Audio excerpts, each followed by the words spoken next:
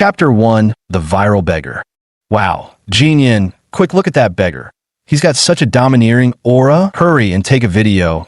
It'll definitely blow up on Douyin. At Binjiang Park in Dongjiang City, two young girls sat on a bench snacking when one in a red shirt suddenly pointed at a beggar on a nearby bridge and exclaimed. The girl in white, called Jinyan, followed her pointing finger and was instantly astonished. She immediately pulled out her phone and dashed over.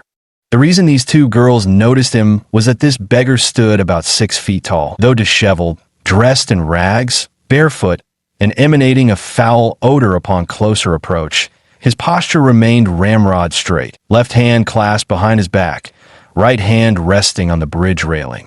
His profound gaze fixed on the distant sea. Despite his tattered appearance, he carried an aura of transcendent arrogance, as if silently commanding the world. The girl in white was named Su Jinyan, an avid content creator who frequently posted videos on Douyin with a sizable following. She and her companion in red, Song Xiaowei, were both senior students at Dongjiang University. Living nearby, they'd come to the park for a weekend outing when this scene caught their attention. Su Jinyan filmed the beggar from multiple angles with her phone and uploaded the raw, unedited footage directly to her Douyin platform.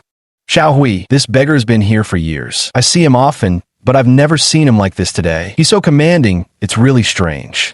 Su Jinyan stared at the beggar in bewilderment after posting the video. Song Xiaohui nodded. Yeah, I've seen him a few times too, just a lunatic. He's always rummaging through the garbage bins nearby for food. Disgusting.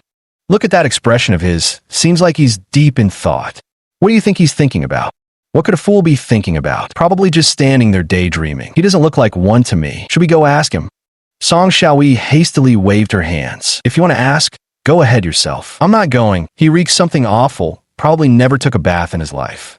Su Jinyan thought for a moment, then stood up and carried over the half-eaten family bucket and an untouched cup of bubble tea. The beggar remained lost in thought, gazing into the distance, unaware of the girl approaching him. Hey, you must be hungry. Here's something for you to eat. Su Jinyan placed the family bucket and milk tea on the railing in front of him, then quickly covered her nose. The beggar reeked of filth and the sour stench was overwhelming. The beggar seemed to jolt awake abruptly, turning his head in confusion to look at this slightly chubby-cheeked, yet pretty girl. His lips parted, but no words came out.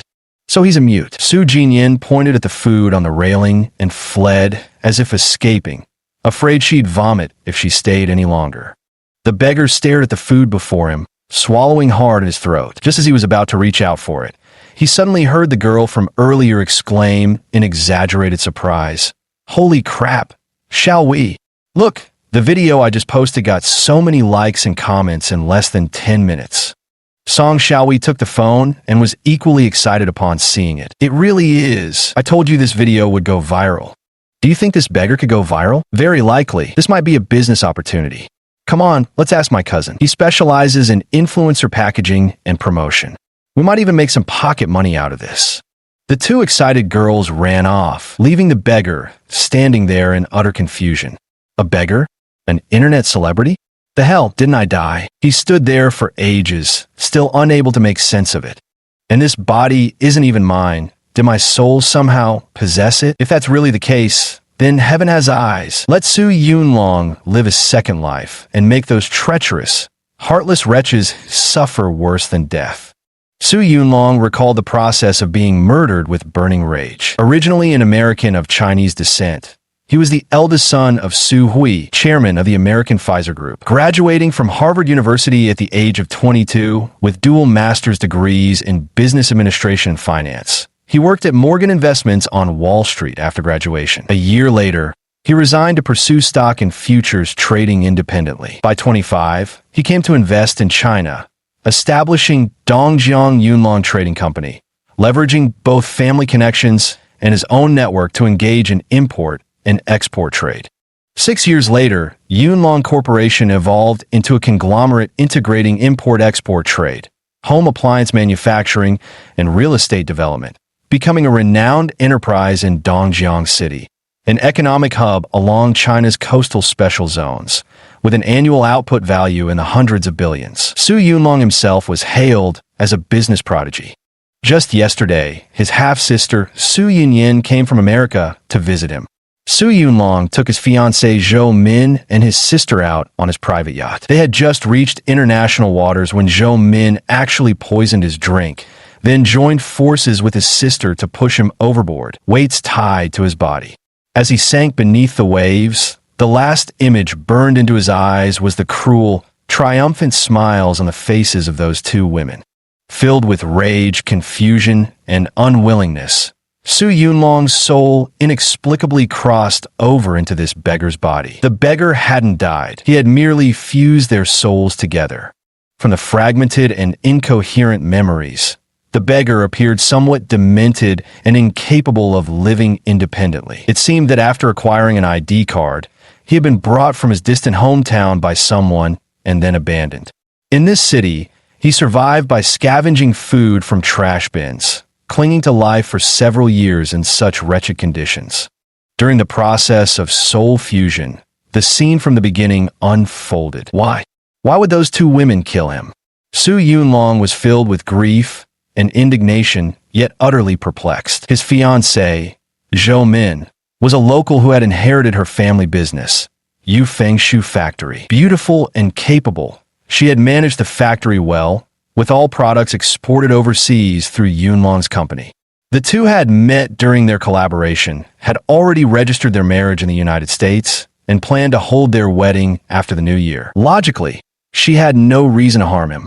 His younger sister, Su Yunyin, was 22 this year and had just graduated from university. Although he despised his stepmother and her arrogant, spoiled son, he had always been very close to this sister since childhood, and their relationship was excellent. He couldn't fathom why she would want to harm him either. Could it be for the family fortune? But that didn't make sense either. He had long stated that he wanted nothing to do with the family's wealth, and had even signed a written agreement with his father and stepmother. Precisely because he couldn't stand his harsh and domineering stepmother, he had moved out early and built his business empire in China from scratch, without taking a single penny from the family or having any ties to the family business.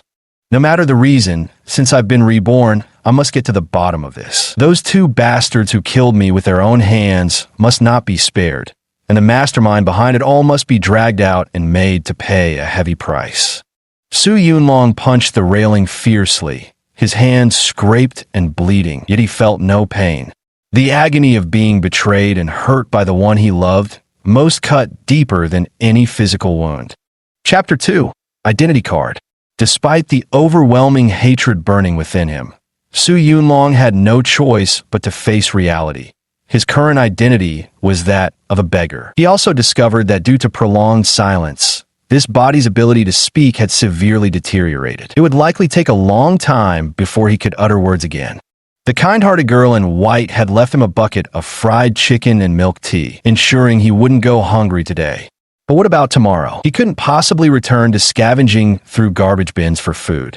As for begging, that was out of the question. Su Yunlong, a former billionaire CEO, still carried his pride and dignity. Another option was to do hard labor at construction sites, but this body had suffered from long-term malnutrition and was emaciated, too weak to even kill a chicken, let alone endure heavy physical work. What now? Su Yunlong frantically searched his body, hoping to find even a little money to survive the immediate crisis. Even just a few yuan to buy 2 pieces of bread to last the day would do. Then he could collect discarded bottles to sell and scrape by, waiting until his body recovered enough strength before finding work. Penniless, 3 of his 4 pockets were torn, and the remaining one was cleaner than his face.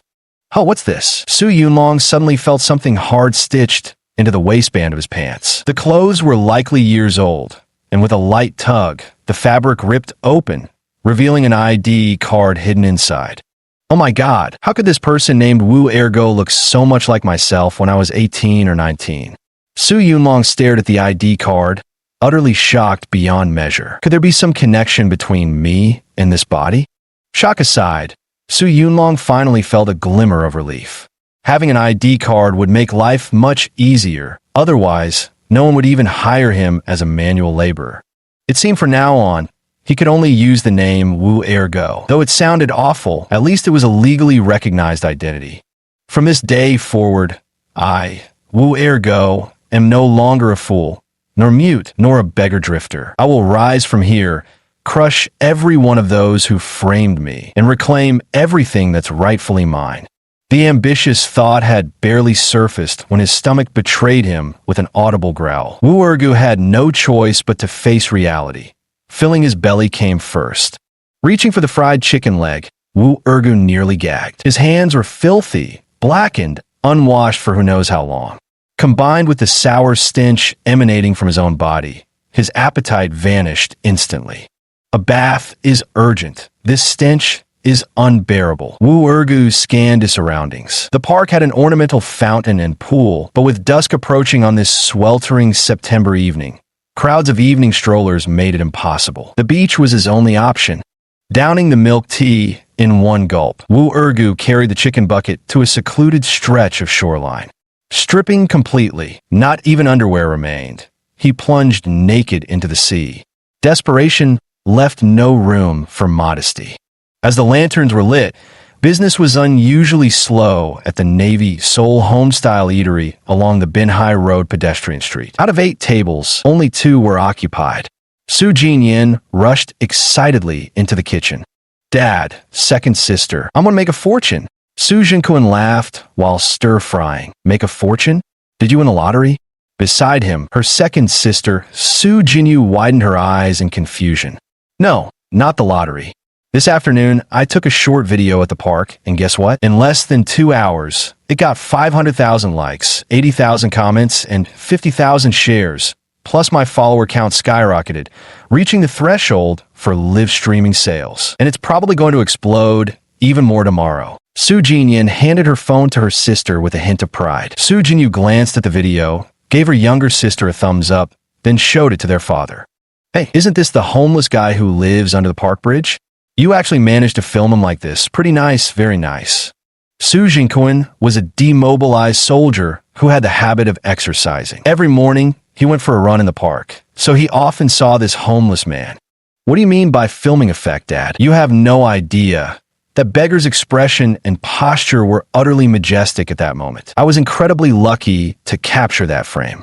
This beggar has already gone viral online. I bet reporters will come interviewing him by tomorrow.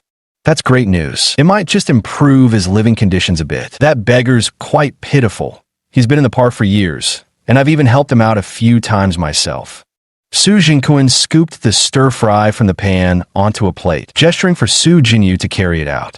Su Jinyu nodded and said, Exactly, Dad. If we can improve his living conditions, that would be the best. I'll have done a good deed. Even though this video has gotten a lot of likes, there are also many netizens saying I lack sympathy, that I'm using a beggar to grab attention and chase clout. I should really help this beggar. What do you think I should do? The video going viral is a double-edged sword, bringing massive traffic while also inviting countless doubts, which caught Su Jinyin completely off guard. Still a student? If not handled properly, this could even affect her studies. Su Jinkuan was stunned for a moment, realizing the severity of the situation. Child, you should focus on your studies instead of making short videos. Don't you know how harsh online bullying can be? If this isn't handled well, you'll face enormous public pressure. What should I do then? I didn't think that much when I posted the video. Alright, things haven't escalated yet. Later, we'll find that beggar, buy him some clothes, take him for a bath, and I'll contact my comrade in the Civil Affairs Department to see if we can get him into a shelter. This incident has actually put pressure on Dongjiang City's Civil Affairs Department too. After all, Dongjiang is both an economic hub and a tourist city. The spread of this video could damage its image. Hearing this from her father put even more pressure on Su Jinyin, who immediately grabbed Su Jinkuan's arm to leave. Hurry up, Dad. Let's go find him now. Su Jinkuan brushed off her hand impatiently. What's the rush? We still have customers in the shop. It's not too late to go after closing. That beggar isn't going anywhere. Fine then, I'll go buy him some clothes first, Su Jinyin said before darting away. Su Jinkuan shook his head and sighed again. This girl was always so reckless, like a boy, completely different from her older sister's temperament. Sadly, the eldest daughter had damaged her vocal cords as a child due to illness, leaving her mute. Now, in her mid-20s, she still had no boyfriend, and it seemed unlikely she'd ever marry. Su Jinyin returned in under 20 minutes, having bought 2 t-shirts, a pair of trousers, a pair of breeches, 2 pairs of underwear, a pair of sandals, a pair of sneakers, and 2 pairs of socks. Since this was the South, winters weren't harsh, and these clothes and shoes could be worn year-round. The small eatery closed at 8 o'clock. After tidying up a bit, the father and his 2 daughters headed toward Binhai Park with a flashlight. Chapter 3. Taking in Wu Ergu spent an hour washing in the sea, but without soap or shower gel, his body couldn't get truly clean. There was too much grime built up over the years. In the end, he had to scrub himself with sand, though even that didn't fully do the job, especially his hair. Not only was it long, but it was also tangled into thick knots, impossible to clean even with shampoo. He'd have to wait until he earned some money to get it cut. Finally washing off the stench from his body, Wu Ergu went ashore, put on his clothes, and sat by the seaside to finish the fried chicken before returning to the park. The space under the bridge where he used to sleep was no longer an option. Just now he had checked, and it smelled even worse than before, filled with things he had scavenged from trash bins and teeming with mosquitoes. He had no choice but to sleep on a bench in the park. Lying there, Wu Ergu pondered how many empty bottles he'd need to collect the next day to cover a day's meal expenses, and where he could find a recycling station that would buy them. There was another option, asking the police for help. But in his current state, unable to speak and looking like a homeless vagrant, he'd likely be taken away or sent to a shelter. Wu Ergu dismissed the idea. He refused to leave this city. After all, Yunlong Group was his creation. Even if he couldn't take it back, he wouldn't let those vipers have it easily. By now, Wu Ergu had figured it out. Zhou Min and Su Yunyin had killed him out of greed for Yunlong Group's immense assets. With him dead, they, along with his father, stepmother, and half-brother, would all become legal heirs. Though he was certain his father had no part in this scheme, his father had always doted on him, and during his entrepreneurial days, even without financial support, his father had used his powerful connections to help open doors in the market. "Dad, he's over here." A girl's voice interrupted Wu Ergu's train of thought, followed by a flashlight beam shining directly on him. He quickly sat up and saw it was the girl who'd given him fried chicken earlier that day, though he couldn't fathom why she'd returned.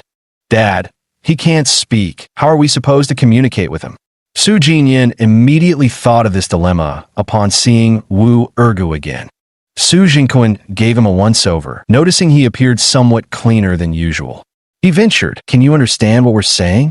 Wu Ergu felt utterly bewildered. What could these people possibly want with him at such a late hour? Nevertheless, he nodded in response. "Dad, he's not deaf like Sis, just mute, and doesn't seem stupid either." Su Jinyin was making a fuss without any regard for her sister's feelings. "Stupid? You're the stupid one. Your whole family is stupid. My IQ is over 130. If I'm an idiot, then most of the world's population are idiots." Wu Ergu cursed inwardly. Su Zhengquan breathed a sigh of relief. "That's good you can understand. Here's the thing. We're local residents who've noticed you've been staying here for several years. We'd like to help you, do you understand?" Wu Ergu's lips twitched, but he still couldn't speak and could only nod in response. "All right, we'll take you for a haircut now, get you cleaned up with a bath and fresh clothes, then grab you something to eat. How does that sound?" Su Zhengquan spoke slowly, afraid he might not understand. Such good fortune. Wu Ergu felt his luck was turning. These were precisely the improvements he desperately needed right now. Otherwise, even recycling centers would shun him for his state. He nodded eagerly, overwhelmed with gratitude, but unable to express it fully. Instead, he pressed his palms together and bowed deeply to each of the 3. "Dad, look. He knows how to show gratitude. Not foolish at all." Su Jinyin was genuinely surprised by Wu Ergu's actions. "Keep your remarks to yourself. Let's hurry before the barber shop closes." Su Zhengquan shot his younger daughter a glare before leading Wu Ergu to the shop near their restaurant. The barber, wearing a mask and looking thoroughly disgusted, gave him a buzz cut and shaved off his beard. "Wow, he's actually quite handsome." Su Jinyin widened her eyes in disbelief as she stared at Wu Ergu, who now appeared to be in his early 20s. Thick eyebrows, big eyes, a tall nose bridge, and lips that, though pale, had a well-defined shape. His facial features were harmoniously arranged, giving off a pleasant vibe. The only downsides were that he was too thin and somewhat dark. With a bit more flesh on his face and a slightly lighter complexion, he could definitely rival Wu Yinzu in looks. I'll take him to get cleaned up. You two go back and make him a bowl of egg noodles. Use vegetable oil. His body can't handle anything too greasy right now. Su Jinquan paid the barber and then took Wu Ergu to a nearby bathhouse, while the Su sisters returned to the small restaurant. An hour later, Su Jinquan brought Wu Ergo back to the restaurant, once again stunning the Su sisters. Wu Ergo, now dressed in clean clothes, seemed like a completely different person. Though still thin, he stood tall and straight with an upright posture, his deep eyes giving him a unique and distinguished aura. Dad, if you take such a handsome young man to the shelter, would they even accept him? Other than being mute, he's completely normal.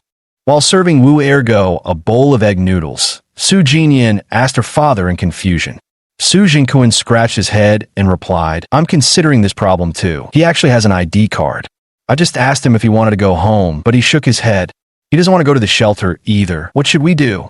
Hearing the father-daughter conversation, Wu Ergo quickly put down his chopsticks, got up, and grabbed an order pad and pen to write something down.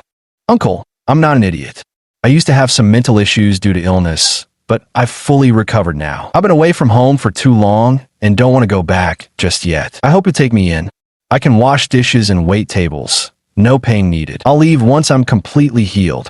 Thank you for your kindness today. You're all good people. Wu Ergo's handwriting was shaky at first, but as he continued writing, it became increasingly fluid. A beautiful line of semi-cursive script emerged on the paper, leaving the father and his two daughters utterly astonished. This homeless man was clearly well-educated. You want to stay? Su Jinquan asked. Wu Ergo could only nod. This family was kind-hearted, and for now, he needed to rely on them to regain his strength before he could find work and earn money. Otherwise, relying on collecting bottles wouldn't even guarantee 3 meals a day, and turning his life around would take ages. Dad, let him stay. Second sister can't handle everything alone, waiting tables and managing the cash register. Mom won't be back anytime soon since she's helping sister-in-law with the baby. Having an extra pair of hands will make things easier for everyone. What does Jinyu think? Su Jinyu also nodded in agreement. All right, you can stay then. There's a folding bed behind the cash register. You'll sleep in the shop from now on. I won't make you work for free though. Let's start with 2,000 a month. This is a small business after all, so I can't pay much more. Su Jinquan ultimately decided to take Wu Ergo in, since this man had lived in the park for years without any rumors of wrongdoing. Overjoyed, Wu Ergo quickly wrote, Uncle, thank you both. I don't need any salary. Stop dawdling, it's settled. Eat up before it gets cold. Su Jinquan pressed him onto the stool, while Su Jinyan curiously sat beside him. Wu Ergu, I see your ID says you're from Sichuan and 24 years old. Can you tell me about your education? The question stumped Wu Ergu. Chapter 4. The Missing Persons Case. After considering Su Jinyan's inquiry for a moment, Wu Ergu finally wrote high school on the paper. He couldn't very well say he had a master's degree. No one would believe that. Given his ID showed he'd just turned 24 and he'd been at Seaside Park for 5 or 6 years. High school graduation was plausible enough. Then do you remember your family? How did you end up here? Su Jinyan kept pressing for answers. I don't remember completely, only that I had a mother and came here by train with someone. I don't recall anything else. He wasn't lying. Wu Ergu's memory only held these fragments. Unable to uncover more information, Su Jinquan and his two daughters didn't linger long. After closing the shop, they left. Their home was in a nearby residential area just a short walk away. Finally free from sleeping under bridges, Wu Ergu felt immense gratitude toward the Su family. But he knew that to earn their lasting goodwill and avoid being driven out, he'd have to rely on his own hard work. Only by proving his worth could he secure his place here and avoid returning to the streets. After all, people's compassion has limits, and no one would shelter a lazy vagrant forever. Lying on the folding bed, Wu Ergo began planning his new life. First, of course, was adapting to the restaurant work as quickly as possible. Simple tasks like carrying plates and washing dishes should be manageable. Second was his speech function. The language barrier caused by prolonged silence wouldn't recover overnight, so he'd need persistent pronunciation exercises. Third was rebuilding his physical strength. His current body was emaciated, weak to the point where even walking too much felt exhausting. Gaining strength would demand a long and grueling training process. As for Yunlong Corporation, although it was within reach, it no longer belonged to him. Even if it had been taken over by those despicable people Zhou Min and Yin Yin, there was nothing he could do about it now. He could only wait until he regained his footing before settling the score with them. At 6 in the morning, Su Jinkuan arrived at the shop. Seeing Wu Ergu about to get up, he quickly said, "Keep sleeping. The restaurant doesn't open in the morning. I'm going jogging in the park, and afterward, I'll take the small tricycle to the market to buy groceries. Jinyu will bring you breakfast." Wu Ergu also wanted to go jogging, but his body wouldn't allow it. Walking was already strenuous, let alone running. He'd have to wait and recover for a while first. After Su Jinkuan left, Wu Ergu gave up on sleeping. He found a broom and a rag and began cleaning, all the while practicing voice exercises. A new day had begun, and with it came a transformation in Wu Ergu's life.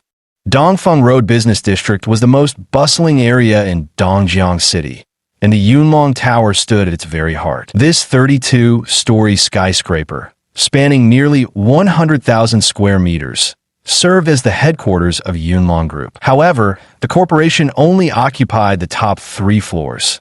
The rest were leased out to shopping malls, hotels, cinemas, banks, and other businesses. Uninvited guests arrived at the CEO's office on the top floor, leaving President Zhang Feng utterly bewildered. The only familiar face among them was Zhou Min, the chairman's fiancée, accompanied by 2 police officers. "Ms. Zhou, what brings you here?" Zhang Feng ushered the group into his small conference room as they took their seats. The elegant and poised Zhou Min appeared somewhat distressed, her smooth, rounded cheeks still bearing faint tear stains. Dabbing the corners of her eyes with a tissue, she said, "President Zhang, Yunlong has gone missing. These 2 officers are here to investigate. This is my mother-in-law. These are Yunlong's younger brother and sister. And this is Attorney Tan." As Zhou Min made the introductions, Zhang Feng greeted each person in turn. His personal friendship with Su Yunlong was extremely close, and being several years older, he was aware that the mother-in-law Zhou Min referred to as Su Yunlong's stepmother, Zhou Fengying. Though in her 50s, she was well-preserved, dressed in luxury brands, exuding an air of dignified elegance that spoke of a privileged life, though her gaze carried a hint of arrogance when looking at others. Su Yunlong's younger brother, Su Yunfei, was about 27 or 28 years old, standing roughly 1.76 meters tall, with a slightly slender build. Though quite handsome, he bore no resemblance to Su Yunlong. The younger sister, Su Yingyin, was 22 and had just graduated from university. Standing about 1.65 meters tall, she had a curvaceous figure and sweet, delicate features, undeniable proof she was a genuine beauty. Attorney Tan was a middle-aged man who wore glasses and looked very refined. The 2 police officers, one surnamed Hu and the other Liu, were both only in their 20s. "Yunlong is missing? How come I didn't know about this?" Zhang Feng got straight to the point after exchanging greetings. Officer Hu showed his police badge and said, "Mr. Zhang, we've received a missing person report from Ms. Zhou, the family member of Su Yunlong. She stated that Su Yunlong has been missing for 3 days. Given Mr. Su's foreign nationality, we've officially opened a case. We're here today for a routine investigation. When was the last time you saw him, and what did he talk to you about?" "The last time I saw him was 3 days ago. He mentioned he was going on a trip for a while. We only talked about work-related matters, nothing else. Can you open his office for us? We need to inspect it and see if we can find any clues." Zhang Feng was startled. Something fell off. He immediately refused. "Sorry, Officer Hu, may I ask what basis you have for determining the chairman is missing?" The family reported it. "After 72 hours of no contact, we can officially open a case." 3 days without contact is considered missing? Our chairman going 3 months without contact wouldn't be unusual at all. What do you mean by that? Zhang Feng glanced at Zhou Min. "Miss Zhou should know our chairman enjoys extreme sports, mountain climbing, diving expeditions. He often disappears for months at a time. It's completely normal to lose contact with him for 10 days, or half a month. 3 years ago, when he climbed Everest, we couldn't reach him for a month and a half. Declaring him missing after just 3 days is absolutely ridiculous. Officer who looked at Zhou Min suspiciously. Miss Zhou, is what Director Zhang said true? Zhou Min's face darkened, but she couldn't refute it. I've only been with Yunlong for a little over a year. During that time, there were occasions when I couldn't reach him for 4 or 5 days, but he'd always tell me in advance where he was going. This time, I had no idea he was leaving. As for Director Zhang's claim about losing contact for 10 days or half a month, I've never experienced that. Officer who immediately stood up. Miss Zhou, given Su Yunlong's history of frequent disappearances, we'll put this case on hold for now. We'll continue monitoring the situation, and you should also try to find out his whereabouts. Seeing Officer who about to leave, Zhou Fengying could no longer remain seated. Officer, can you really just brush off such a major incident as my son's disappearance like this? He's a foreign investor. If anything happens to him, you'll be held responsible. Madam, whether Su Yunlong is missing hasn't been officially determined yet. We've already filed the case, and will issue a nationwide bulletin. And through our internal network for assistance in the investigation. We'll notify you if there's any news. Then why not go to Yunlong's office to look for clues? I'm sorry, without a search warrant, we don't have the authority to demand that General Manager Zhang allow this, unless he agrees to it voluntarily. What if you still can't find my son after 5 or 10 days? Can the police issue some kind of certificate? Officer who was taken aback by Zhou Fengying's question.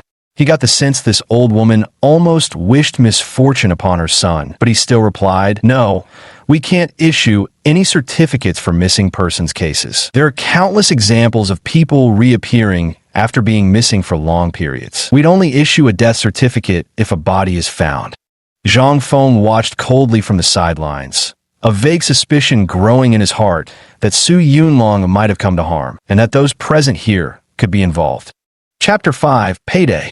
The two officers left, but Zhou Min and the others remained. Mr. Zhang, besides reporting to the police today, we came for 2 things. First, Yunlong and I have already registered our marriage in the U.S., and I am now his legal wife. During Yunlong's absence from the company, I demand to fulfill his responsibilities on his behalf. Second, Yunlong's younger sister Yunyan just graduated from university, and she wishes to join the company's finance department. This was something Yunlong had agreed to long ago, so please complete her onboarding procedures. Zhou Min spoke with an arrogant tone, as if addressing a subordinate. Zhang Feng, a seasoned veteran of the business world, could clearly see that these people had come to take over the company. It was highly likely that Su Yunlong had already been killed. As Su Yunlong's close friend and subordinate, how could he simply hand over the company? Moreover, he himself was also a shareholder. Miss Zhou, you might be mistaken. Firstly, Yunlong is simply out of contact. This has happened often in the past. As his wife, you have no authority to meddle in the company's affairs. Even Yunlong himself rarely interferes with management, apart from maintaining communication with long-standing overseas clients. He doesn't involve himself in other matters at all. As for Miss Yunyan joining the finance department, Yunlong never mentioned it to me. If she wants to join the company, she can do so by following the standard procedures. HR will assign her a position based on her qualifications, starting as an intern. A student with no experience can't be placed in a critical role. You're also a business person, so I'm sure you understand. Before Zhang Feng could finish speaking, Zhou Fengying slapped the sofa. What do you mean? My son's company and his wife and sister can't even work here? Do you want to keep your job or not? Madam, whether I keep my job isn't your decision to make. Only the board of directors has the authority to determine my position. Besides, I'm also one of the company's shareholders. Moreover, I must inform you that Yunlong has already distributed most of the company's shares to the employees. His own stake is less than 10%. Impossible. You're lying. Zhou Min suddenly stood up, her face turning pale. If you don't believe me, you can check with the Industrial and Commercial Bureau yourself. This isn't confidential information. I have no reason to lie. How could this be? It's impossible. Zhou Min sat slumped on the sofa, utterly devastated. Everyone else was equally shocked. Things had unfolded far beyond their expectations.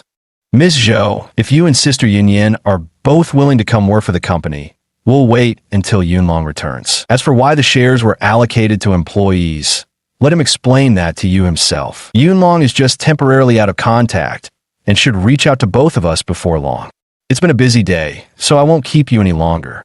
With that, Zhang Feng rose and left, signaling for his secretary to see the guests out. Wu Ergo was doing quite well at the Su family's restaurant. Sharp-witted and diligent, never slacking off when there was work to be done. With 3 regular meals a day and proper sleep, his health gradually improved. Originally weighing just 80 to 90 pounds, he had gained to 100 pounds in a month. Though still very thin, some color had returned to his pallid face. During this month, Wu Ergu gradually came to understand the situation of Su Jingquan's family.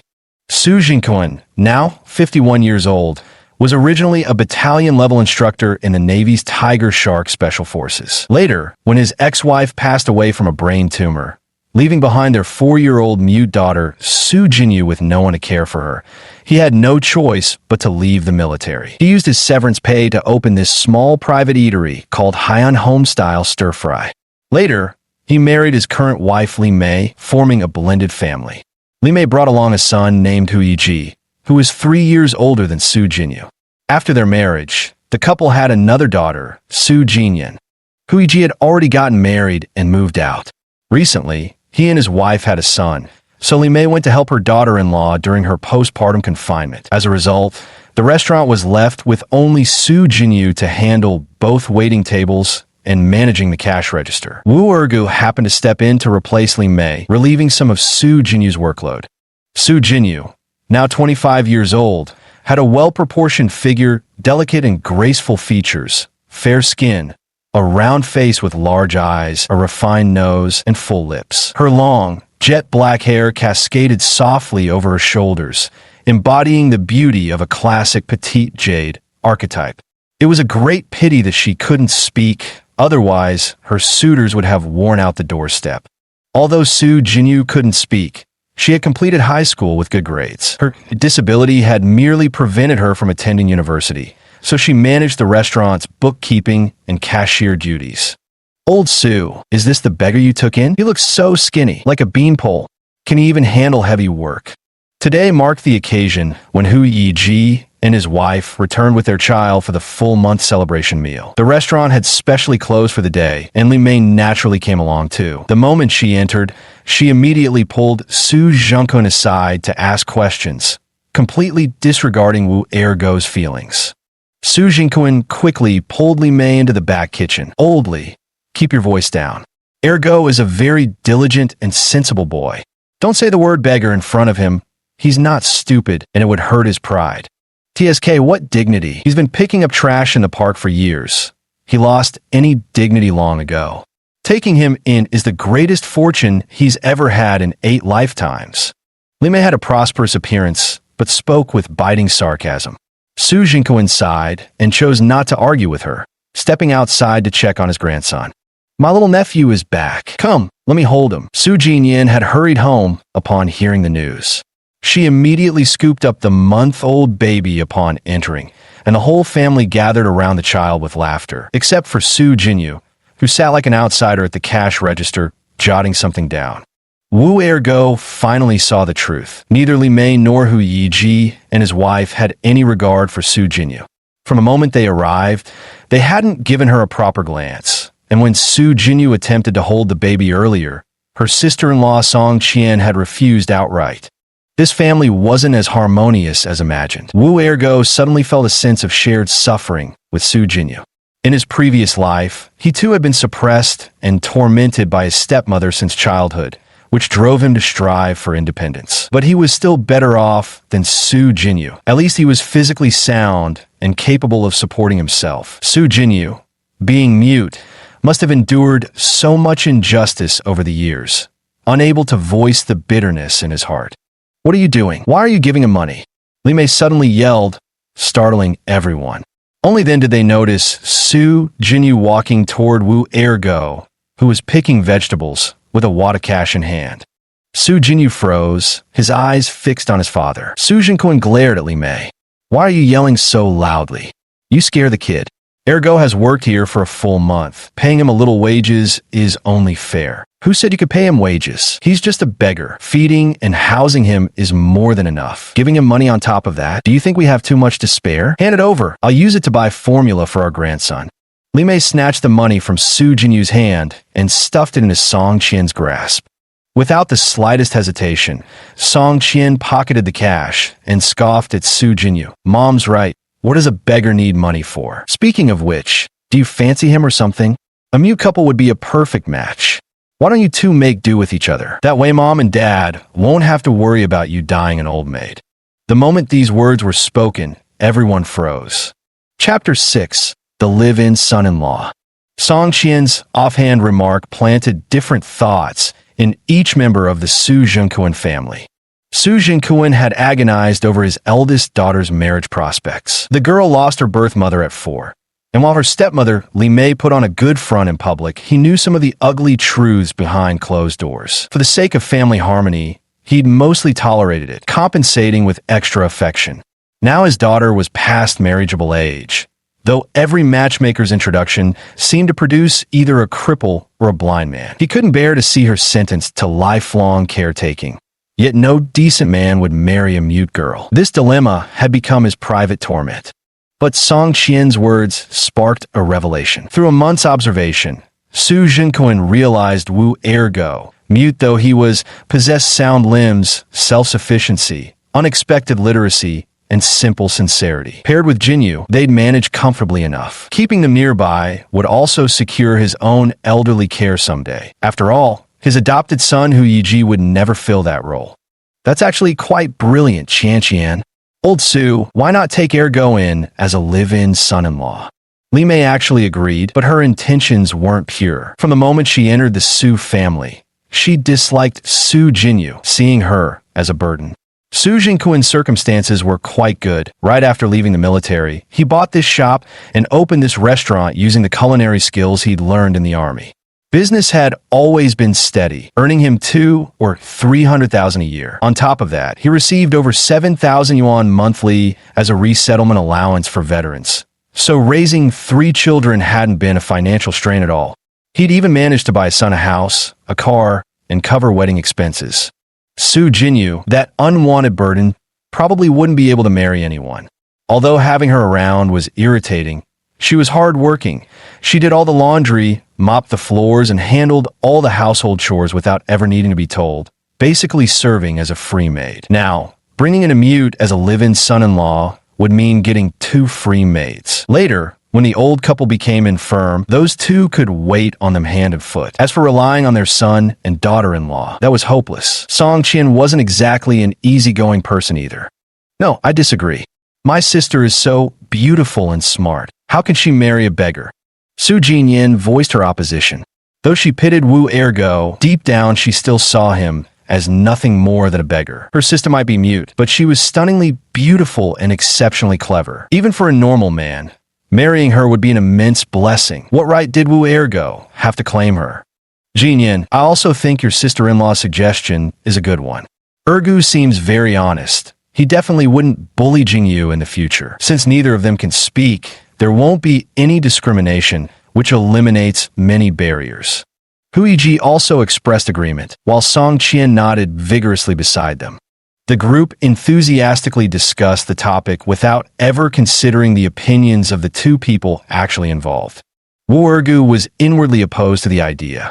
At this point, he hadn't even considered such matters. Though Su Jingyu was very beautiful and treated him well, even taking the initiative to wash his clothes daily, his primary focus now was survival. Once his health improved, he intended to plan how to rise again and seek vengeance. With his abilities, he was absolutely confident he could rebuild another Yunlong group. As for the Su family's kindness in taking him in, he would repay them with money when the time came.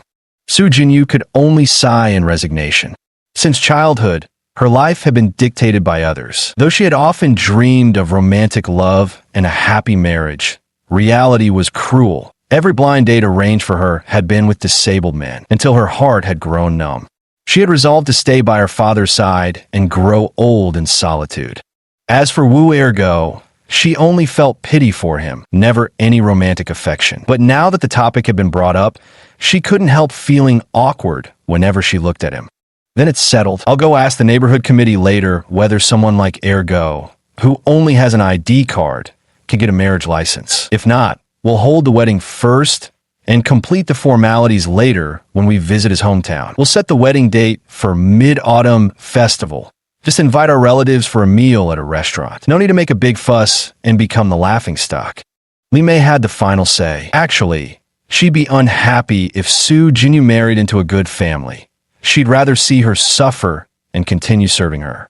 Wu Ergu couldn't refuse. Doing so would risk getting thrown out by Li Mei on the spot. Penniless and still recovering. If he were driven away, he'd be left to wander the streets again. His body, already struggling with irregular meals, would take even longer to heal, making his goals infinitely harder to achieve. He had to accept it. Besides, Jinyu is actually a wonderful girl, kind-hearted, gentle, and virtuous despite being mute. She'd make a far better wife than that venomous shrew Zhou Min, whom he wouldn't trade for 10,000 of her kind. The Mid-Autumn Festival was just 5 days away when Su Zhengquan took Wu Ergu and Su Jinyu for a medical checkup at the hospital. Su Jinyu was in excellent health, and aside from malnutrition, Wu Ergu had no major issues. The doctor even mentioned that with proper training, he might regain his ability to speak, which brought immense joy to Su Zhengquan and Su Jinyu. This meant Wu Ergu would soon become a perfectly normal person. Afterwards, he took them to have a set of wedding photos taken and bought some clothes and bedding. Normally, these arrangements should have been handled by Li Mei, but she excused herself by saying she needed to look after her grandson and simply wouldn't come home. Su Zhengquan had no choice but to step up, playing both father and mother in the process. Su Jinyan enlisted the help of her best friend Song Xiaowei to decorate the new home, purchasing some ribbons and paper cuts for embellishment. The Su family's house was located in the Haibin New City residential area behind the restaurant. Having been purchased just a few years prior, the 130 square meter space was already furnished with brand new furniture, eliminating the need for deliberate renovations.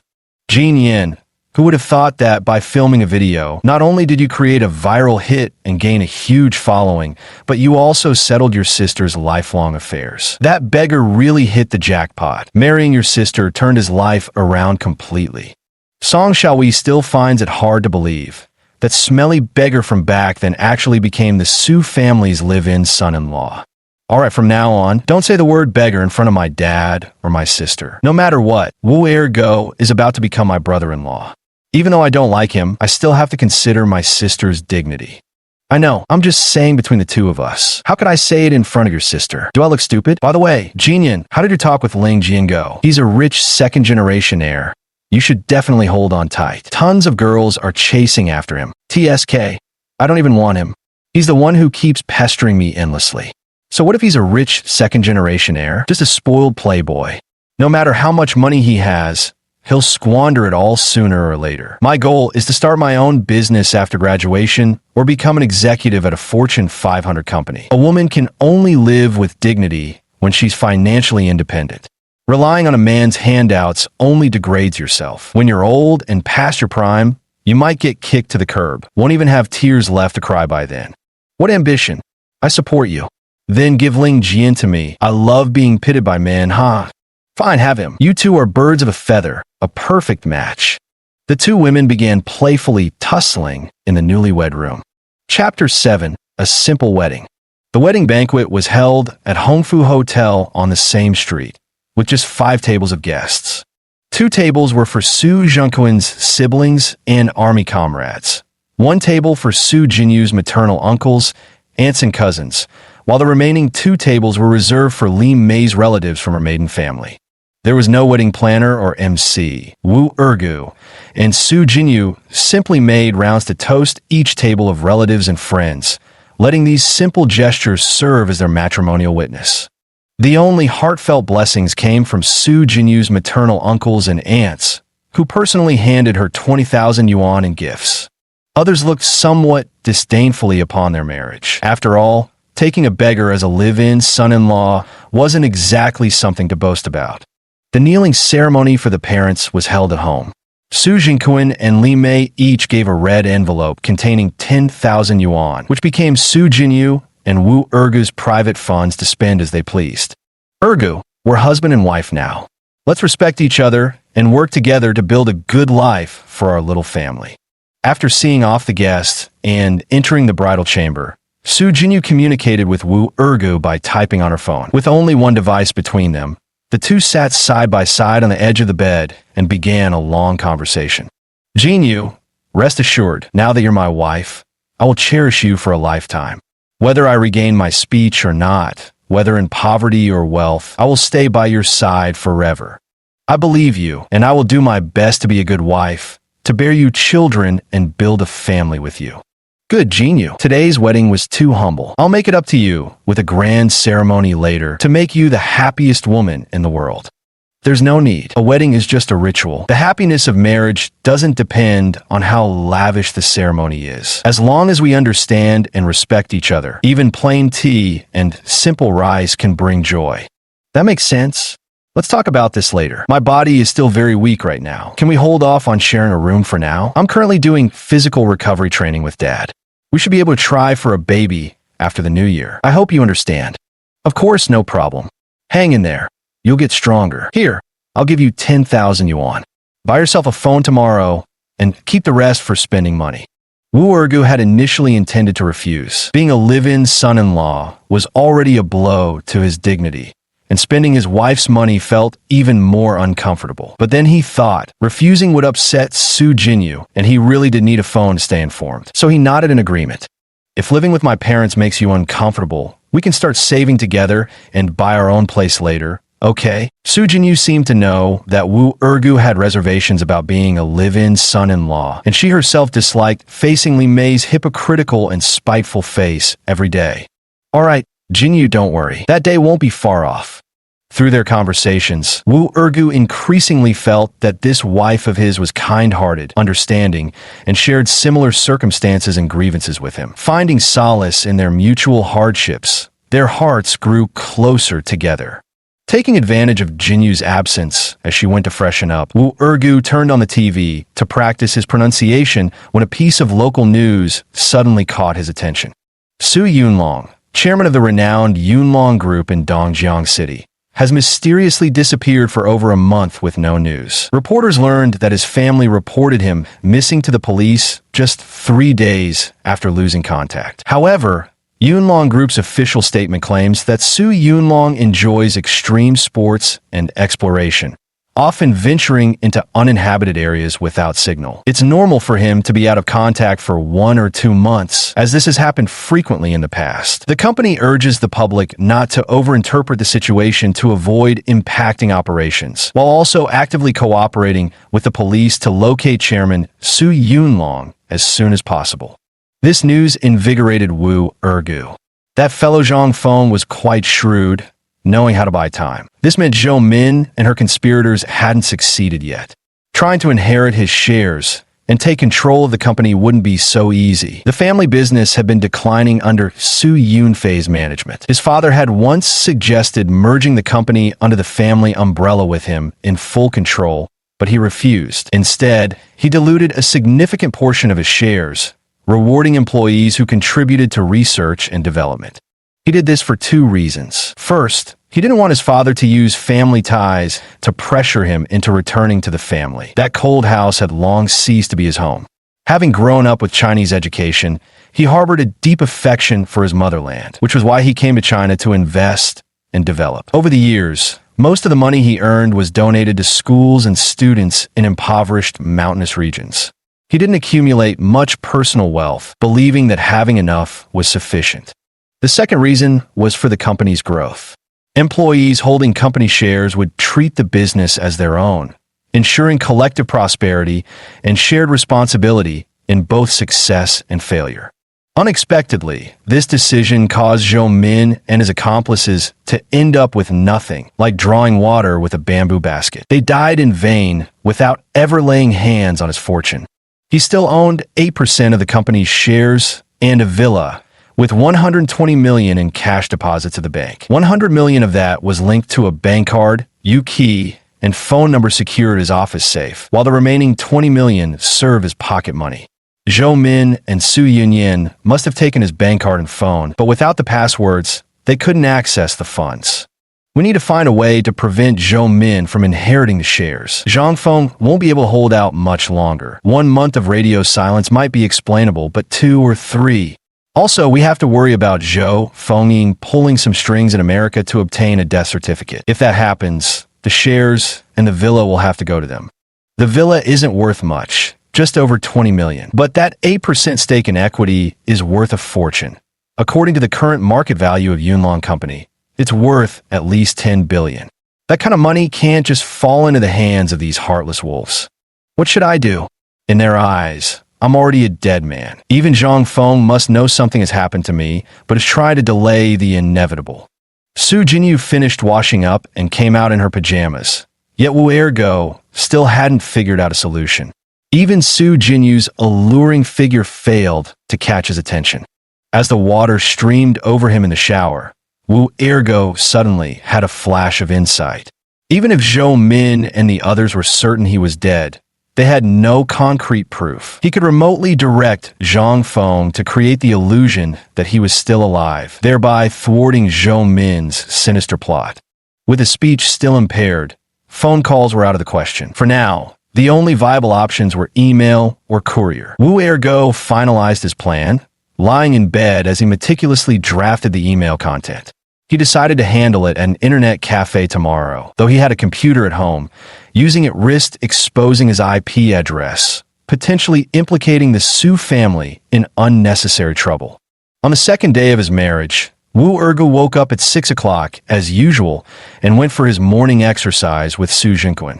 Besides jogging, he also learned combat techniques from Su, who had once been an instructor in the Special Forces, a man with extraordinary skills. Though he was older now, teaching Wu Ergu was still more than enough. However, Wu Ergu's physical condition was weak, so high-intensity training was out of the question. They had to take it step by step, gradually building up his stamina.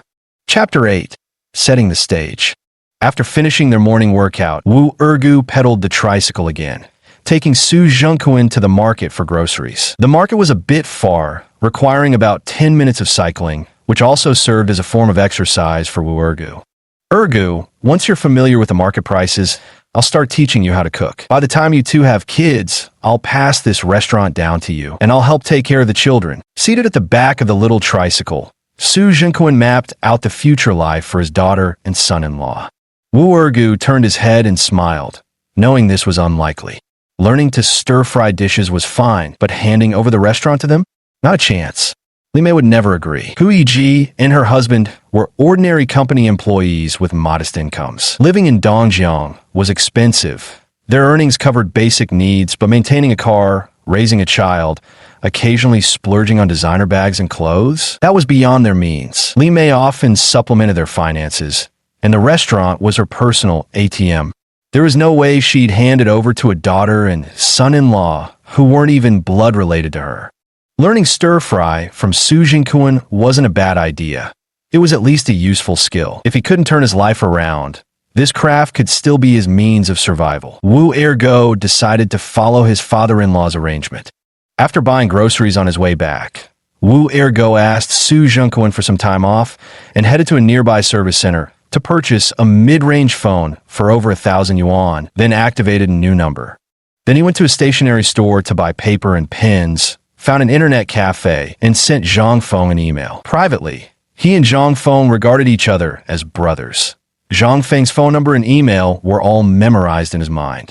After sending the emails, Wu Ergu carefully weighed his words and composed 2 identical messages to all employees' drafts, one in Chinese and one in English, along with a handwritten letter to his personal lawyer. He then located a nearby courier service to dispatch them. Back at the restaurant, Wu Ergu saw Su Jinyu already helping out by sorting vegetables in the shop. He waved his new phone in front of her. I'll help you sign up for a WeChat account, and we can communicate through WeChat from now on. Su Jinyu also took out his phone and typed out a sentence. WeChat ID. Her reminder suddenly struck Wu Ergu. He could log into his original WeChat account. That account was linked to a bank card with 20 million yuan inside, his usual pocket money. His original bank card and phone were now in Zhou Min's hands now, but she probably couldn't bypass the lock and couldn't access his phone. To avoid arousing Su Jinyu's suspicions, Wu Ergu still had her register a WeChat account while he downloaded a WeChat dual account app, allowing him to use both accounts simultaneously. Once logged in, Wu Ergu was ecstatic. This meant he now possessed 20 million, although he couldn't withdraw it all at once. With a daily transfer limit of 200,000 and an annual cap of 200,000, just having this money meant he could reclaim his fortunes. Even a few thousand would be enough. To verify whether this WeChat account could make payments, Wu Ergu slipped into a nearby convenience store to buy a pack of gum. He scanned the code. It went through. This is fantastic. With the startup funds, Wu Ergu is confident that he'll soon return to his former glory. Making money is secondary. His top priority is giving Su Jinyu a stable and prosperous life. The kindness shown by the father and daughter of the Su family in taking him in selflessly must be repaid 1,000-fold. Then there was revenge. The grudge against Zhou Min and Zhou Fengying's mother-son trio for his murder had to be settled. Otherwise, he'd never be able to move past this mental block. The problem was, their current power wasn't something he could challenge yet. Only by rising swiftly would he gain the capital for vengeance. Yunlong Corporation no longer had much to do with him.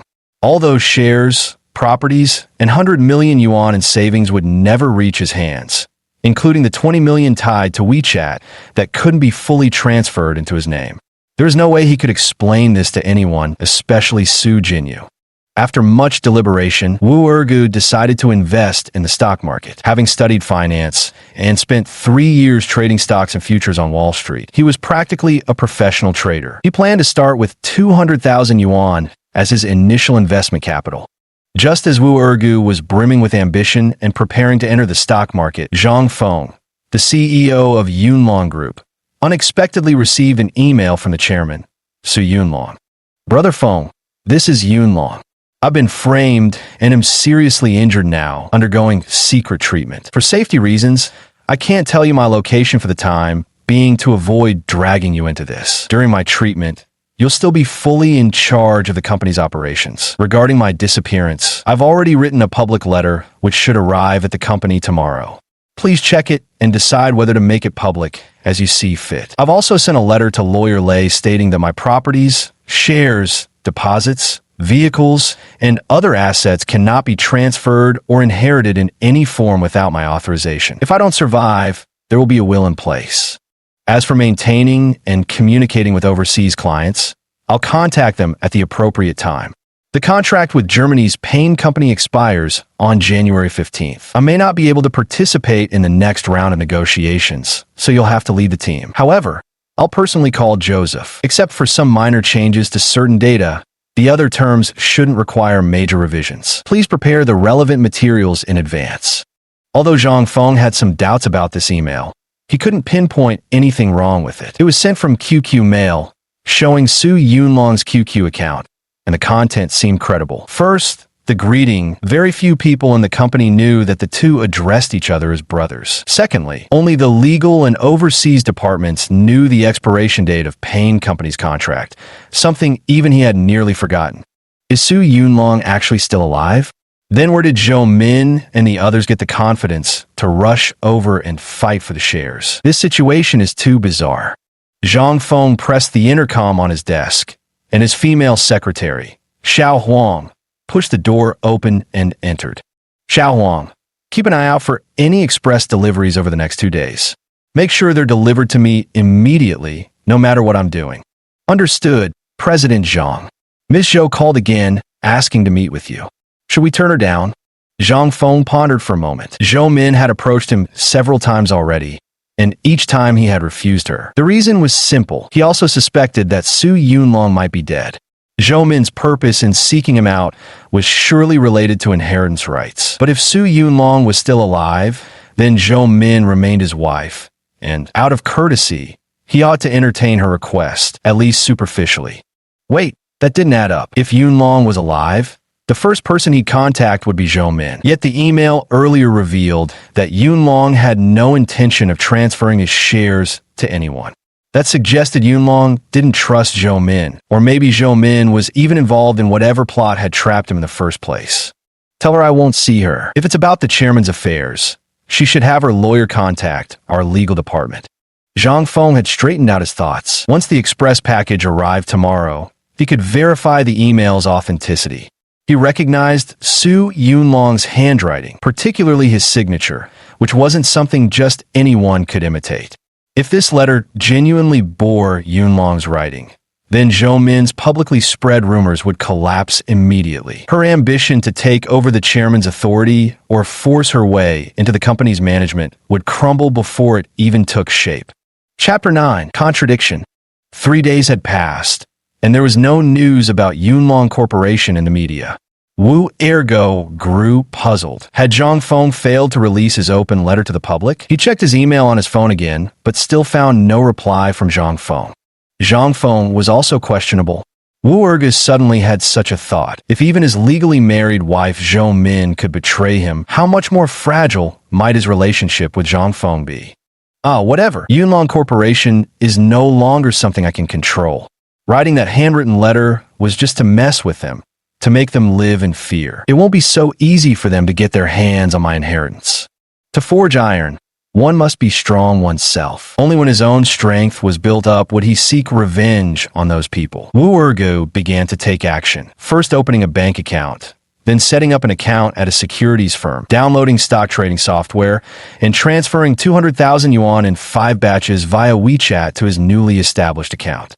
Wu Ergo had no immediate plans to tell Su Jinyu about his stock trading activities, though he did show enthusiasm for stock market knowledge in front of her. Especially after returning home in the evenings, he would retreat to the study, practicing vocal exercises while also analyzing stock market trends. In the blink of an eye, it was late October. Nearly 2 months had passed since Wu Ergo joined the Su family. Through continuous vocal training, he had regained the ability to speak, forming short, though somewhat disjointed, sentences. This marked a highly promising breakthrough. Soon, he'd likely regain normal speech. Su Jinyu was genuinely happy for him. The two had grown closer after spending so much time together, and physical intimacy in bed had gradually increased. However, with Ergo's body still in recovery, they had yet to cross the final threshold between husband and wife. Whispering sweet nothings and stealing gentle kisses, Wu Ergo found himself falling for this wife who'd been thrust upon him. If their wedding night conversation had been somewhat perfunctory, now he truly regarded Jinyu as the beloved partner with whom he wished to spend his entire life. The end of the month was inventory day at the shop, and Li Mei returned with her daughter-in-law, Song Qian. Su Jinyu handed this month's accounts to Li Mei. October was peak tourist season, and since the restaurant was located near Seaside Park, business had been particularly good. The only drawback was the small size of the shop, just over 50 square meters. But even so, this month's net income, not counting labor costs, reached 48,000 yuan. Li Mei broke into a delighted smile. Old Li, Jinyu and Ergo are married now. Give him a salary. Young people always have some expenses when they step out into the world. Su Jinkuan also glanced at the bill and spoke up. Li Mei's expression instantly changed. What wages should we pay? Have they lacked food or clothes? Where can 2 mute people possibly go? What expenses could they have? Don't you know about the household expenses, the mortgage, car loans, our 3rd child's tuition and living expenses, the baby's milk formula? Don't all these cost money? What kind of talk is this? Half this income comes from their labor. Even if they worked outside, they could earn thousands. Yet in their own home, they work for free. Aren't you afraid people will laugh at us if this gets out? Su Jinkuan's face flushed red with anger. Years of tolerance had worn down his temper long ago. If not for their youngest daughter still being unmarried, he'd rather live separately with Jinyu and her husband. Blended families require particular sensitivity about children's issues, but there still must be basic principles. Li Mei snorted coldly. Go work outside? Just let them try. 2 mute fools. Ergo's body is as thin as a twig. Even a strong wind could blow him away. Who would hire him? We feed them, house them, even arrange their marriage, and we'll have to raise their kids for them in the future. They should be grateful. Wages? Not a chance. Su Jinyu stood to the side, trembling with rage as tears streamed down her face. Wu Ergu silently pulled Jinyu aside and watched with a cold gaze. He had no right to speak in such a setting. His mother-in-law's words were indeed true. If the Su family didn't take him in, he wouldn't even have a place to work. But Li Mei's words were too harsh. Insulting him was one thing, but making Jinyu suffer grievances was unacceptable. As for the Su family, the only ones worthy of his gratitude were Su Zhengquan and his 2 daughters. Su Zhengquan suddenly calmed down at this moment. Old Li, since you've gone this far, it's clear you don't treat Jinyu as your own child. Then let's make things clear in front of the children today. Although Yi isn't my biological son, I've supported him through college, bought him a house, a car, and arranged his marriage. I fulfilled my responsibilities as a father, haven't I? Jinyu is my child. I won't dwell on how you've treated her these years. Now it's my turn to take responsibility as her father. I've decided this shop will be transferred to Jinyu's name. Henceforth, this restaurant will be operated by them, with me working under them and receiving my wages from them. No way, I don't agree. Li Mei frantically smashed the teacup from the cash register onto the floor. Dad, Mom, both of you calm down. There's nothing within a family that can't be discussed. No need to argue. Mom, I think Dad makes a good point. Jinyu and her husband have started their own family and will need to raise children eventually. Sooner or later, they'll have to live separately. We really should be saving money now, so their wages should be paid. I agree with that too. Song Qian, who had remained silent until now, quickly stepped between them when she saw the situation escalating. She knew her father-in-law's temper. Though he usually gave way to his wife, he was after all a military man. When his temper flared, nobody could handle it. If they really angered him and he transferred the shop to Jinyu's name, they'd suffer huge losses. The shop brought in 200,000 to 300,000 annually, most of which subsidized their household. If they lost that, life would become very difficult. This woman is quite scheming, knowing how to advance by retreating. Wu Ergu had finally seen through her game. Li Mei quickly realized that persisting stubbornly would only put her at a disadvantage. The shop's property rights were under Su Zhengquan's name, and if he insisted on transferring ownership to Jinyu, there was no way she could prevent it. By both emotional reasoning and legal rights, Su Jinyu was unquestionably entitled to that shop. All right then, 5,000 a month for them. Li Mei had no choice but to compromise. Su Zhengquan's face was dark with silence. He knew exactly what kind of game this mother-in-law and daughter-in-law duo were playing. 5,000 isn't nearly enough these days with prices so high. Make it 8,000. What do you think, Dad? Song Qian shot her mother-in-law a meaningful glance, then took Su Zhengquan by the arm and guided him to sit on a nearby stool. Su Zhengquan looked at Wu Ergu and his wife with a complicated expression, letting out a deep sigh. Then it settled. Starting this month, Jinyu and the others will each receive 8,000 yuan as salary. Dad, there's something else I want to tell you. I resigned from the company because of childbirth, and now I need to breastfeed the baby, so I can't go back to work. How about I handle the cashier work at the shop? You're getting older. Let Ergu assist you in the kitchen. What do you think? Seeing her father-in-law's anger had subsided, Song Qian seized the moment to push her request while the iron was hot. That could work. Let Ergu learn stir-frying from me. This shop will have to be handed over to him sooner or later. Su Zhengquan had already made up his mind to transfer the shop to Jinyu, but since his younger daughter was still unmarried, he didn't want to push things too far for now.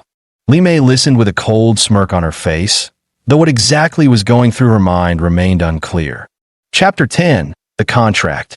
The family conflict was temporarily resolved, but the emotional rift between Su Zhengquan and Li Mei had surfaced. The final fate of the shop loomed like a landmine, ready to detonate at any moment and shatter their already fragile family completely.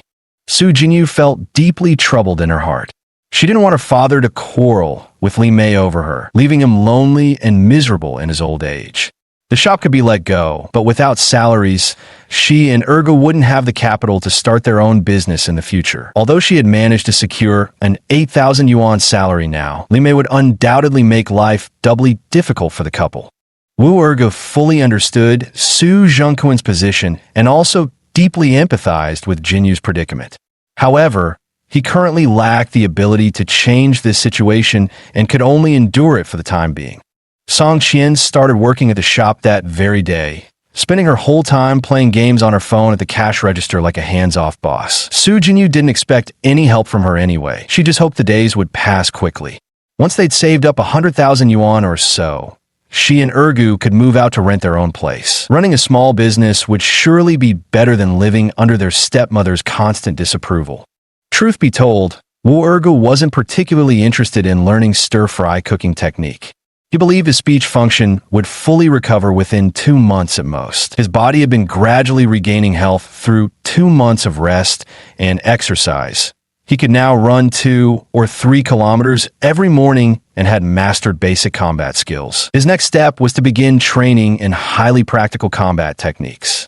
Once every aspect of his health fully recovered, he could take Jinyu with him to live independently. With his financial knowledge and stock market experience, buying a house and car wouldn't take too long. However, Su Jingquan had high expectations for Wu Ergu, hoping he would quickly master cooking skills and acquire a trade. This way, when Su grew old, Jinyu wouldn't have to endure hardship. Thus, whether it was learning to cook or combat training, Su was very strict with him. Wu Ergu had no choice but to actively cooperate. He studied and trained diligently while still keeping up with his stock trading. 2 months later, Wu Ergu was able to take charge of the kitchen alone. His stir-fry dishes were just as good as Su Jingquan's. His speech functions had completely recovered, allowing him to speak fluently, and his weight had increased to over 110 pounds. Though he still appeared thin, his overall energy had greatly improved, especially with his face filling out. His features now looked much more handsome. The money earned from stocks had already more than doubled, totaling 500,000. Giving him the ability to be financially independent. Wu Ergu planned to move out with Jinyu after the new year. After all, they were newlyweds and should at least spend the new year at home. Just as he was filled with anticipation for life, Wu Ergu suddenly received an email from Zhang Feng. During this time, he had set his QQ and WeChat to offline mode to avoid receiving any messages that might lead someone to track him down. However, emails could still come through. The email inquired about Su Yunlong's physical recovery and asked when he could return to Dongjiang. Additionally, it mentioned that the trade contract with the German client had expired and required his direct communication. What exactly was Zhang Feng trying to do? After such a major incident, he hadn't checked in on him for so long. Was this a test? Wu Ergu had already begun to suspect that Zhang Feng had ulterior motives. Although he likely wasn't conspiring with Zhou Min, given Zhang Feng's capabilities, he could easily transfer the company's assets. Since everyone is eyeing Yunlong Corporation as a juicy piece of meat, there's no way Wu Ergu will let them enjoy it comfortably. He decides to take action and give them a warning.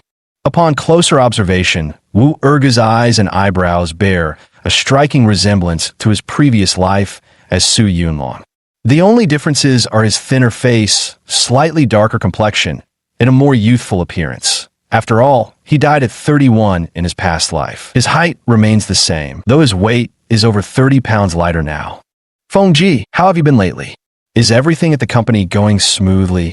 After much deliberation, Wu Ergu decides to message Zhang Feng directly on WeChat. 5 minutes after the WeChat message was sent, Zhang Feng directly requested a video call, which Wu Ergu declined. Brother Feng, I'm not available right now. My health hasn't fully recovered, and I've lost a lot of weight. But tomorrow we can arrange a multi-party video conference with the German side to finalize the general framework of the contract. You can discuss the specific details among yourselves. Yunlong, you're really alive. That's wonderful. Where are you? Do you need me to pick you up? Zhang Feng finally replied. I'm sorry, Fengge, I can't show myself yet. Someone's trying to kill me. When I've fully recovered, I'll come back and tell you the whole truth. All right, I won't press you about your affairs then. What time is tomorrow's video conference scheduled for? Who needs to attend? Let's make it 2:30 p.m. tomorrow. That'll be 9 a.m. in Germany. You can arrange the attendees from our company yourself. Should I contact Joseph to schedule it? No need. I'll handle the arrangements. Yunlong, I'm just glad you're all right.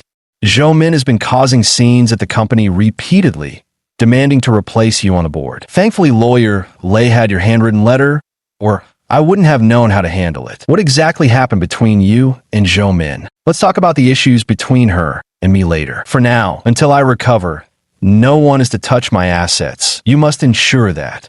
Don't worry, your office hasn't been open at all. However, your yacht and one of the SUVs are in your sister's possession, and the villa is currently occupied by her and your mother. The company car is being driven temporarily by Secretary Huang, as a vehicle left and used for too long would deteriorate. All right, I have no objections to that. Let's end the conversation here for today. I'm tired. Wu Ergu closed WeChat and began preparing for tomorrow's video recording. President's office of Yunlong Group. Zhang Feng pondered over his phone for a long time, utterly perplexed. Judging from the reactions of Zhou Min and others, Su Yunlong should be dead. Otherwise, they wouldn't have made such a public announcement of his disappearance and demanded entry into the board. The handwritten letter from last time did seem to bear Su Yunlong's handwriting, especially the signature, verified as genuine when compared to previous documents. However, the possibility of forgery couldn't be ruled out. The world is full of talented people capable of such feats. This was one of the reasons Zhang Feng hadn't proactively contacted Su Yunlong until now. He had been waiting for this very opportunity to confirm whether Su Yunlong was still alive.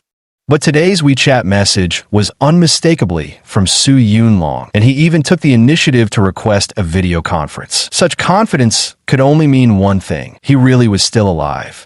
Then again, maybe not. Modern plastic surgery can turn an ugly duckling into a beauty. Could this be another trick orchestrated by Zhou Min?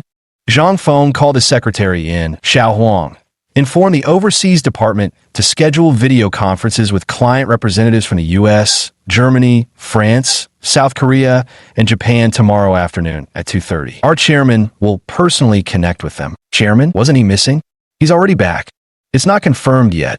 Just follow this arrangement. Also, notify the department heads and the branch company's general manager to attend. The meeting will be held in the main conference room. Got it. I'll arrange it right away. Secretary Huang had just turned to leave when Zhang Feng called her back. Notify Zhou Min to come over as well, but don't mention the video conference. Just say I asked to discuss something with her. Also, the information about the chairman's video meeting should only be shared with the overseas department manager for now. Stress that he must keep it confidential. For other internal staff, say it's just a regular routine meeting. If the media finds out in advance, it'll cause a lot of trouble. I understand. Chapter 11 Video Conference. Every afternoon from 1:30 to 3:30 was the restaurant's downtime, with very few customers. Wu Ergu told Su Zhengquan that he was feeling a bit dizzy and wanted to go home to lie down. Li Mei would bring her grandson to the shop to nurse him at this time every day, so the house would be empty. Wu Ergu didn't plan to hold a video conference with German clients for too long. To avoid exposing himself, he downloaded software that could change IP addresses on his computer in advance. Then he tightly closed the curtains in the computer room to create a dim lighting environment. Finally, he applied some foundation from Su Jinyu's cosmetics on his face. His complexion was too dark and hadn't lightened even after several months. Conference room of Yunlong Group. Mid-level managers and above gathered in the meeting room, murmuring among themselves about the agenda. They had been notified it was a routine meeting, but large-scale gatherings like this typically happened only once a month, and this month's had already taken place just days earlier. Calling another one, so soon surely meant something significant was happening. Zhou Min arrived early as well. When Zhang Feng brought her into the conference room, she was baffled. She wasn't yet officially part of the company, nor on the board of directors. Normally, she wouldn't be included in such routine meetings, but Zhang Feng remained mysterious, revealing nothing and simply instructing her to observe silently. As soon as Zhang Feng entered the conference room, silence fell. After glancing at the attendance sheet, he said, "Everyone, today's meeting is crucial. It concerns the company's future and development. We'll have a video call shortly, so please remain quiet and avoid any disturbances." He checked the time. It was exactly 2:30, then signaled Secretary Huang to initiate the video call request. 6 video feeds appeared on the large screen, 5 of which showed clear images of foreigners waving and greeting the camera. The remaining footage was blurred, barely revealing a human face. Who is this guy? He looks kind of familiar. I feel this person somewhat resembles the chairman. You're right, I think so too. It must be the chairman. Otherwise, they wouldn't have called us all here for a meeting. Although Zhang Feng had previously instructed against any disturbance, The managers present couldn't help but murmur among themselves. After all, rumors about the chairman's disappearance had been circulating for months. This was a matter concerning the company's future. How could this be? The moment Zhou Min saw that blurry video, her body shuddered violently, and terror flashed across her face. Zhang Feng, sitting beside her, took in Zhou Min's reaction and was almost certain her behavior was connected to Su Yunlong's disappearance. He probed cautiously, "What's wrong, Miss Zhou? Are you feeling unwell?" Zhou Min didn't answer, his eyes fixed intently on the giant screen. In the video, Wu Ergu also looked dazed. This video conference turned out to be such a grand occasion. Not only were all the company's management personnel present, but client representatives from 5 countries had also connected simultaneously. It seemed this was Zhang Feng's trap, aimed at verifying his true identity. "Hi, Joseph. Long time no see. How are you?" Barbara and Peter must have grown taller by now. Wu Ergu calmed down. Since this was meant to test him, he decided to play his role in this grand performance well. He began by greeting the German representatives in German. Barbara and Peter were Joseph's daughter and son, and Su Yunlong had been quite close with them privately. "Hi, Jory, is that you? I tried calling you the other day, but your phone was off. Why is your image so unclear? You seem much thinner. Peter often mentions you. He said he wants to visit China during winter break and hopes you can host him." Jory was Su Yunlong's English name. Joseph seemed delighted to see Su Yunlong. "Joseph, I had an accident a few months ago and suffered severe injuries. I'm still undergoing treatment. The blurry image is because I can't be exposed to strong light or wind right now. It'll take time to recover. Please apologize to Peter for me." "Is that so, Yuri? That's truly unfortunate. I hope you recover soon." Wu Ergu then greeted business representatives from several other countries in English, French, Japanese, and Korean, even casually chatting with them briefly. In his previous life as Su Yunlong, besides Chinese, he had also been fluent in 5 languages: English, French, German, Korean, and Japanese, personally handling all business dealings with these countries. His linguistic prowess had made him utterly irreplaceable in the company. This series of actions convinced everyone in the conference room, except for Zhou Min, that the person in the video was indeed Chairman Su Yunlong, including Zhang Feng. Though the footage was somewhat blurry and the image slightly differed from the chairman's original appearance, his face was much thinner. The resemblance in his eyes and brows was striking. Zhou Min was completely stunned. This was utterly inconceivable. She had personally pushed Su Yunlong into the sea to prevent him from floating up and being rescued. She and Su Yunyin had even tied an iron block to his body and waited there for a full hour. There was absolutely no way Su Yunlong could still be alive. The person in the video had to be an imposter. Zhang Feng stopped paying attention to Zhou Min's expression and began conversing with Wu Ergu after all 4 representatives had exited the video call. "Chairman, today was originally scheduled for negotiations with the German delegation. Due to external pressures, I had no choice but to arrange this video conference to debunk the rumors. Please forgive me. You handled this well. I don't blame you. Then take this opportunity to say a few words to everyone. All right, let me say a few brief words. My body won't hold up for much longer. Everyone, as you've just heard, I've had an accident and will need a long time to recover. During this period, I hope you'll all work together under Director Zhang's leadership to grow and strengthen the company. If you have any work-related questions, feel free to ask, and I'll try to answer them briefly." Wu Ergu was brimming with confidence. Seeing Zhou Min's utterly bewildered expression, he decided to shock her one more time. The CFO stood up. "Chairman, it's almost year-end. Should we continue depositing your dividend into the original account?" "No need. I've decided to establish a relief foundation. All my annual dividends will be invested into the foundation, dedicated to aiding people with disabilities and supporting underprivileged students. Director Zhang will lead this initiative with support from personnel in finance, legal, and public relations. Old Tang, I'd like your full cooperation as well. Let's aim to get this done before the new year." "Understood, Chairman. I'll do my best." The moment the CFO sat down, Zhou Min stood up like a madwoman. "No, you're not Su Yunlong. You're an imposter. You have no right to control Yunlong's shares." Everyone froze. Most didn't recognize this beautiful woman and couldn't understand why she was losing her temper. "Zhou Min, we'll settle our accounts later. Right now, this is our company's internal meeting. Get out. Xiao Huang, call security." Wu Erga knew he had the situation under control.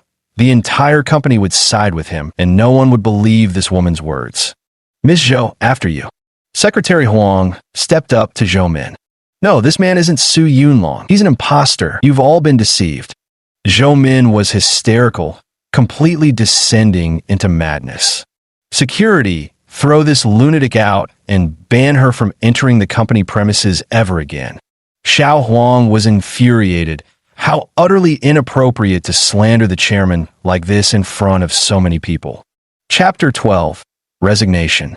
After Zhou Min was escorted out by security, the venue became lively once again. Several department heads came forward to greet Wu Ergo and report on their work. Most of them were veteran employees who had followed Su Yunlong in building the business. Wu Ergo handled them with effortless ease, leaving no room for suspicion. Fearing his mother-in-law might return unexpectedly, Wu Ergi used the excuse of feeling unwell to have Zhang Feng keep the board members behind while dismissing the rest of the meeting. The board of directors consists of 7 members in total, including Su Yunlong, all of whom have an extremely close relationship with him. The company was originally founded solely by Su Yunlong, and before the establishment of the group corporation, these individuals were merely department heads. Eventually, they all became shareholders of the company, remaining fiercely loyal to Su Yunlong. Everyone, due to health reasons, I'll keep it brief. After careful consideration, I'm formally submitting my resignation to the board of directors. Since this board's term hasn't expired yet, I propose Zhang Feng to succeed me as chairman. I'll mail the formal written resignation letter later. Through today's video call arrangement, Wu Ergu realized that Zhang Feng had ambitions. His current identity couldn't stop Zhang from fully taking control of the company. So it would be better to do him this favor and satisfy his ambitions. On one hand, this would completely crush Zhou Min's hopes of entering the company's board of directors. On the other hand, it would ensure Yunlong Corporation's continued healthy development. After all, this was an empire he'd painstakingly built with his own hands. Even if it no longer belonged to him, he couldn't bear to see it collapse. Yunlong, I don't agree. Before Zhang Feng could finish speaking, Wu Ergo immediately stopped him. Brother Feng, we've been brothers for so many years. No need for refusal. I trust the company in your hands. My health might not hold out much longer. When you have time, visit my father. Also, I'll send you the password for the safe in my office and the deposit USB key via WeChat. Split the money among the few of you. Consider it my final reward for you all. I'll make a written statement for the lawyer. Yunlong, are you planning to completely cut ties with the company? We still need you to handle the overseas operations. Don't worry, Feng. I'll get those accounts transferred as soon as possible. Those clients are all old friends of mine. They'll keep working with the company. Wu Ergu wanted to say a few more words to clarify everything and prevent them from interfering with his current life in the future. But suddenly, he heard the sound of a key turning in the door outside and hurriedly turned off the video. Wiping the foundation off his face, Wu Ergu opened the door to see his mother-in-law returning with the child in her arms. Mom, you're back. I'm heading to the shop. Even though Wu Ergu could now speak, he rarely engaged in conversation with Li Mei. After the dispute over the shop ownership, Li Mei had stopped treating him and his wife kindly, so he saw no reason to ingratiate himself with her either. Wait a moment, I have a few words for you. Seeing Wu Ergu about to leave, Li Mei called out to stop him. Ergu, you need to stay in your place. Some things are beyond your reach, and I'm still the one who decides matters in this household. Mom, what do you mean by that? I don't understand. Fine, let me spell out for you. You're just a beggar our family took in. Allowing you to marry Jinyu was my decision. You should be content with having food, clothes, and a roof over your head. It's best you don't set your sights on that shop downstairs. Otherwise, you won't last long in this household.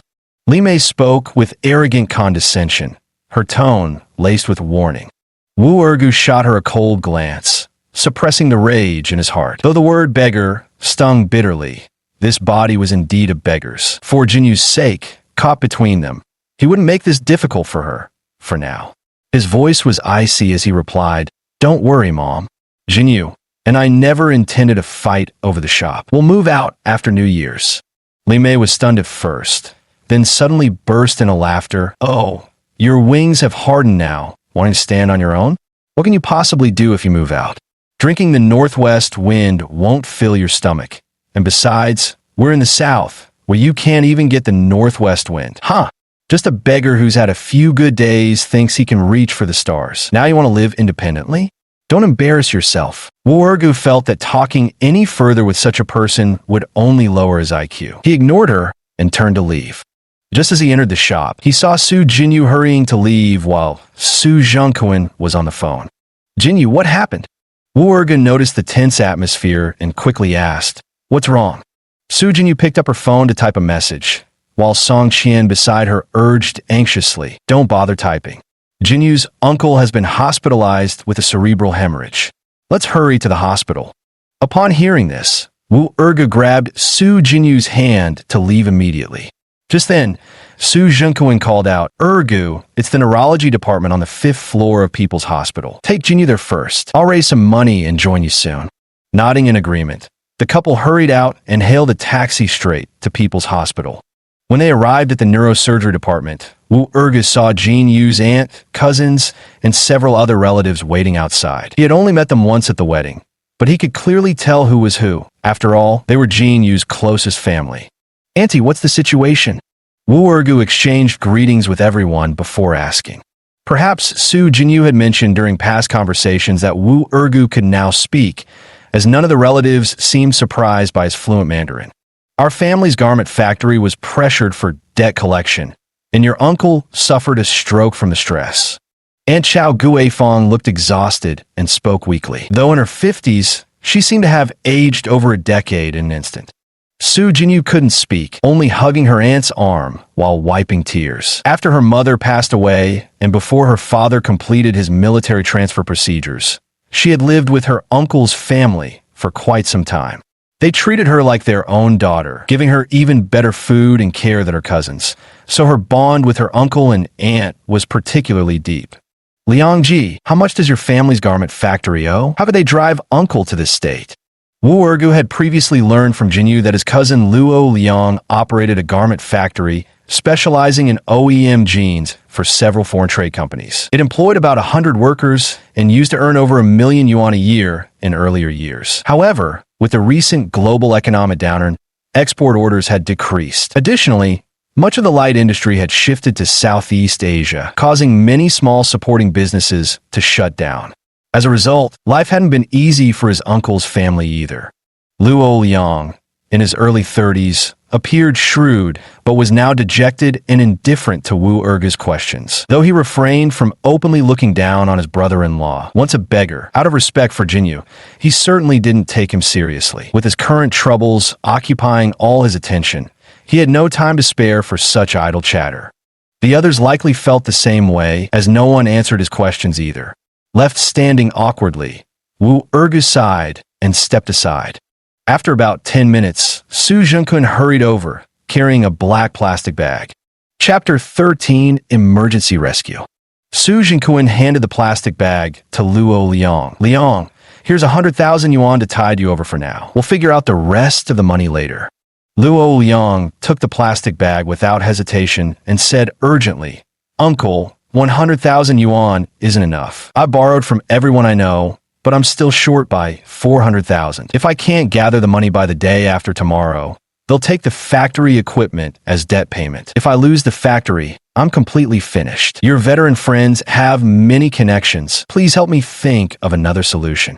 Su Zhengquan furrowed his brow and shook his head helplessly. "Liangzi, it's not that I don't want to help you. You know our family situation. We've exhausted all our savings these past few years buying houses, cars, and covering wedding expenses. Even these 100,000 yuan were borrowed from my old comrades. They're just ordinary wage earners too. At our age, we all have elderly parents and young children to support. The financial pressure is heavy on everyone, and over the years, many comrades have drifted apart. This is all I could borrow. Don't worry, I'll go to Yiji's uncle and see if he can come up with something." Wu Ergu roughly understood the situation from the sidelines. Luo Liang still had a funding gap of 400,000 yuan. As for Su Zhengquan approaching Li Mei's relatives for a loan, There was virtually no hope. Firstly, Li Mei herself would be an insurmountable obstacle. That woman had always been displeased with Su Zhengquan maintaining contact with Jinyu's side of the family. How could she possibly agree to lend money?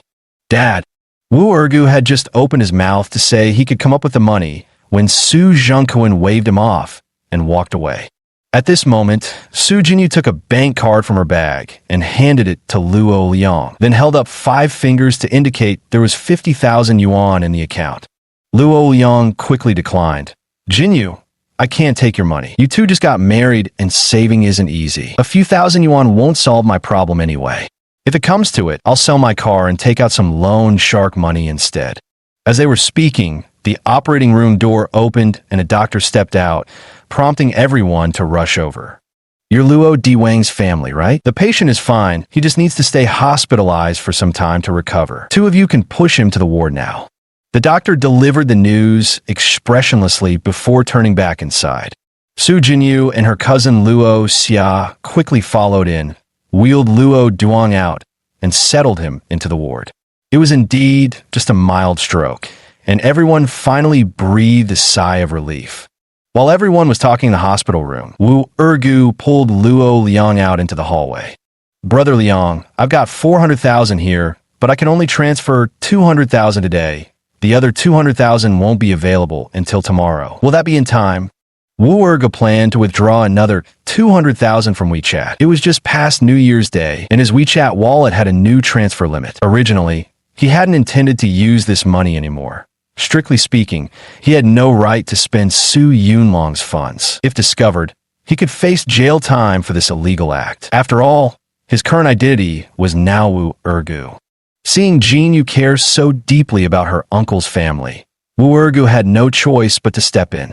At worst, he could return the money as soon as possible. There was 500,000 in the stock market, but withdrawing all of it wouldn't be cost-effective. It was his capital for turning things around, so he could only take out 200,000. Do you even have 400,000? Stop joking around. Have you gone stupid again? Luo Liang's mouth fell open in astonishment. Just a few months ago, this brother-in-law of his had been a starving beggar. How could he suddenly have so much money? Bro Liang, I'm not crazy. I made tens of thousands trading stocks recently. Give me your bank account number. I'll transfer 200,000 to you first. Then I'll sell another 200,000 worth of shares. The funds should arrive in your account by tomorrow. Wu Ergu took out his phone. Luo Liang was completely baffled. You made hundreds of thousands trading stocks? Where did you get the principal? Jinyu gave it to me on our wedding day, but she doesn't know anything about the stock trading. I'll explain it to her later. Half convinced, yet skeptical, Luo Liang pulled out his bank card and handed it to Wu Ergu. In less than 2 minutes, Luo Liang received a text notification that 200,000 yuan had been deposited into his account. It's actually true. Luo Liang was stunned. Ergo, you really know how to trade stocks? Who taught you? How much capital did Jinyu give you? I've forgotten many things from before, probably from before my head injury. After getting married, I specifically studied online again. On our wedding day, Jinyu gave me 10,000 yuan as pocket money, so I invested in stocks. No way, you two have only been married for 3 months, and you turned 10,000 into several hundred thousand? Are you some kind of genius, a stock market prodigy? Luo Liang stared incredulously at this brother-in-law who was starting to look more and more like a normal person, his heart a mix of emotions. In the end, he'd actually have to rely on this man to save his life. Wu Ergu gave a simple, honest chuckle. Just lucky, just lucky. Hurry up and call my dad. Tell him not to borrow money from anyone else. And don't tell them about my stock trading for now. Otherwise, that mother-in-law of mine will stir up trouble again. I'm planning to move out with Jingyu after the new year and separate from them. Splitting the family is fine. I support it. That way, ergo, you and Jean, you can move into my factory. Jean, you can help with logistics, and I'll pay her a salary. You focus on stock trading. I'll cover your food and accommodations altogether. Luo Liang suddenly realized Wu Ergu was no ordinary man. With his understanding of the stock market during an economic downturn, when shares were consistently underperforming, turning a profit required razor-sharp investment instincts and a highly intelligent mind. This was genuine talent. He needed to recruit him. Wu Ergu had no idea what Luo Liang was thinking, but his proposal was somewhat appealing. If he wanted to stage a comeback, He needed someone like Luo Liang who had experience in corporate management. So he nodded and said, "Let's discuss it after the new year. I'll need to talk to Dad about this first." Luo Liang patted his shoulder and turned to head downstairs to return the money. Wu Ergu sold 200,000 yuan worth of stocks on his phone before returning to the shop with Jinyu. As soon as they stepped inside, the atmosphere fell off. Li Mei stood with arms akimbo by the kitchen door, glaring at Su Zhengquan clearly after an argument. Song Qian, holding her child, scrolled on her phone by the cash register. "Mom, what's wrong?" Wu Ergu had no choice but to ask as he needed to enter the kitchen.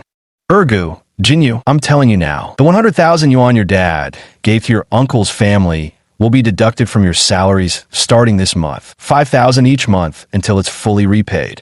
Li Mei turned around after saying this, picked up the child, and prepared to leave, showing no intention of listening to their objections. Su Zhengquan rushed out. "Old Li, don't go too far. I borrowed this money. I'll pay it back myself. What does this have to do with them?" Wu Ergu quickly stepped between them when he saw another argument brewing. "Dad, let them deduct it. It's no big deal. No need to argue. You'll scare the child. Mom, you should go back. We'll have guests arriving soon." Li Mei snorted coldly and walked away with the child in her arms, while Su Zhengquan also retreated to the kitchen. Song Qian chuckled at this point. Well, ergo, quite the big talker, aren't you? Acting like 100,000 yuan is no big deal. Did you stumble upon a fortune or win the lottery?" Wu Ergo particularly despised Song Qian and thus ignored her. Ever since she arrived at the shop, she had carried herself with an air of superiority, constantly ordering him and his wife around as if she were the boss. In reality, most of the shop's profits ended up in her pockets, and even Su Zhengquan had essentially become her employee. This was one of the main reasons Su Jinyu wanted to split the household and move out. Chapter 14. Anxiety.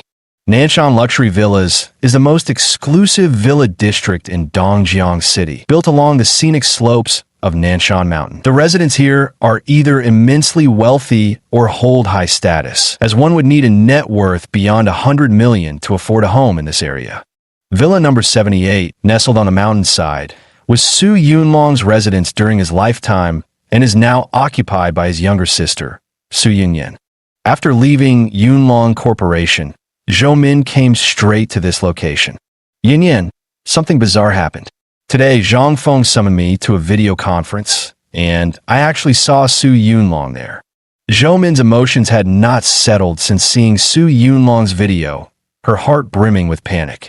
"Sis Min, are you feeling unwell? You're rambling a bit." Su Yunyan lay lazily on the living room sofa playing games, utterly accustomed to her cousin Zhou Min's arrival as she spoke without even lifting her head. "It's real, mist. I even recorded a segment. Take a look." Su Yunyan didn't take Zhou Min's phone, but glanced at the video image before bursting into laughter. "Minjia, this is clearly Zhang Feng playing tricks on you. Forget about whether Su Yunlong could possibly be alive.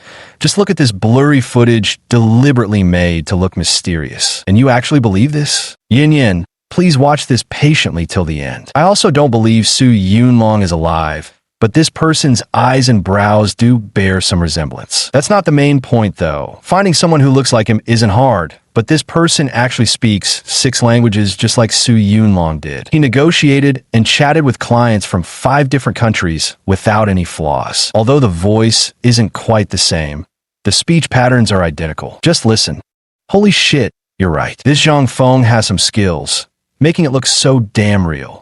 Su Yunyan watched the entire video and suddenly became visibly astonished. Zhou Min broke into a cold sweat upon hearing Su Yunyan admit the video seemed authentic.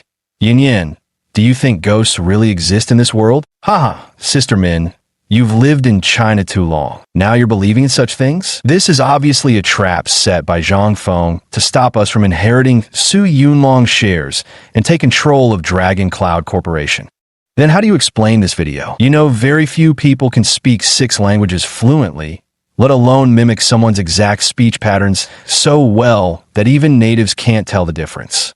Sister Min, it's not that difficult. These were all basic conversational phrases. With a few months training from language professors, even you could manage several languages. They must have rehearsed this script endlessly. Given how close Zhang Feng was to Su Yunlong, He'd know his speech patterns perfectly. 3 months of preparation for this video would have cost him dearly. Su Yunyan's explanation sounded somewhat plausible, but Zhou Min couldn't forget the look of pure hatred and venom in that man's eyes when he stared at him in the video. Such raw emotion couldn't be faked. If it were just an imposter, there'd be no need for such intensity. Yunyan, is it possible that Su Yunlong was rescued somehow? Minjia, stop being so paranoid. Do you really think there's any chance? The drink you gave him contained potassium cyanide. Not even a god could save him. Besides, we both saw him sink into the sea with our own eyes. We even waited an hour to make sure he didn't resurface. Even if ocean currents carried him away, he couldn't possibly be alive. That's true, but now Zhang Feng's move has backed us into a corner. He wants to use Su Yunlong's dividends to set up a relief foundation. How's progress on Yunfei's end? Tell him to hurry up, or it'll be too late. Don't worry, sis. We'll have results soon. Su Yunyan's confident demeanor slightly calmed Zhou Min's anxious heart. The sudden loan incident disrupted Wu Ergo's plans. He originally intended to move out of the Su family after the new year, but now his mother-in-law demanded they shoulder 100,000 yuan in debt, making it impossible to leave anytime soon. The only alternative was to come up with another 100,000 himself, which was clearly not an option. On one hand, suddenly producing such a sum would raise too many questions among the Su family, especially since his mother-in-law would make a scene. On the other hand, he needed to quickly return the 400,000 yuan he'd withdrawn from WeChat. Otherwise, if the police discovered it, he'd face jail time. That meant he couldn't dip further into his stock trading funds.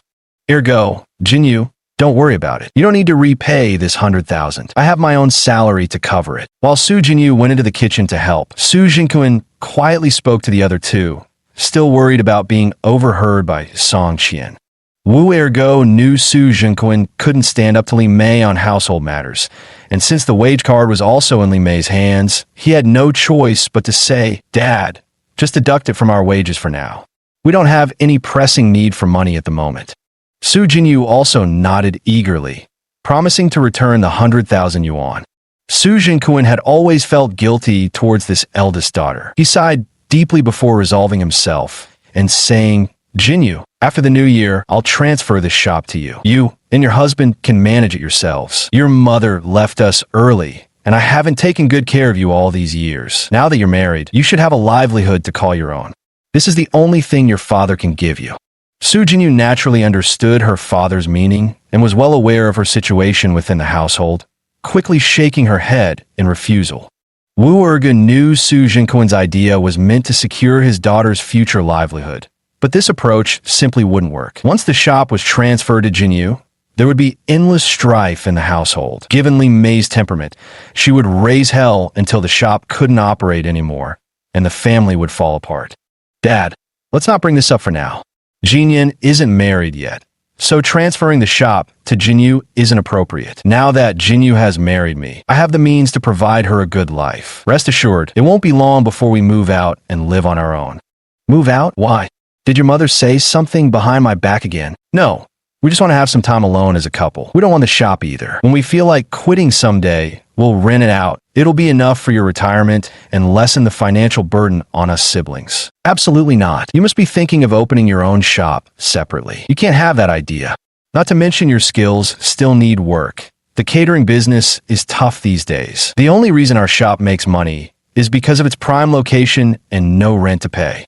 Opening a new shop elsewhere would require huge investment. If the location isn't perfect, you wouldn't even break even. You're better off staying here earning 8,000 a month. Tell you what, wait 2 more years until Jin Yan gets married. Then we'll hand the shop over to you. No one will stand in your way then." Su Jinkuan made this concession reluctantly. With her third child still unmarried, transferring the shop to Jinyu now would be inappropriate. Still, seeing how his daughter and son-in-law kept suffering at home pained him deeply. "Dad, let's not talk about the shop anymore. And please don't keep quarreling with Mom. What if we just continue working at the shop like before?" Jinyu typed out a message on his phone. Wu Erga knew Jinyu didn't want her father to be caught in the middle, so he also nodded in agreement not to move out for the time being. Chapter 15 Death Certificate. The incident with cousin borrowing money was just a minor episode, and Wu Ergo didn't pay it much mind. Since Su Jinkuan had rejected their request to move out, Staying at the shop seemed the obvious choice, giving him the perfect opportunity to focus on mastering martial arts. As his body gradually recovered, Su Jinquan imposed increasingly strict training requirements on Wu Ergo. The intensity of physical conditioning steadily escalated. Morning runs now began at 5 a.m., covering 5 kilometers. He was required to complete the distance lightly equipped in 15 minutes, or 20 minutes, while carrying a 20-pound sandbag. These standards even surpassed military training benchmarks. Next came the training in subduing and close combat techniques. The chosen venue was the sandy beach by the sea, where Su Jinquan personally demonstrated and instructed. Every day before 10 in the morning, he would toss Wu Ergu around until the young man felt utterly dazed and sore all over, just like the rigorous training regimen of Special Forces soldiers. Fortunately, Wu Ergu possessed exceptional comprehension and endurance. His combat skills improved remarkably fast. At night after the restaurant closed, Wu Ergu would engage in 2 hours of high-intensity training at a nearby gym, primarily punching sandbags to sharpen his speed, strength, and physical coordination. As for stock trading, Wu Ergo scheduled it between 1:30 p.m. and 3:30 p.m. every afternoon. The restaurant barely had any customers during this time slot, allowing him ample opportunity to analyze the stock market and current economic trends for precise investments. Within just over a month by year-end, he had earned over 400,000 yuan, bringing his total capital close to 800,000. Oh my goodness, e.g., the chairman of our company actually died. What a shame for someone so young. Song Qian, who had been playing on her phone at the checkout counter, suddenly exclaimed, startling the entire family just as they were preparing for the reunion dinner. It was the 25th day of the 12th lunar month. Su Jinquan had already closed the restaurant for the holidays. The family gathered for their reunion meal before Su Jinyu and Wu Ergo would accompany them back to their rural hometown for the New Year celebrations, where their elderly parents in their 70s still lived. Hu Yiji, who was holding a child, pursed her lips and said, I already knew about this the day before yesterday. The company sent an internal notice forbidding employees from spreading the news externally. Who knew it still made the headlines? Bro, isn't your company's chairman named Su Yunlong? He's only 30 years old, right? How'd he die? Su Jinyan, who was helping pick vegetables during winter vacation, loved hearing gossip. Su Yunlong? Wu Erga's heart skipped a beat upon hearing this. He only then realized that Hu Yiji and his wife had been working at Yunlong Group all along. Song Qian had resigned due to giving birth. Suddenly learning this news came as a shock. Who had certified his death? Our chairman was an American Chinese, just 31 this year and extraordinarily handsome. But he loved extreme sports and adventure. He went missing several months ago. It was only 3 days ago when his fiancée brought the death certificate to the company that we learned the chairman had encountered trouble in an uninhabited border region of Tibet. When local herders and police found him, only his skeleton and backpack with identification remained. Wild animals had eaten the body, so the cause of death remains unknown. You vile creature, how utterly ruthless! Before Hu Yiji could finish speaking, Wu Ergu was already trembling with rage. He never imagined Zhou Min, that despicable woman, would resort to such a method to prove his demise. It's highly likely yet another innocent life was taken as a scapegoat. These people have truly gone mad with greed battling over his fortune. If the chairman is dead, the company's upper management will have to reshuffle. I heard his fiancée already registered their marriage. She has inheritance rights. She's a formidable woman too. There's a chance Yunlong Corporation could fall into her hands. The benefits at Yunlong are excellent. After New Year's, do you think I should try going back to work? Song Qian walked over, took the child, and discussed this with Hu Yiji. Hu Yiji smiled and said, whether you return to work or not won't affect anyone. The situation with upper management is complicated. The chairman's death is bizarre. The police confirmed he's been dead for over 3 months. Yet just last month, he chaired a video conference with mid-level managers and above, even conducting live negotiations with business representatives from 5 countries. Word is he publicly ejected his fiancée, Zhou Min, from that meeting. Now the company and Zhou Min are locked in a dispute. The company has video evidence proving the chairman was alive recently, so they refuse Zhou Min's board membership. This will probably end up in court. Wow, this is so thrilling. Feudal family drama, corporate infighting, so mysterious. Bro, after the new year, I want to intern at your company. Maybe I can dig up some juicy gossip to write a novel. Can you pull some strings for me? Su Jinyin got excited, but suddenly noticed Wu Ergu's strange expression, his eyes wide with anger, his body trembling, and quickly asked, "Brother-in-law, what's wrong with you?" Su Jinyu also noticed something was off and reached out to feel Wu Ergu's forehead, but there was no fever. Could he be having another silly episode? If so, we'd better send him away. Our family doesn't raise fools. Li Mei sneered from aside.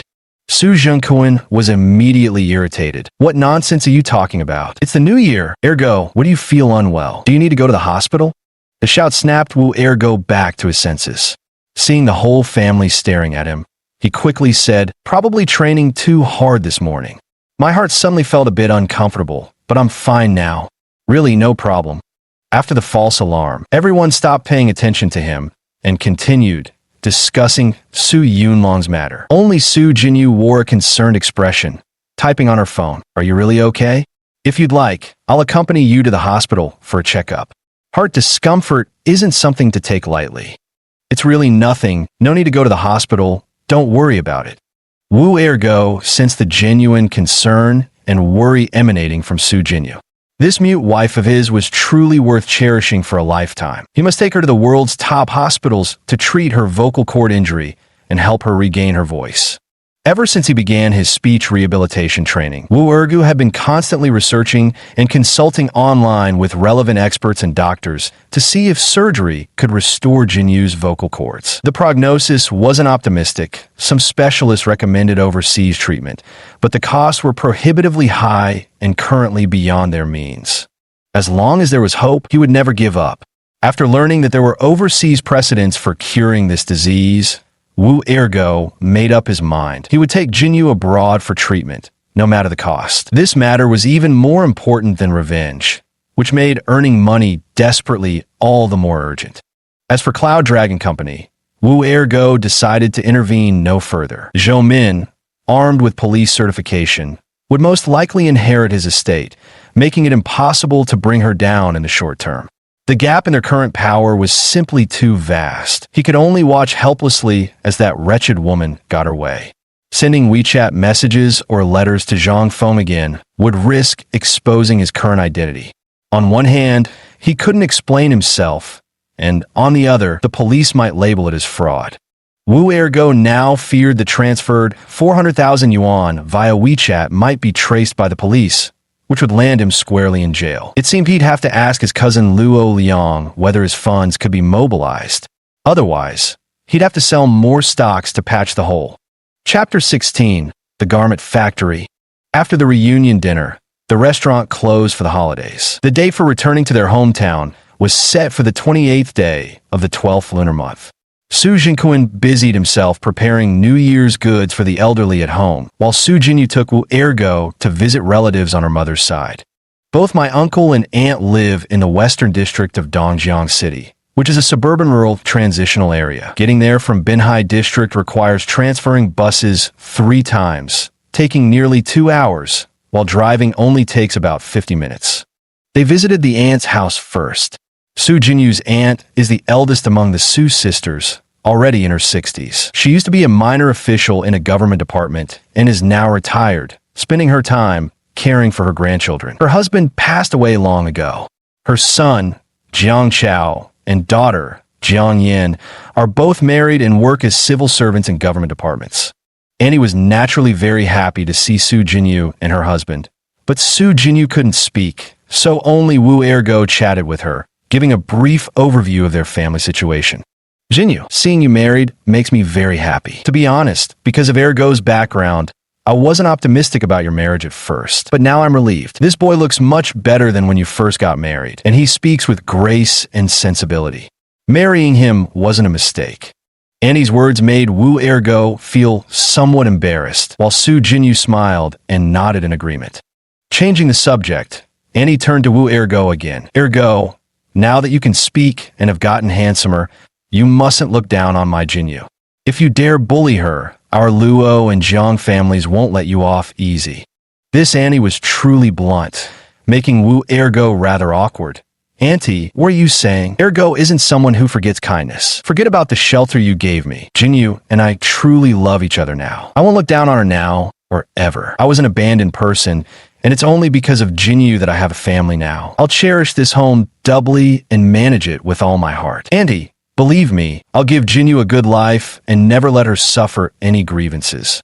Good. I remember what you said today. Jinyu lost her mother young, and this child has had a hard life. If you can truly treat her well, her mother can rest in peace knowing it. Auntie's tears began to fall as she spoke, and Jinyu quickly pulled out a tissue to wipe them away. The scene was somewhat melancholic, so Wu Ergu swiftly changed the subject. After chatting with the elderly for a while, he left with Jinyu. Arriving at Uncle's house, the atmosphere was similarly quiet. Only Uncle, Annie, and their 5-year-old granddaughter were at home watching cartoons. Uncle, where are Liangji and the others? It's almost New Year. Are they still busy working? Wu Ergo accompanied Rodwang in drinking tea, while Su Jinyu helped her aunt prepare lunch. Luo Duong was clearly aware of Wu Ergu's loan to their family, so he warmly welcomed his nephew-in-law. Personally brewing tea with a smile, he said, "Your cousin, his wife, and your elder sister are all at the factory. The busier it gets during the new year, the more work they have. Ergu, I heard you're dabbling in stocks. How's that going lately?" "Not bad, but the market hasn't been favorable, so profits are modest. How's your health, Uncle?"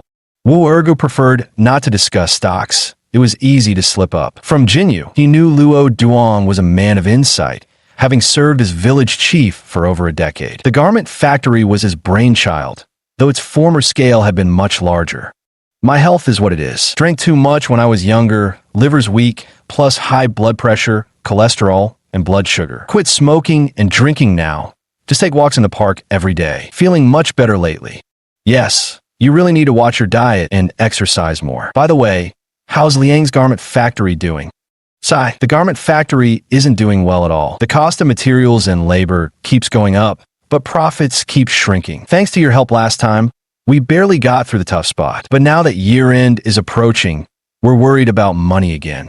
It's hard to collect payments for goods sold, yet we must pay workers' wages and material costs. If this continues, the factory will have to shut down sooner or later." Hearing his uncle say this, Wu Ergu realized that asking Luo Liang to repay the money was out of the question. He decided not to bring it up when they met later to avoid an awkward situation.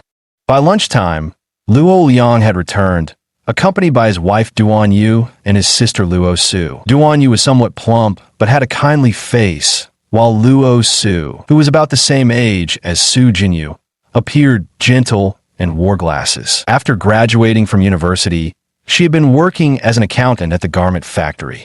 "Oh, Jinyu, ergo you're here. Did the restaurant close for the holidays?" Luo Liang greeted them warmly. "Brother Liang, sis-in-law, cousin, the restaurant closed yesterday. We're heading back to the countryside for New Year's the day after tomorrow and came to see Uncle and Aunt today. You guys are still busy. Busy indeed. The busier it gets, the closer it is to New Year's. Ergo, come here for a second." Luo Liang pulled Wu Ergu outside the courtyard and whispered, "Ergu, the factory's cash flow is tight right now. We can't repay the 500,000 yuan we borrowed from your family at the moment. Can we have a little more time? Brother Liang, no rush. Pay us back whenever you can. We didn't come today to collect the debt anyway. Talking like this makes us feel awkward about visiting in the future. Haha, I was being too sensitive. Thank you, Ergu. So, are you and Jinyu planning to move here after the new year?" "Probably not for now. Dad doesn't agree. We'll have to postpone it for a while." "All right, you can come over anytime. By the way, how much have you made from stock trading lately?" "The market hasn't been great lately. Haven't made much money, but at least I didn't lose any either." Wu Ergu dared not mention making money now, afraid his cousin would ask to borrow funds again. It wasn't about being stingy. On one hand, the 400,000 yuan in WeChat needed repaying soon to avoid detection. On the other, during this capital accumulation phase, he'd invested all 800,000 yuan in a promising stock. Selling now would mean taking losses. Moreover, Jinyu hoped to move out of that household as soon as possible and was currently hustling to save every penny she earned. How could she possibly afford to lend money out right now? "It's good that you didn't lose money, ergo. You're quite the talent. You'll surely make a fortune someday. Jinyu is fortunate to marry you." Luo Liang had indeed planned to borrow money, but since the other party hadn't made any profit, he felt too embarrassed to bring it up again. Brother Liang, you flatter me. I'm the lucky one to marry Jinyu. By the way, how's your garment factory doing these days? Still doing contract manufacturing for others? Yes, the industry isn't doing well these days. It's tough for small factories like ours to build our own brands, so we just do OEM work. We manufacture jeans exported to Europe, America, and Southeast Asia, earning just petty processing fees. The profit margins are razor thin. Wu Erga's heart stirred. Perhaps the foreign trade export sector could still be pursued. Those foreign clients likely weren't fully aware of Yunlong Company's internal situation, meaning he could still impersonate Su Yunlong and continue working with them. Chapter 17, The Meeting. Wu Ergu kept this sudden idea to himself instead of sharing it with Luo Liang. He needed to communicate with those clients first and convince them that he was Su Yunlong.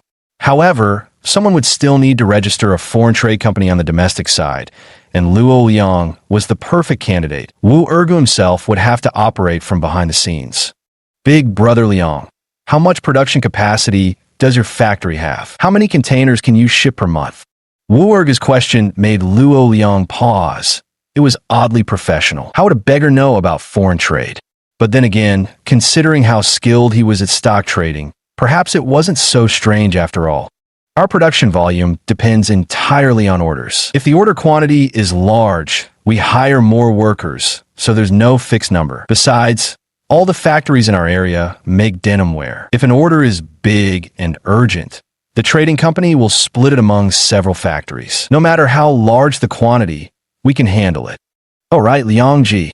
We actually have a Chaogu, stock trading, group, and there are a few folks in it who work in foreign trade. Let me reach out to them and see if I can help you land some orders.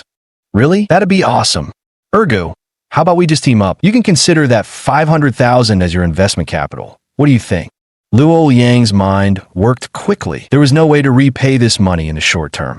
Better to bring this brother-in-law into the fold. That way, not only would the debt be forgiven, but he could also legitimately turn to him for funds when cash was tight. If they made money, it would be a way to pull the poor, unfortunate Jinyu out of hardship too. I'll have to discuss this with my family first. How about this? Let's talk again after the new year, and we can go over the details then. All right. We'll settle it after the new year. Come on, let's head inside for dinner. Luo Liang was delighted.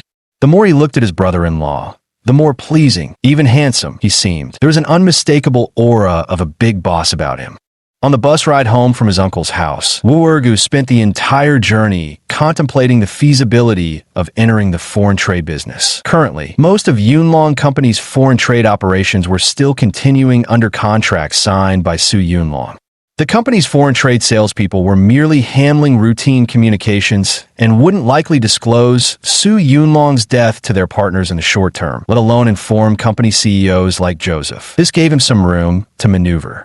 After returning home, Wu Ergu carefully considered his options and decided to call Joseph during his evening gym session. Hi, Joseph, this is Yuri. How have you been lately? Yuri, my brother, finally hearing your voice again. Has your health recovered? Barbara and Peter have been very worried about you. Hearing Joseph's greeting, Wu Ergu felt reassured. The news from back home hadn't reached Europe yet. Thank you for your concern. Please send my regards to Barbara and Peter. Oh, they're right here. You can talk to them. When Peter's voice came through the phone, Wu Ergu knew his connection with Joseph was established. He knew Joseph's two children well. As long as he could chat with them, Joseph wouldn't doubt his identity. Peter and Barbara were twins, only 12 years old this year. Wu Ergu naturally chatted with them about some fun memories from the past when he took them out to eat, drink, and play, making the two children burst into laughter. Joseph didn't have the slightest doubt about Wu Ergu's identity. Taking the phone, he asked, Yuri, how much longer until your body fully recovers? When are you coming to Germany? I've saved a few bottles of fine wine for us to enjoy together. Joseph, my body probably needs 2 or 3 more months to fully recover. The reason I'm calling today is to clarify something. My injury was the result of an assassination attempt. This involves internal family conflicts and corporate equity interests, which we can discuss in detail when we meet. That's why rumors are spreading that I've died. But in reality, I'm hiding from being hunted down. Oh my God, why did this happen, Jorui? Is there anything I can do for you? Do you need money? Or should I halt all business operations at Yunlong Company? Thank you, Joseph. I do need your help right now, but not for a loan, and there's no need to suspend Yunlong Company's business for the time being. I plan to start over from scratch and set up a new venture, continuing in the foreign trade business, so I need your orders. No problem, Jorui. It's just a small favor for me, and I'm happy to help you. Good.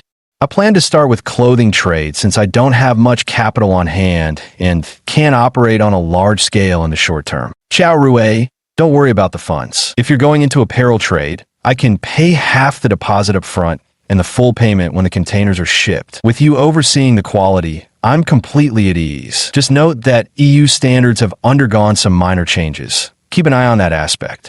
Everything went surprisingly smoothly, putting Wu Ergu's mind at ease. However, he still had some concerns about keeping his identity confidential. He then said, Joseph, thank you for your support. There's no rush on this matter.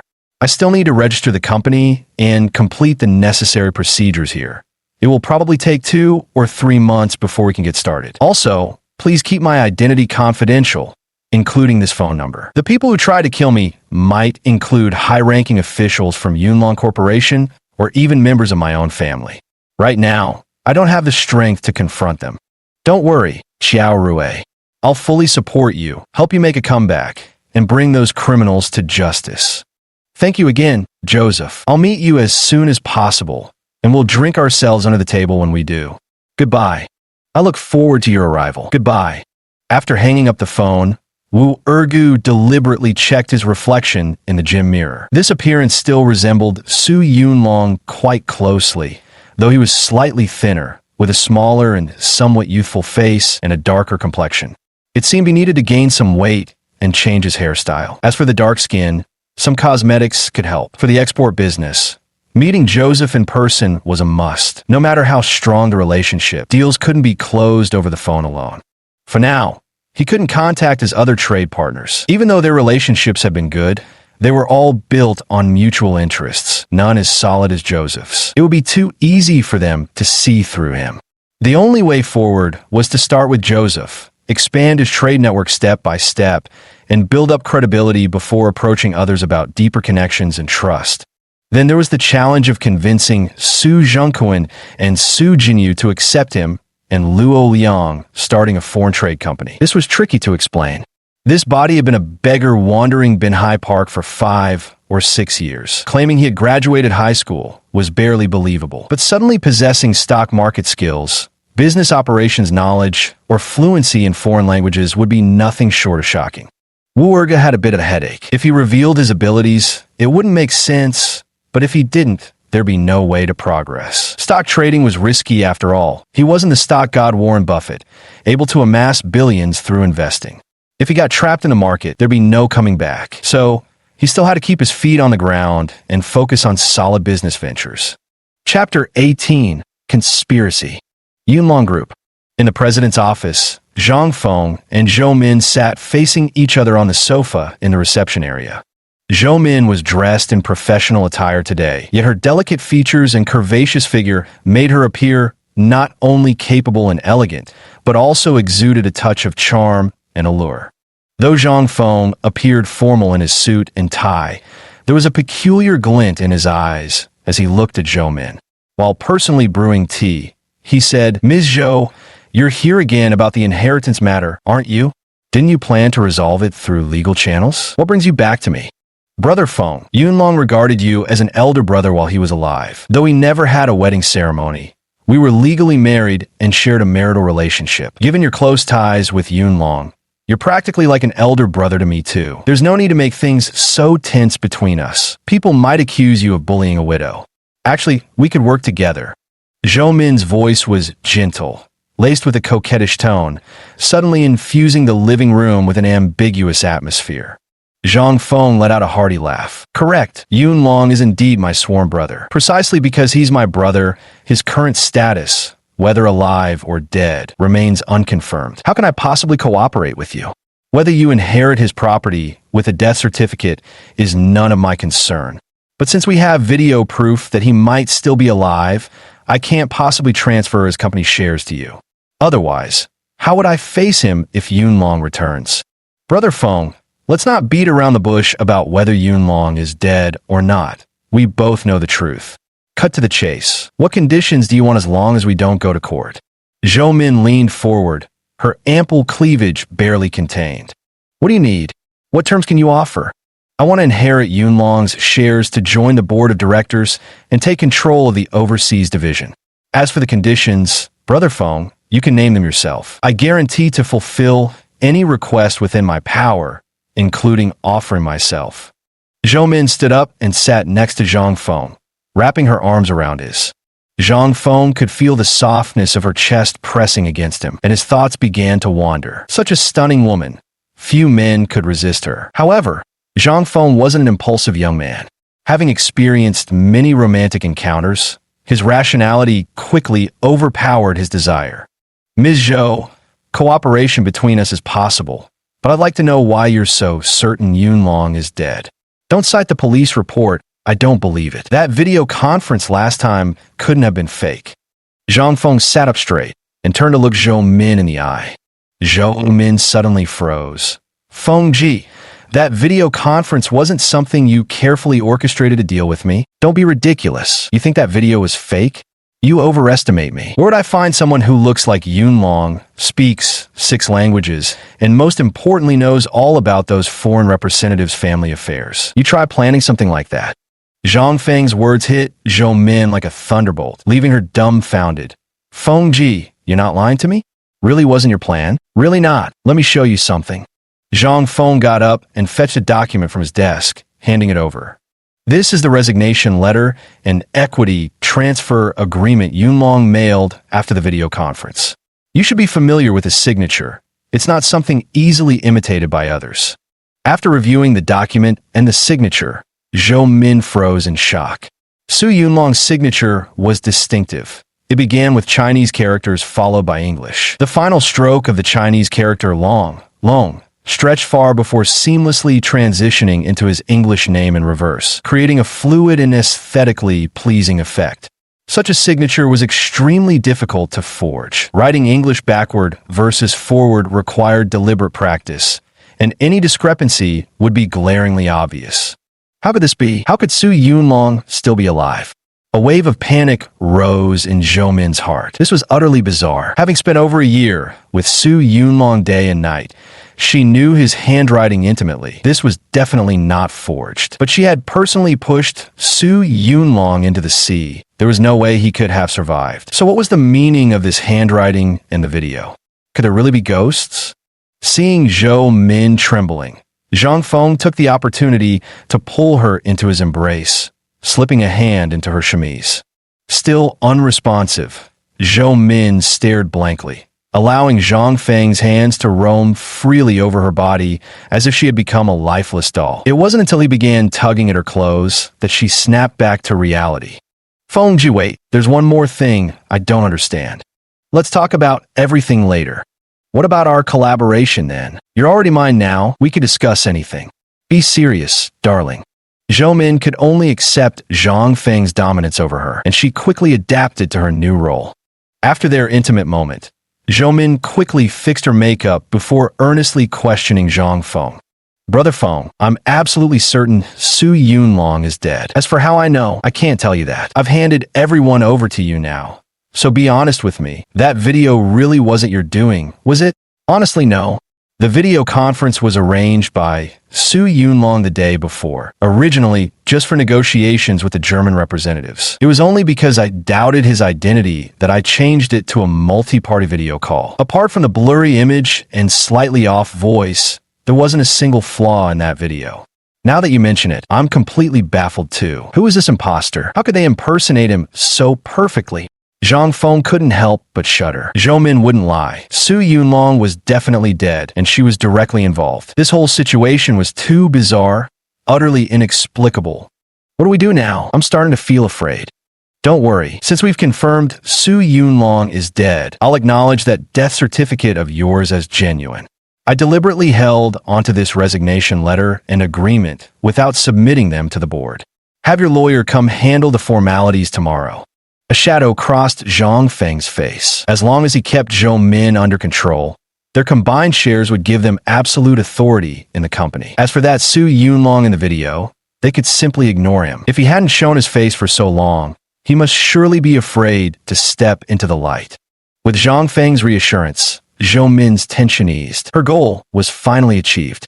Truly, even heroes couldn't escape the charms of a beautiful woman and eternal truth. Though Su Yunlong had diluted most of his equity, given Yunlong Company's scale, 8% of shares was still substantial. Of course, this included portions belonging to her aunt and her two sons, as this scheme had been a joint effort by all four of them. Zhou Min had another motive for participating in Su Yunlong's murder, taking control of Yunlong Company's overseas division. All orders for her family's shoe factory came from Yunlong Company. While Su Yunlong was alive, to avoid criticism from other shareholders, he constantly reduced the factory's orders, which infuriated her. Their relationship had been arranged by her aunt from the start. There was no real affection involved. Now that all her objectives were met, the shoe factory could finally expand rapidly. Chapter 19, Returning to the Countryside. Su Jingquan's hometown, Xinyang City, lies less than 200 kilometers from Dongjiang City. As a county-level city under Dongjiang's jurisdiction near the South China Sea, it boasts a prosperous fishing economy. The Su family had been fishermen for generations. On the morning of the 28th day of the 12th lunar month, Su Zhengquan drove Wu Ergu and his wife, along with Su Jinyan, from Dongjiang. In just over 2 hours, they arrived at the seaside Su family village. In previous years, Li Mei would go back for the new year, but this year, she had to stay home to help look after her son's child. Su Zhengquan drove a domestic-made SUV, while the family also owned a German sedan worth around 200,000 yuan. Usually, both cars were used by Hu Yiji and her husband. Su Jingquan only drove when returning to his hometown. Su Family Village was a fishing village located so close to the sea that the sound of waves could be heard from inside the houses. The villagers here were quite prosperous, with each household owning small Western-style villas. They not only went out to sea for fishing, but also operated fishing homestays, hosting tourists who came to savor seafood and experience the joy of beachcombing. Su Jingquan's parents lived together with his younger brother, Su Jingxiong. Their family ran a small homestay inn, which was rather quiet during the new year with few guests. The moment Wu Ergu entered the house, he was arranged to perform the traditional kneeling ceremony with Su Jinyu to pay respects to their grandparents, as the elderly couple had been unable to attend their wedding due to health reasons. "Hello, Grandpa and Grandma." Wu Ergu, unfamiliar with local customs, greeted them after kowtowing. The elderly couple, both in their 70s, appeared relatively healthy but hard of hearing. It was unclear if they caught Wu Ergu's greeting. They simply smiled at the couple before presenting them with 2 red envelopes. "Thank you, Grandpa and Grandma." The red envelope felt quite thick. Wu Ergu estimated it contained about 5,000 yuan, thinking to himself how wealthy the people in this place were. Didn't Lao Air say this child was a mute beggar? Not only does he look handsome, but his mouth is also sweet. Why would they lie to us? As soon as the ceremony ended, Grandpa suddenly questioned Su Jingxiong. Not only did Wu Ergu find it awkward, but everyone else also felt embarrassed.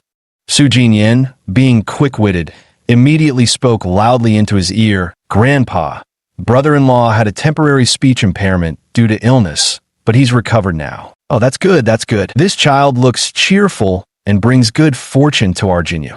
The old man smiled toothlessly, though Wu Ergu clearly sensed some disdain and scorn from his second uncle's family towards both him and Jinyu.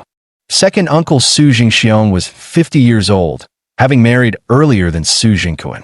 He had 3 children. The eldest, Su Peng, 27, the second, Su Hu, 25, both married with children, and the youngest, a daughter named Su Chui, 20, who worked as a teacher at the village kindergarten. After greeting his second uncle's family, Wu Ergu was pulled upstairs by Jinyu to tidy up the room.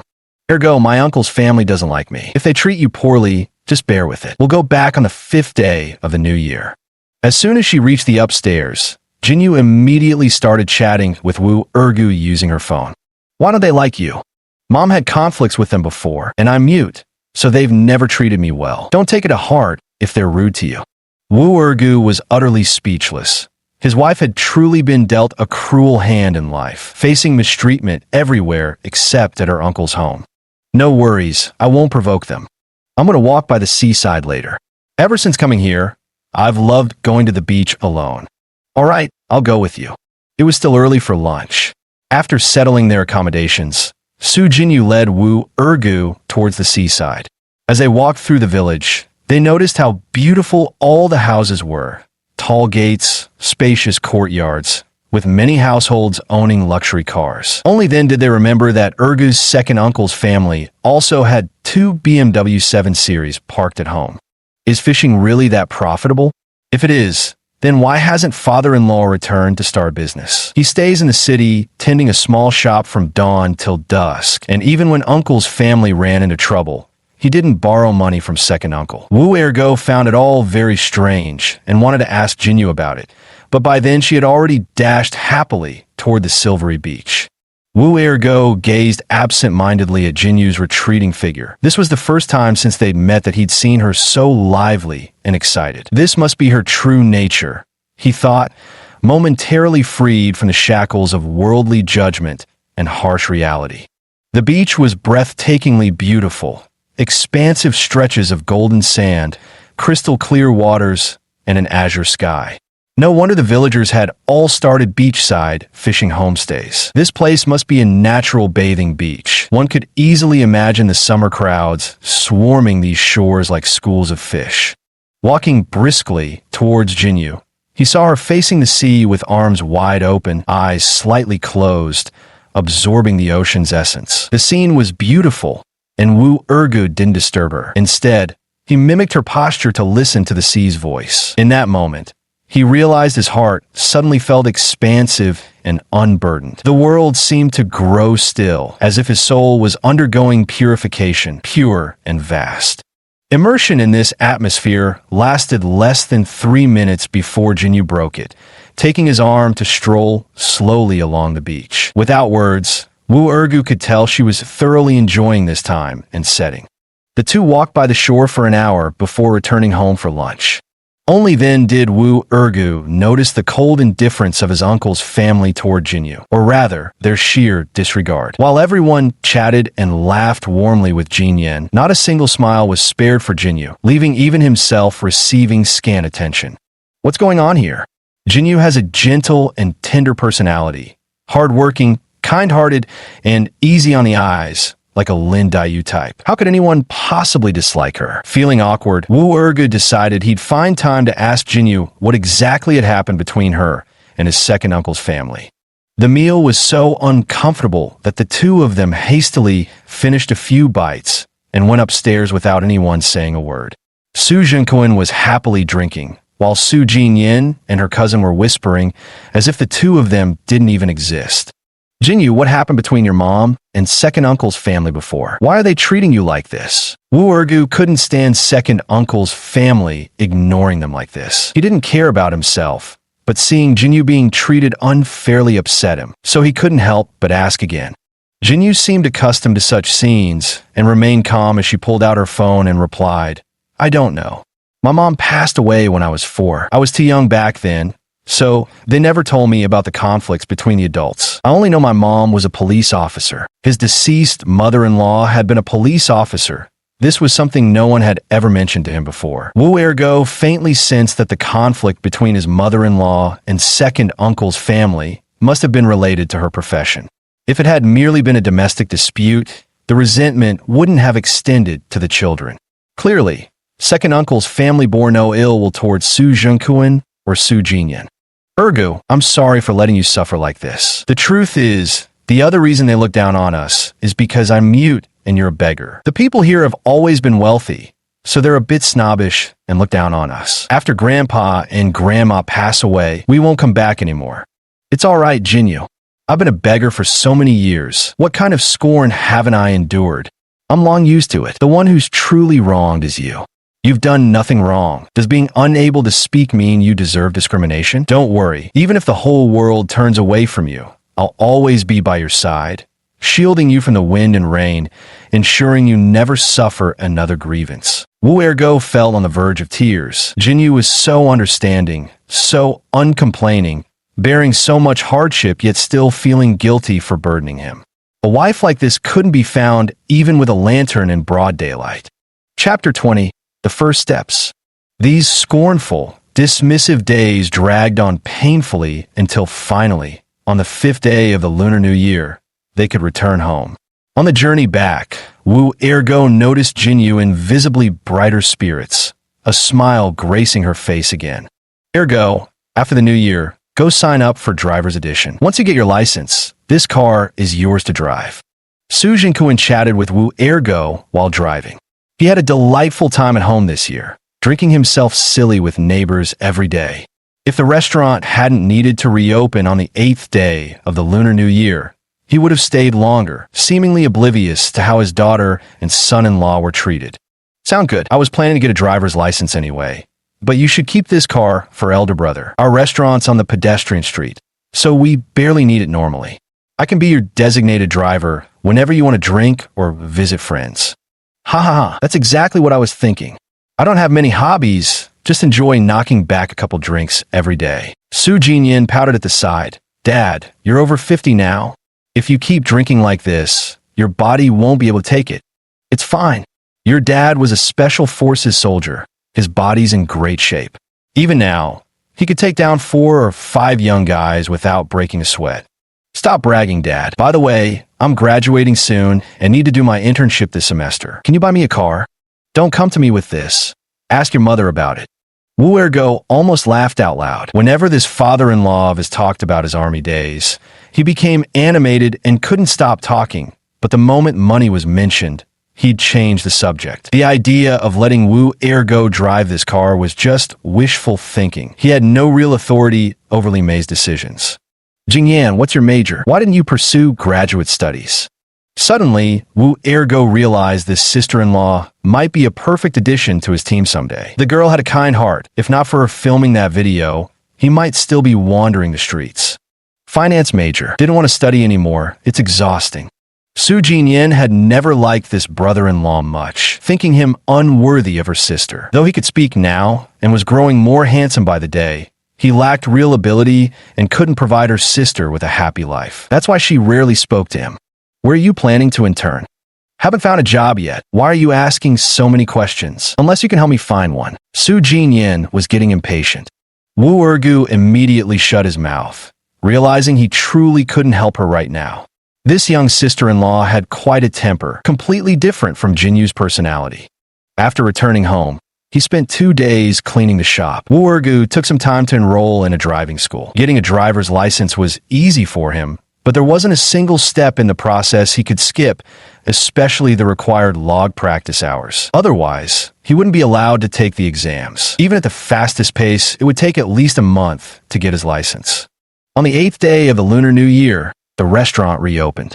Song Qian still came to work, though it wasn't very convenient for her to return to the company during her breastfeeding period.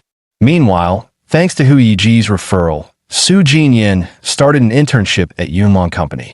Wu Ergo's daily routine didn't change much. Morning and evening training sessions remained the same, except for the afternoons. Instead of stock trading, he now spent his time learning to drive. The stock he had bought with 800,000 yuan was a long-term investment, so there was no need to monitor it closely for now.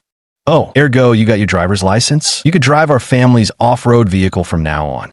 After a month and a half, Wu Ergo completed all driving test subjects and obtained his license. When he showed it to Su Jinyu, Song Qian happened to see it too. Could she be this kind? Wu Ergo didn't believe the notoriously stingy Song Qian would be so generous. Sister-in-law, isn't Big Brother the one driving that off-road vehicle? Your brother is planning to buy a new car. It's already ordered and will be picked up the day after tomorrow. So that's how it is. Clearly, the money for the new car came from the mother-in-law. Comparisons are odious. When Su Zhengquan borrowed 100,000 yuan, he made Jinyu pay it back with her salary. Yet Hu Yiji could buy a new car without even consulting his family. How could Wu Ergo possibly want that 5- or 6-year-old SUV? With a smile, he said, "Thank you, sis. The SUV should stay with Jinyan. She's always wanted a car. I don't go out much while working at the shop, so I don't need one for now." Jinyan would never want this beat-up old car. She says driving it would be embarrassing. Might as well take a cab. It's just right for you. Song Qian's words weren't particularly harsh, but they carried a sting. Wu Ergu felt uncomfortable hearing them. It was clear she was dividing the family into a hierarchy. He couldn't understand where these people got their sense of superiority from. Weren't they just petty bourgeoisie scraping by at the bottom of society? Yet the moment their lives improved slightly, they looked down on those worse off than them. What's appropriate about it? I plan to sell that car anyway. It should fetch at least 10 or 20,000. Besides, keeping an extra car just means more expenses. Li Mei happened to walk in holding her grandson. Wu Ergo was about to speak when Su Jinyu pulled him back and dragged him into the kitchen. Watching their retreating figures, Li Mei sneered, Want to get a driver's license now that life's gotten cushy? Forgotten what he really is already. If our family hadn't taken him in, he'd still be some homeless beggar sleeping on the streets. Mom, keep your voice down, or Dad will hear and start arguing with you again. Song Qian chuckled and nodded towards the kitchen, though their conversation was clearly audible from there. Su Jinyu's eyes welled up with tears as she typed on her phone. Ergu, don't be angry. We'll move out once we've paid off the debt. We'll earn money to buy a car and a house. Wu Ergu actually didn't care at all about Li Mei and her daughter-in-law's remarks. He knew these people would eventually look up to him, but seeing his wife upset made him miserable, and he decided he wouldn't tolerate this any longer. During this period of preparing for exams and driving practice, I hadn't paid attention to the stock market. Wu Ergu took out his phone to check and discovered that the stock he bought before the new year had soared more than fivefold, with his total capital reaching over 4 million. Such opportunities were rare. He decisively liquidated his position, finally securing independent capital. My career as Wu Ergu is about to take off. The top priority is to return the 400,000 under Su Yunlong's name. Getting caught by the police would be a huge problem. Wu Ergu logged into WeChat and tried sending a red envelope to another account, only to find there was no balance left. Had Zhou Min inherited Su Yunlong's estate and transferred all the money away? Wu Ergu quickly searched online for news about Yunlong Company and indeed found relevant reports. The police had confirmed Su Yunlong's death, with his wife Zhou Min as the primary heir, who had since joined the board of Yunlong Group. Damn her, she'd still managed to succeed in her scheme. A wave of hatred surged through Wu Ergu. He truly wanted to kill Zhou Min on the spot. Ergu, what are you spacing out for? We've got customers. Get ready to work.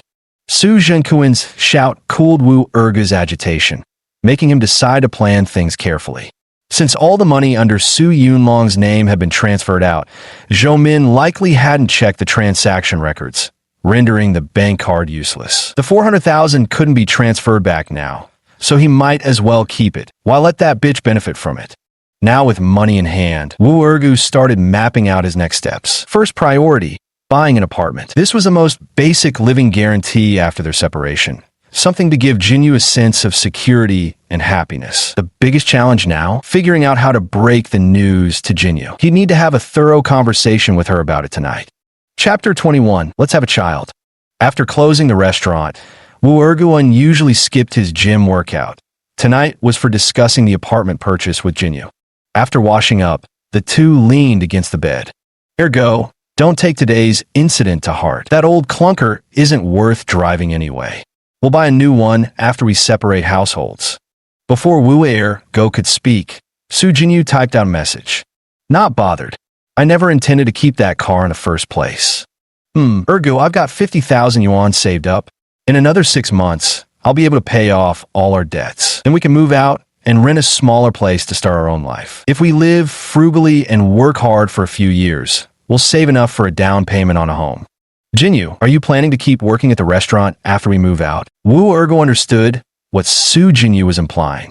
Of course, 8,000 a month is pretty good money. Factory workers barely make 4,000 even with overtime, and they have to pay for their own meals. It sure beats working at our own restaurant. Besides, Dad won't be happy about us moving out. If we leave the restaurant too, it'll break his heart. All these years, he suffered so much for my sake. He opened this restaurant just so I wouldn't have to face discrimination working elsewhere. If I leave, he won't keep running it. And without the restaurant, Aunt Lee will nag him to death every day.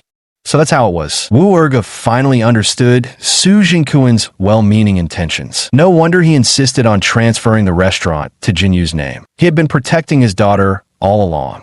Their father-daughter bond ran deep, so persuading Jinyu to leave the restaurant seemed somewhat difficult. Yet, the thought of his wife continuing to endure the oppression of that old hag Li Mei made his heart ache. He would have to think of another way. Jinyu, now that I've recovered, how about we have a child? Wu Ergu decided to adopt an indirect strategy. If a woman got pregnant and had a child, she wouldn't need to work, just like Song Qian, who resigned and stayed home to rest as soon as she became pregnant. A child? Where would we get one? Who would be willing to give us a child? Su Jinyu's face flushed slightly, knowing exactly what Ergu was thinking, but she deliberately played dumb. Of course I'm coming to ask you for it. As Wu Ergu spoke, one hand had already reached the summit, and in the next instant, he flipped her over as the room filled with amorous scenes. After realizing that Su Jinyu only wanted to separate households but was unwilling to leave the restaurant, Wu Ergu had no choice but to secretly carry out his own plans. Buying a house was definitely happening. The Yunlong Group's real estate subsidiary launched a high-end residential project called Dragon Bay Estate last year, located in the urban-rural fringe near Jin Yu's uncle's home. When acquiring this land, Su Yunlong recognized its immense development potential. With urban land resources nearly exhausted, expansion outward became inevitable. Though this factory-dense area had been earmarked by the government for industrial park development, progress stalled indefinitely, resulting in current property prices averaging just over 8,000 yuan per square meter with 15% down payments, compared to Dongjiang City's urban housing prices exceeding 20,000 yuan per square meter, requiring minimum 30% down payments. Wu Erga decided to purchase property here. Using training-related injuries requiring medical examination as pretext, he requested leave from Su Zhengquan before taking a ride-hailing car to Luo Liang's garment factory.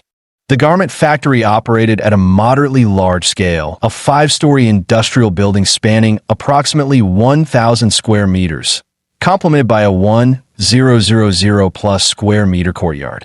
Luo Liang's third-floor office featured surprisingly luxurious renovations, though production occupied only the second floor, leaving remaining levels completely vacant. Ergu, you're here. Where's Jinyu? Why didn't she come with you?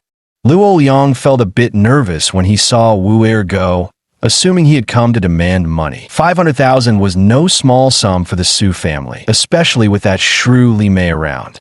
Jinyu's busy at the shop, Brother Liang.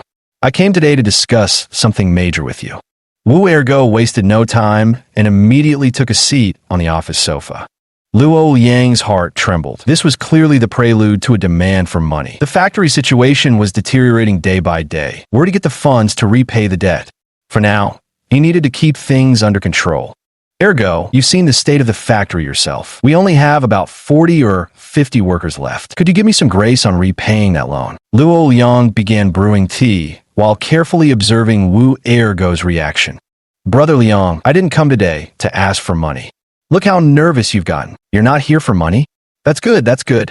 To be honest, I really don't have money to pay you back right now. Here's the thing, I plan to buy 5 apartments at Longwan Houding, but my mother-in-law can't know about this, so I'd like you to handle the purchase for me.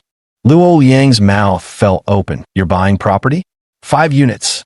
Exactly. The prices at Longwan Houding are low right now, but I see great potential for appreciation. It's a solid investment. Plus, I want Jinyu to move here to be closer to you all. Oh my god. Ergo, how much money did you make from stocks this time? Buying 5 properties right off the bat. Are you planning to flip houses now? Luo Liang found it absolutely unbelievable. In such a short time, this beggar brother-in-law had actually gained such financial prowess. Wu Ergo neither confirmed nor denied it. Big bro Liang. The combined down payment for 5 properties is barely over $1 million. That amount isn't much in Dongjiang City, right? Just give it to me straight. Can you help me out or not? Luo Liang rolled his eyes at him. Sure, $1 million or so in Dongjiang, a coastal economic zone, didn't make you wealthy. But just a few months ago, you were a homeless, starving beggar. How could you compare with anyone?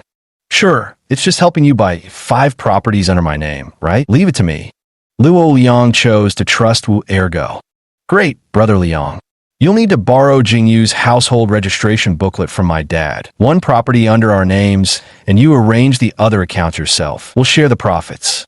Don't worry, I know how these tricks work, but I'm not optimistic about Longwan Huafu's properties. Are you sure you want to buy? I agree with moving Jingyu here, but using them for investment seems risky. I've made my decision.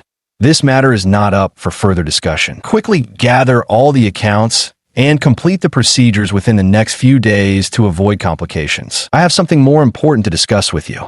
Luo Liang was completely subdued by Wu Ergo's commanding presence.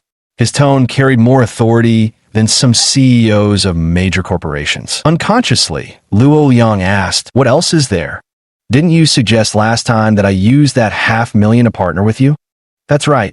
Have you agreed? But I should warn you, this factory of mine is barely hanging on. We're family. I can't cheat you." Wu Ergu somewhat appreciated Luo Liang's honesty in not trying to drag him into trouble against his conscience. With a smile, he said, "I agree to partner with you, but not by investing in your factory.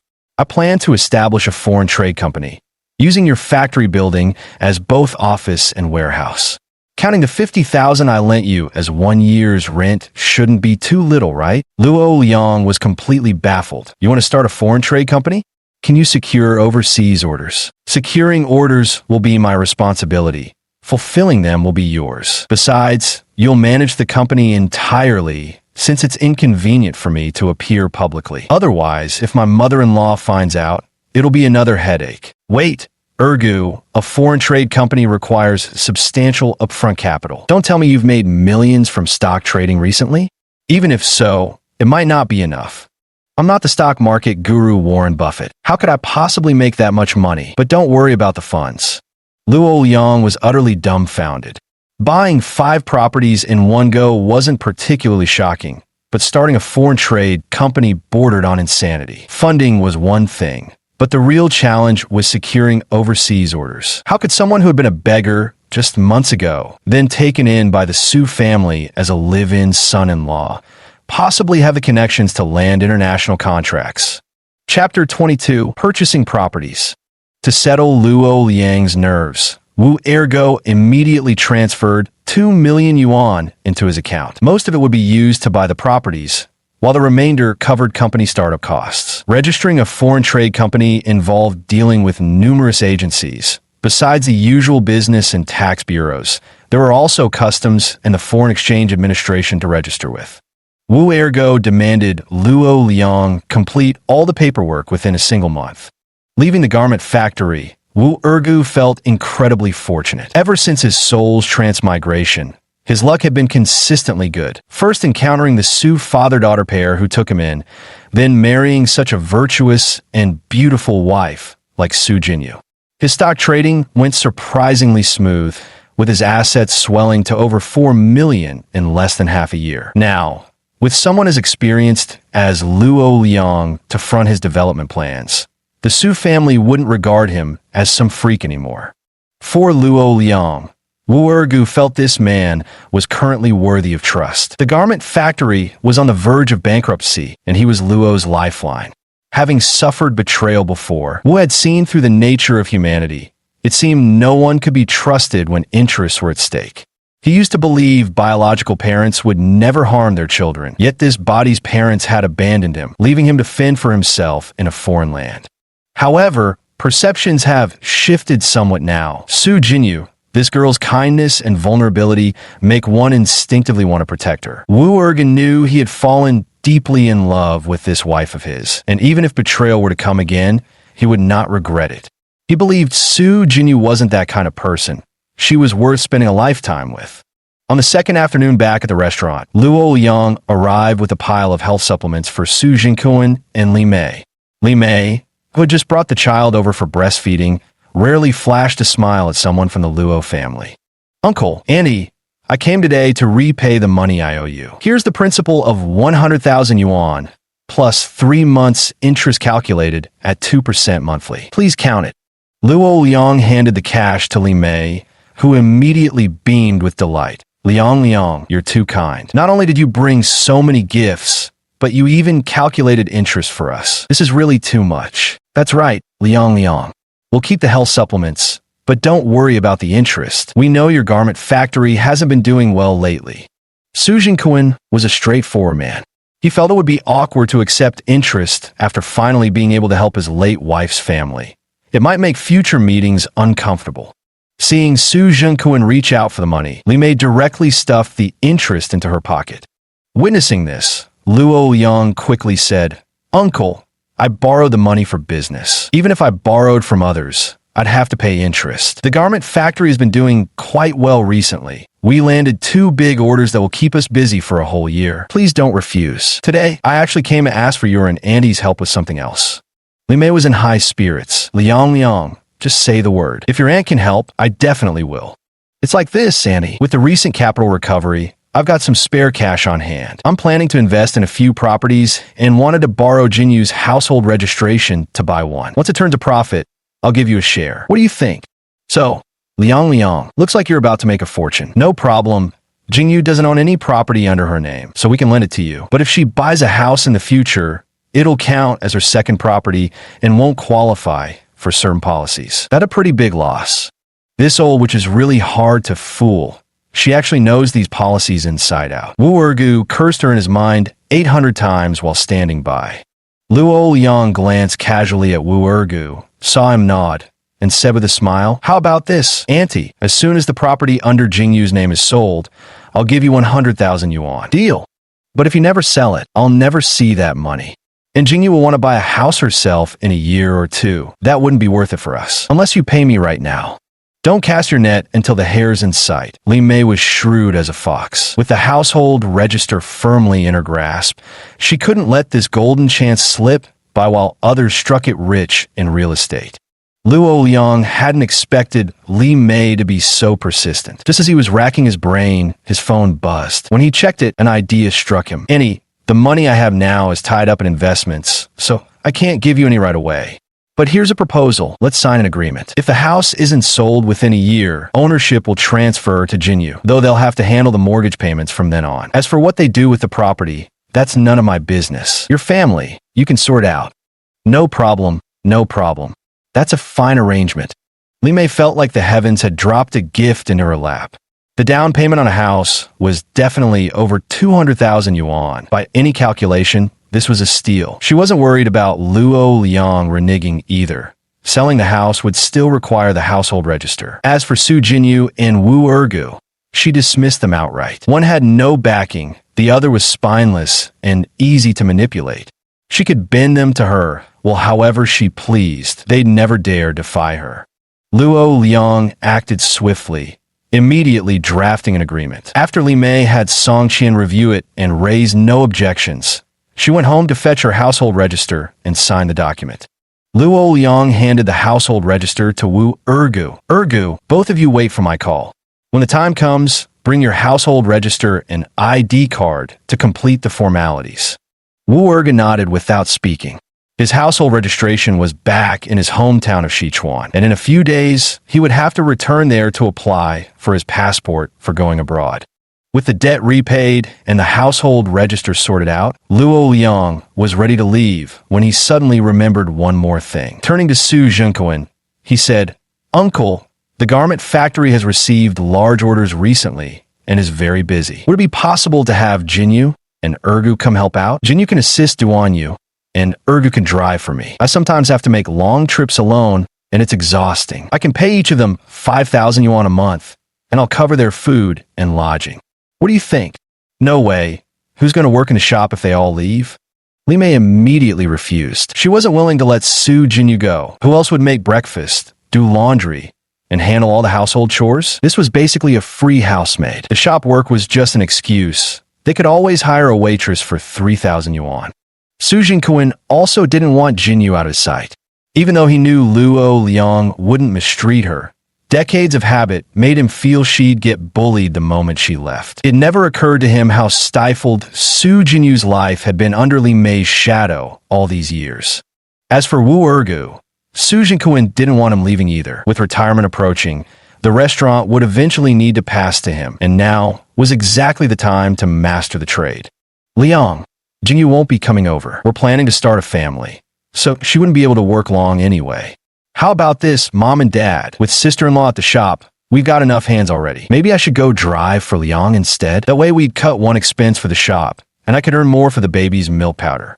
Wu Erga knew Li Mei wouldn't easily let Jinyu leave, but he had to go. Otherwise, the overseas order contracts wouldn't get signed. Chapter 23, The Truth. Wu Erga's reasoning made some sense. Having one more or one less person in the shop hardly mattered. You could save 4,000 yuan in wages. That math certainly checked out.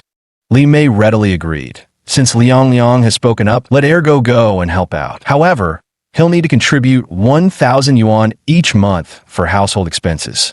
Su Zhengquan was instantly furious. Old Li, how could you be so shameless? We're all family. What's this nonsense about household expenses? Li Mei retorted sharply. How can we not pay it? He doesn't live here at home. Who's going to cover the water bill, electricity bill, and property fees? In a few months, Jinyu will be on maternity leave and won't be able to work. I actually think 1,000 yuan is too little. You. Su Jingquan was just about to lose his temper and raise his hand to strike when Su Jinyu and Song Qian held him back. Wu Ergo quickly stepped between them.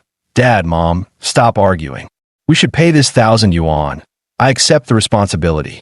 Luo Liang felt a bit embarrassed that his words had sparked a family argument. He stepped forward and said, Uncle, Auntie, please don't be upset. Since Jinyu will soon be focusing on her pregnancy, why not let Ergo come drive long-haul routes with me? He can still help at the shop during other times. I'll keep paying him the same 5,000 salary. Would that work for you? That won't do. If I take your salary, I should do the work for you. In the apparel industry, you don't make many long trips in a month. I can't let you suffer a loss. Su Zhengquan disagreed with Luo Liang's proposal. He had initially felt some guilt toward the Luo family, and this clearly amounted to taking advantage of them. It's fine, Uncle. What's lost among family stays in the family. It's settled. Ergu just needs to wait for my notice. I'll be going now. Luo Liang didn't dare stay any longer. Li Mei wasn't someone to be trifled with, and more trouble was bound to arise if he lingered.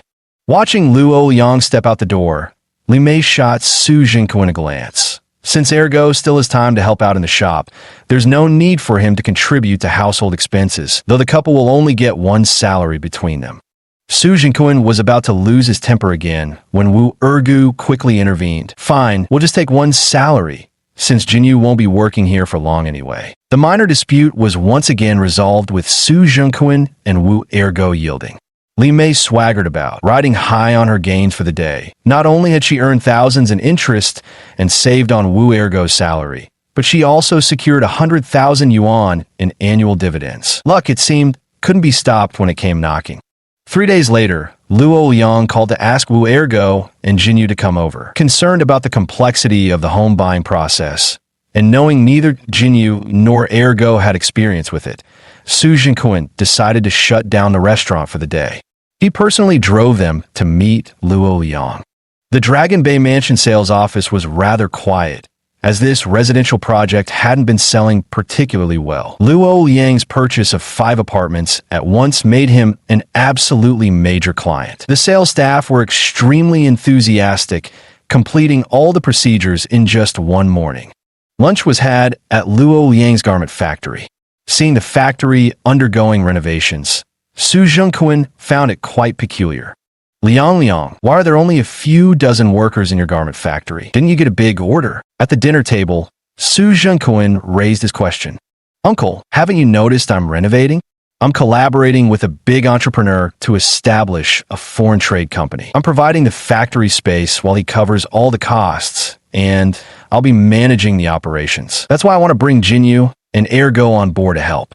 Once the company gets on track, their salaries will increase. I just didn't mention all this in front of Annie earlier. Maybe you should reconsider. Luo Liang's words were all instructed by Wu Ergu, with the sole purpose of helping Jinyu break free from Li Mei's control as soon as possible.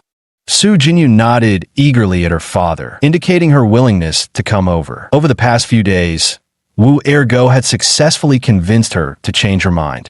Su Zhengquan shook his head and said, Liang, don't take this the wrong way, but to be honest, I'm not very optimistic about your import-export business. It might be fine for Ergo to come and gain some experience, but as for Jinyu, forget it. At least she has a stable income at home, and They'll soon have a child to support. There'll be plenty of expenses. Luo Liang, realizing his own lack of self-belief, looked somewhat awkwardly at Wu Ergu.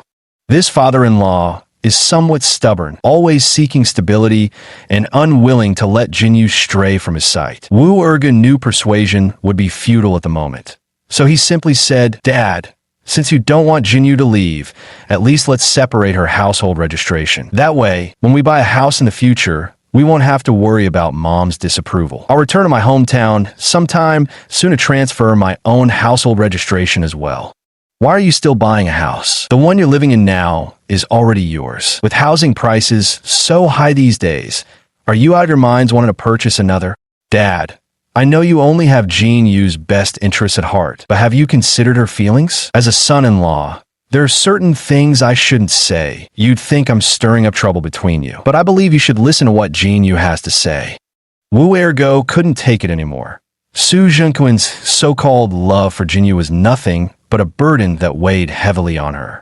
Su Jinyu typed out a message on her phone at that moment. "Dad, I know you love me, but do you realize I haven't had a single happy day since Mom passed away? The moment you married Li Mei, my nightmare began. When you weren't around, she would either hit me or scream at me. Before the wedding, she even pricked me with needles. I've lived under her shadow for 20 years. I even thought about ending my life. I endured it for 2 decades just to spare you the shame. But I've had enough. I can't live like this anymore.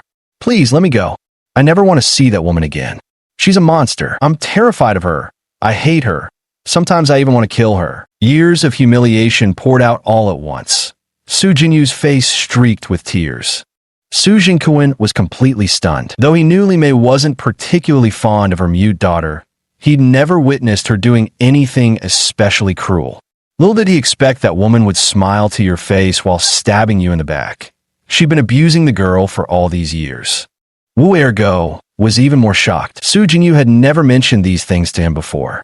It was strikingly similar to his own childhood. From the time he could remember, his stepmother had secretly subjected him to all kinds of corporal punishment behind his father's back, even threatening to beat him to death if he ever told his father. It wasn't until he moved into the school dormitory in high school that he finally escaped the clutches of that venomous woman.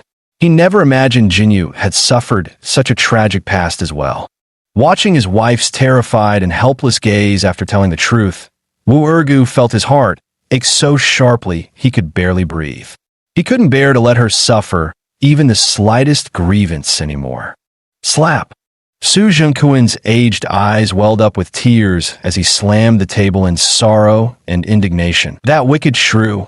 When I get back, I'll break her legs, then divorce her. Wu Ergo supported this decision. That woman Li Mei was venomous-hearted, selfish, and domineering. Truly not a good match. But after all, this was a matter concerning the elders. As a son-in-law, he couldn't voice his opinion.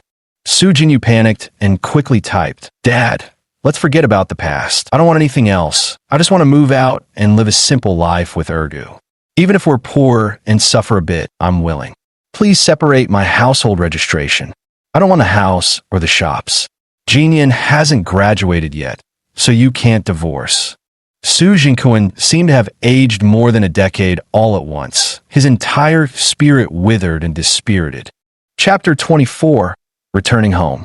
Under Su Jinyu and Wu Go's persuasion, Su Kuan reluctantly agreed not to divorce Li Mei for the time being. Instead, he went straight to the police station to separate Su Jinyu's household registration, establishing a separate household for her. Additionally, after consulting, they learned that to transfer Wu Ergo's household registration would first require obtaining a marriage certificate, which in turn needed documentation from his hometown. Wu Ergu also learned from the local police station that the country had issued new regulations for passport applications, allowing people to apply for passports outside their registered residence. However, this policy wouldn't take effect until April. Before then, he still had to return to his hometown to handle the procedure. With the imminent establishment of his foreign trade company and his urgent need to travel to Germany soon, he had no choice but to make a trip back to the hometown listed on his ID card. Holding the new household registration booklet, Su Jinyu burst into tears of joy, feeling as though she had been granted a new lease on life. This only deepened Su Zhenquan's guilt and self-reproach, rendering him silent the entire way home. Ergo, I want to go home with you. In the back seat of the car, Su Jinyu typed out a line of text. Wu Ergu remained silent, but responded via text. Jinyu, let's drop it for now, since my family has abandoned me. I don't even know what kind of situation I'd face if I returned. If possible, I'd rather not see them at all. Ergu, don't think like that. No parents in this world don't care about their children. You don't remember the exact reason they sent you away. Maybe there was some unavoidable hardship. As their child, you shouldn't hold a grudge against them. Now that you've recovered, this is the perfect opportunity to go back and find out the truth. After all, they raised you for over 10 years. All right, you've convinced me. But this time, you really shouldn't go. Wait until I get things straightened out first, okay? All right, when the time comes, I'll make a grand appearance before my in-laws. It won't be long now, Jinyu. For now on, I won't let anyone bully you. If my parents won't accept you, then we'll never return to them. Ergo, don't talk like that now. Tell me when we should move. I currently have 50 or 60,000 yuan saved up. Even without going to cousin's factory, we could rent a place outside. It's just, Dad's situation is heartbreaking. We don't have the means to bring him to live with us yet. Wu Ergu pondered for a moment. The apartment in Longwan Huafu wouldn't be ready until the end of the year. Although it came fully furnished, the earliest they could move in would be this time next year. The money he had on hand needed to be allocated for company operations and stock investments. There wasn't enough to purchase a ready-to-move-in property. For now, renting would have to do. Jinyu, let's rent a place at Brother Liang's for now. Trust me, it won't be long before we have our own home. I'll call Liangji later to help us find a place. We can move over there tomorrow. Fine, to be honest, I don't want to spend another day in that house. I'd rather live under a bridge. How deep must this hatred be? Wu Ergo felt a pang of heartache. Immediately, he called Luo Liang and told him to rent a fully furnished apartment near the garment factory. After returning home, Su Jinkuan calmly avoided arguing with Li Mei, but he also didn't speak to her. Li Mei took the household registration book back without opening it, so she remained unaware that Su Jinyu's household registration had already been separated. Su Jinyu got up at 5:30 as usual and made breakfast for the whole family. When Su Jinyan was preparing to leave for work at 7 o'clock, she noticed all her sister's toiletries were missing from the bathroom. Puzzled, she rushed to their room and discovered Wu Ergu had already packed 2 suitcases of clothes. Clear signs of an imminent long trip. Sis, bro-in-law, what you guys up to? Going on a trip? Or something? Li Mei hadn't gotten out of bed yet. Knowing the 2 women were leaving, Su Jinkuan skipped his morning exercises and was eating porridge while preparing to drive them. Wu Ergu quickly said, Jinyan, your sister and I are going to work at Liangji's factory. We'll leave soon. Let's keep in touch by phone from now on if there's anything. What the hell? Why didn't I hear about this last night? Why do you suddenly want to work at the factory? What happens to the shop if you all leave? Who's going to make breakfast? Who's going to do the laundry? Su Jinyan had grown accustomed to having her elder sister around, living a pampered life where clothes were handed to her and meals were served without lifting a finger. What's all the fuss about? I told them they could go. You're about to graduate from college and still can't even lift a finger to help around the house. How do you expect to manage after marriage? You'd better start learning these things. Are you 2 ready yet? Hurry up. I'll go get the car. Su Jinkuan walked in, gave a few admonishing words, then left the house. Su Jinyu stepped forward to hug her younger sister, then pulled her suitcase and walked straight out. Wu Ergu quickly followed suit. He had originally intended to bid farewell to Li Mei, but seeing Jinyu's resolute expression, he discarded the thought. Leaving Su Jinyan with a bewildered expression, she snapped back to reality and hastily changed clothes before chasing after him. By the time she reached downstairs, Su Jinkuan's car had already started and sped away in a cloud of dust. Luo Liang rented a 2-bedroom apartment for Wu Ergo and his wife, located very close to his own home. The place was fully furnished with all the necessities: bedding, cookware, rice, oil, and other daily essentials. Su Jinkuan felt slightly better upon seeing Luo Liang's wife and sister already there, and the apartment neatly arranged as he led the 2 women inside. Ergo, Jinyu, take a look and see what's still missing. We'll go by it right away. Sister-in-law Duan Yu was very enthusiastic and had originally wanted Wu Ergu and his wife to stay at their place. However, Wu Ergu specifically called to request separate accommodations. No matter how close relatives might be, living together for too long could lead to friction and easily spark conflicts. That's more than enough. Thank you, sister-in-law. Thank you, Sister Sue. You've worked hard. We can take care of the rest ourselves. Wu Ergu was very satisfied with Luo Liang's efficiency. Turning back to Su Zhengquan, he said, Dad, don't leave at noon. Let's call Uncle and Annie together later, and we'll all go to a nearby restaurant for a moving-in meal. No arguing. This meal is definitely on us. Su Jinyu nodded vigorously beside him, looking thrilled. This was the beginning of a new life. They finally had their own little home for two, free from the insults and scorn of his stepmother. Though the days ahead might be tough, as long as they worked hard together, happiness could be found even in poverty. Su Zhengquan naturally nodded in agreement, though his expression was somewhat downcast. Over the years, he had grown accustomed to his daughter's meticulous care, and now that they were about to part, his heart was filled with deep reluctance. Yet, when he thought of all the bullying and injustice his daughter had endured over the years, he felt an overwhelming guilt as her father. Getting her away from that wicked woman was ultimately a good thing. His only worry was whether his son-in-law, Wu Ergo, would change his affections later. This guy was growing handsomer by the day. If were to turn his back on Jinyu and look down on her, it would be like jumping from the frying pan into the fire.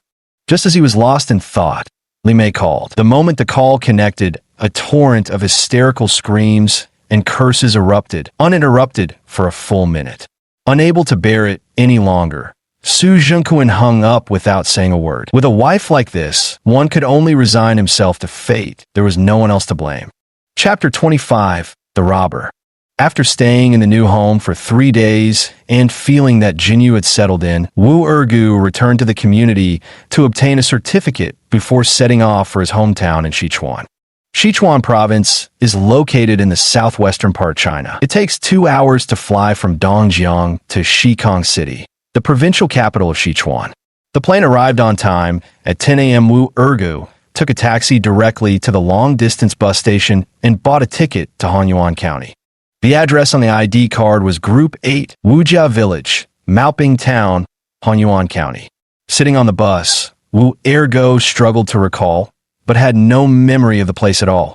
He now carried the memories of two people, mostly Su Yunlong's, with only fragmented recollections of Wu Ergo's life after being taken to Dongjiang High Park, along with a faint image of his mother.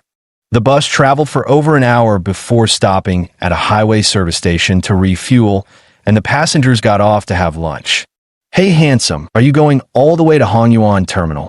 A girl walked up to Wu Ergu and set her tray down across from him, greeting him as she did. He recognized her. She'd been sitting beside him on the bus earlier, though they hadn't spoken.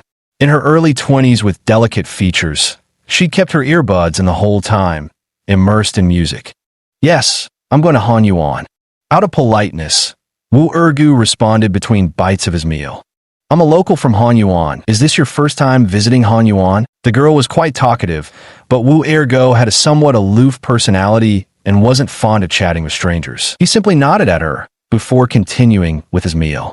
TCH, who do you think you are, acting all cool? The girl rolled her eyes at him. At this moment, Wu Ergu actually looked a bit shabby, carrying a plain backpack, his hair slightly overgrown and messy from working long hours in the kitchen, with no particular style to speak of. His clothes and shoes were all cheap street market finds, his entire outfit worth less than 300 yuan. If not for his decent figure and passable facial features, the girl probably wouldn't have even bothered with him. After lunch, the bus continued on its way and entered the mountainous area within less than 10 minutes. Wu Ergo sat by the window, gazing at the scenery outside, while the girl still wore her earphones, listening to music and occasionally swaying slightly to the rhythm. Half an hour later, the bus exited the highway when the female conductor suddenly stood up and announced, "Listen up, everyone. We'll reach Hanyuan in about an hour. This stretch of road isn't safe. Lots of pickpockets around. Keep your belongings close."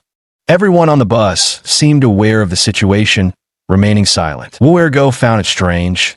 What era was this that thieves still existed? Nowadays, who even carried cash? A single phone was enough to navigate the world. Aside from a phone, there was likely nothing worth stealing.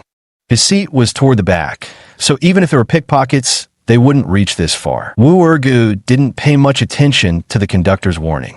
Outside, the towering mountains and lush greenery stretched endlessly, a vibrant sea of emerald that soothed the soul and lifted the mood with breathtaking scenery. The bus pulled up at a village stop and 5 masked young men boarded. Judging by their eyes and brows, they appear to be around 20 years old. Though there were 2 empty seats on the bus, none of them sat down. After the vehicle started moving, the 5 youths spread out from the front to the back of the bus, standing in the aisle. These people aren't quite right. After half a year training with Su Zhenquan, Wu Ergo had developed a certain level of vigilance and judgment. Sure enough, less than 10 minutes after the car started moving, 5 young men suddenly pulled out knives from their jackets simultaneously. All of them sharpened machetes for cutting watermelons. Hand over all the cash and your phone. 5 people simultaneously threatened the passengers around them. Holy shit, this isn't petty theft. It's outright robbery. All the passengers in the car froze in shock, with 2 girls letting out piercing screams. One of them happened to be sitting right next to Wu Ergo. Don't hand over the phone to the robbers without a bank card. Losing the phone meant being stranded. After a brief moment of panic, Wu Ergu quickly regained his composure. Hurry up, take off your ring. The robbers were utterly ruthless, throwing punches at anyone who moved too slowly or hesitated to comply. That girl has really big boobs. Let me see if they're real by touching them. A robber reached Wu Ergu's row and, upon seeing the girl beside him, his eyes burned with lust as he reached a hand toward her chest. The girl screamed in fear and huddled close to Wu Ergo. Stop it! How dare you act so brazenly? Committing robbery in broad daylight. Have you no fear of the law?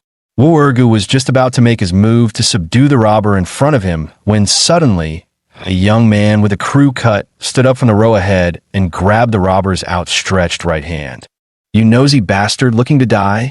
The robber reacted swiftly, swinging the knife in his left hand toward the young man's chest. If that strike landed, the young man's life would be in grave danger. At such close range, it seemed nearly impossible to dodge. In the blink of an eye, Wu Ergu sprang up, his left hand seizing the robber's wrist while his right fist smashed into the man's nose with a sickening crunch. A spray of blood erupted as the robber screamed in agony, his face instantly crimson.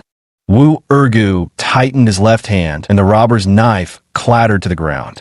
The young man with the crew cut seemed to have some training too. He smoothly executed a grapple move, flipping the robber onto the ground. What he didn't expect, however, was another robber charging from behind suddenly, who plunged a knife straight into his waist.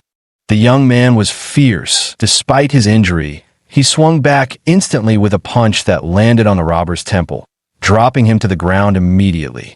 At that moment, another robber from the back of the carriage charged forward with a knife. Seeing the situation take a dangerous turn, Wu Ergu realized the young man with the buzz cut was already injured and now caught in a pincer attack. He had to stop the approaching assailant from behind. The girl blocked the way, and squeezing past her was no longer an option. In a desperate move, Wu Ergu braced his hands against the seats in front and behind him, kicked both legs into the air, and smashed his feet into the hijacker's head. In the same motion, he sailed over the girl's head and landed squarely in the aisle. The hijacker crumpled to the floor, knocked out cold. In less than a minute, all 3 robbers were knocked to the ground. The 2 in front panicked slightly, brandishing their knives, but not daring to charge forward, creating a standoff with the young man. Though severely wounded in the waist and bleeding heavily, he stubbornly refused to let himself collapse. Wu Ergu stepped forward to steady the young man. Brother, well done. Step back. I'll take it from here. The young man clutched his lower back with his right hand, but didn't retreat a single step. Gritting his teeth through the pain, he smiled at Wu Ergu. Brother, thank you. I'm a soldier. I can't step back. Hearing that the young man was a soldier, the 2 robbers grew even more panicked. One of them rushed to the driver's cabin and pressed a knife against the bus driver's neck, shouting, Stop the bus. Stop it now, or I'll fucking kill you. The driver didn't dare disobey and stopped the car right in the middle of the road. The robber didn't let the driver go and shouted at Wu Ergu and the young man, Let my brother go, or I'll kill him. Another robber also took a hostage, shouting at Wu Ergu to release his captive.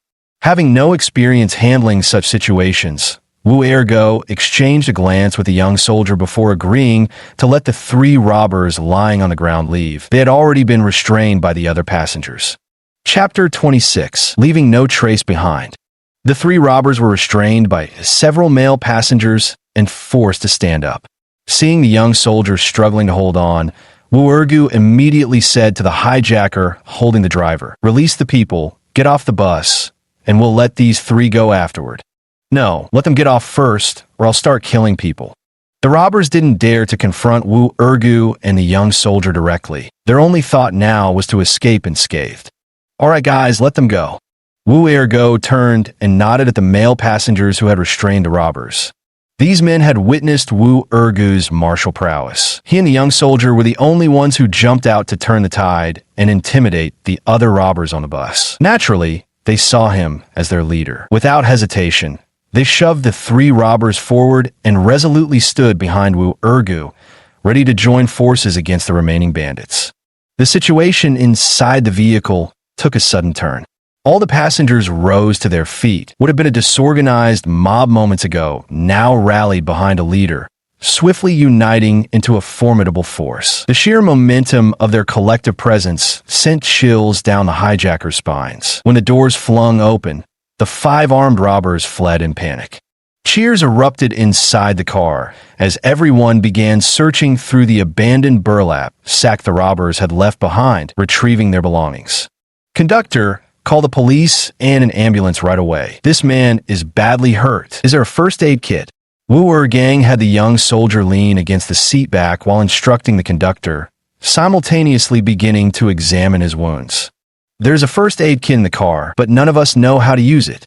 The conductor pulled out a silvery white case from under her seat and handed it over, while telling the driver to call an ambulance.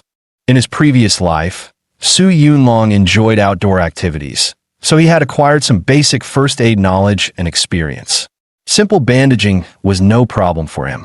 Wu Ergu opened the first aid kit. Inside were alcohol, cotton balls, gauze, and an emergency trauma kit. Without hesitation, he quickly instructed the ticket attendant to roll up the young man's shirt before disinfecting the wound with alcohol-soaked cotton. But the gash was too deep, blood gushing relentlessly, and the alcohol proved ineffective. "Big sister, hold this down." Wu Ergo knew he had to stop the bleeding first. He asked the conductor to free one hand and use the first aid kit to press on the wound, while he quickly wrapped the young man's waist with gauze. "I've already contacted the nearest town clinic. Their ambulance will take 20 minutes to arrive. Let's go meet them. We should be able to intercept them in about 10 minutes. The driver spoke while starting the bus and rushed forward at full speed.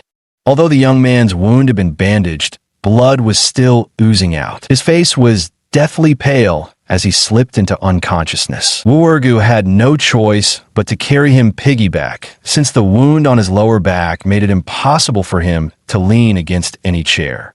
This posture was incredibly uncomfortable for Wu Ergu. Standing at 6 feet tall, he had to crouch halfway to support the young man properly while maintaining balance to avoid falling. The moving bus swayed dangerously along the winding mountain road. Fortunately, the conductor and a male passenger stepped in to help steady the young man. At last, the sound of the ambulance reached his ears. Those short 10-odd minutes had nearly drained Wu Ergu to exhaustion. The bus encountered an ambulance, and Wu Ergu carried the young man down directly. With the help of the nurses, the young man was swiftly wheeled onto the ambulance. Watching the ambulance swerve away with its siren wailing, Wu Ergo realized his entire body was drenched in sweat. "Young man, thank you." The driver was a middle-aged man in his 40s who got out of the car and grasped Wu Ergo's hand. Before the driver could finish speaking, Wu Ergu shook his head. "Don't thank me. That soldier might not even survive. Hurry up and leave. Head to the police station. Get everyone to testify for him. We can't let a hero's blood be shed in vain." Yes, that's right. I've already reported it to the police, and they've instructed us to drive the car to the station." The driver finished speaking and got in the car, while Wu Ergu also returned to his seat. "Hey, handsome, my name is Feng Yuan. Thank you for helping me earlier. Could I add your WeChat?" The girl beside him had recovered from the shock and handed her phone to Wu Ergu. "I'm sorry, I'm a little tired. Let me rest for a while." Although Wu Erga's body had grown much stronger after 6 months of training, his originally weak constitution still lagged behind average people. Coupled with the tension of facing knife-wielding thugs earlier and carrying the young man for over 10 minutes, he now had no strength left in his entire body. "Can I treat you to a meal after we get off the bus?" Wu Ergu waved his hand and closed his eyes, thinking to himself that he would need to intensify his training from now on. Today was his first real combat experience, yet had gone so poorly. Facing 5 armed robbers, he had felt timid from the very beginning. If it hadn't been for the soldier stepping forward, he might not have found the courage to stand his ground, nor did he feel confident he could have defeated those knife-wielding bandits. The bus stopped again after about 15 minutes, and 2 police officers boarded. Outside, over a dozen patrol cars sped past, clearly on their way to pursue those robbers.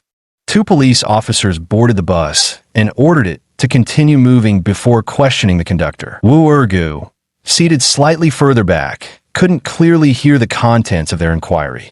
The bus soon entered the county town and drove straight into the police station.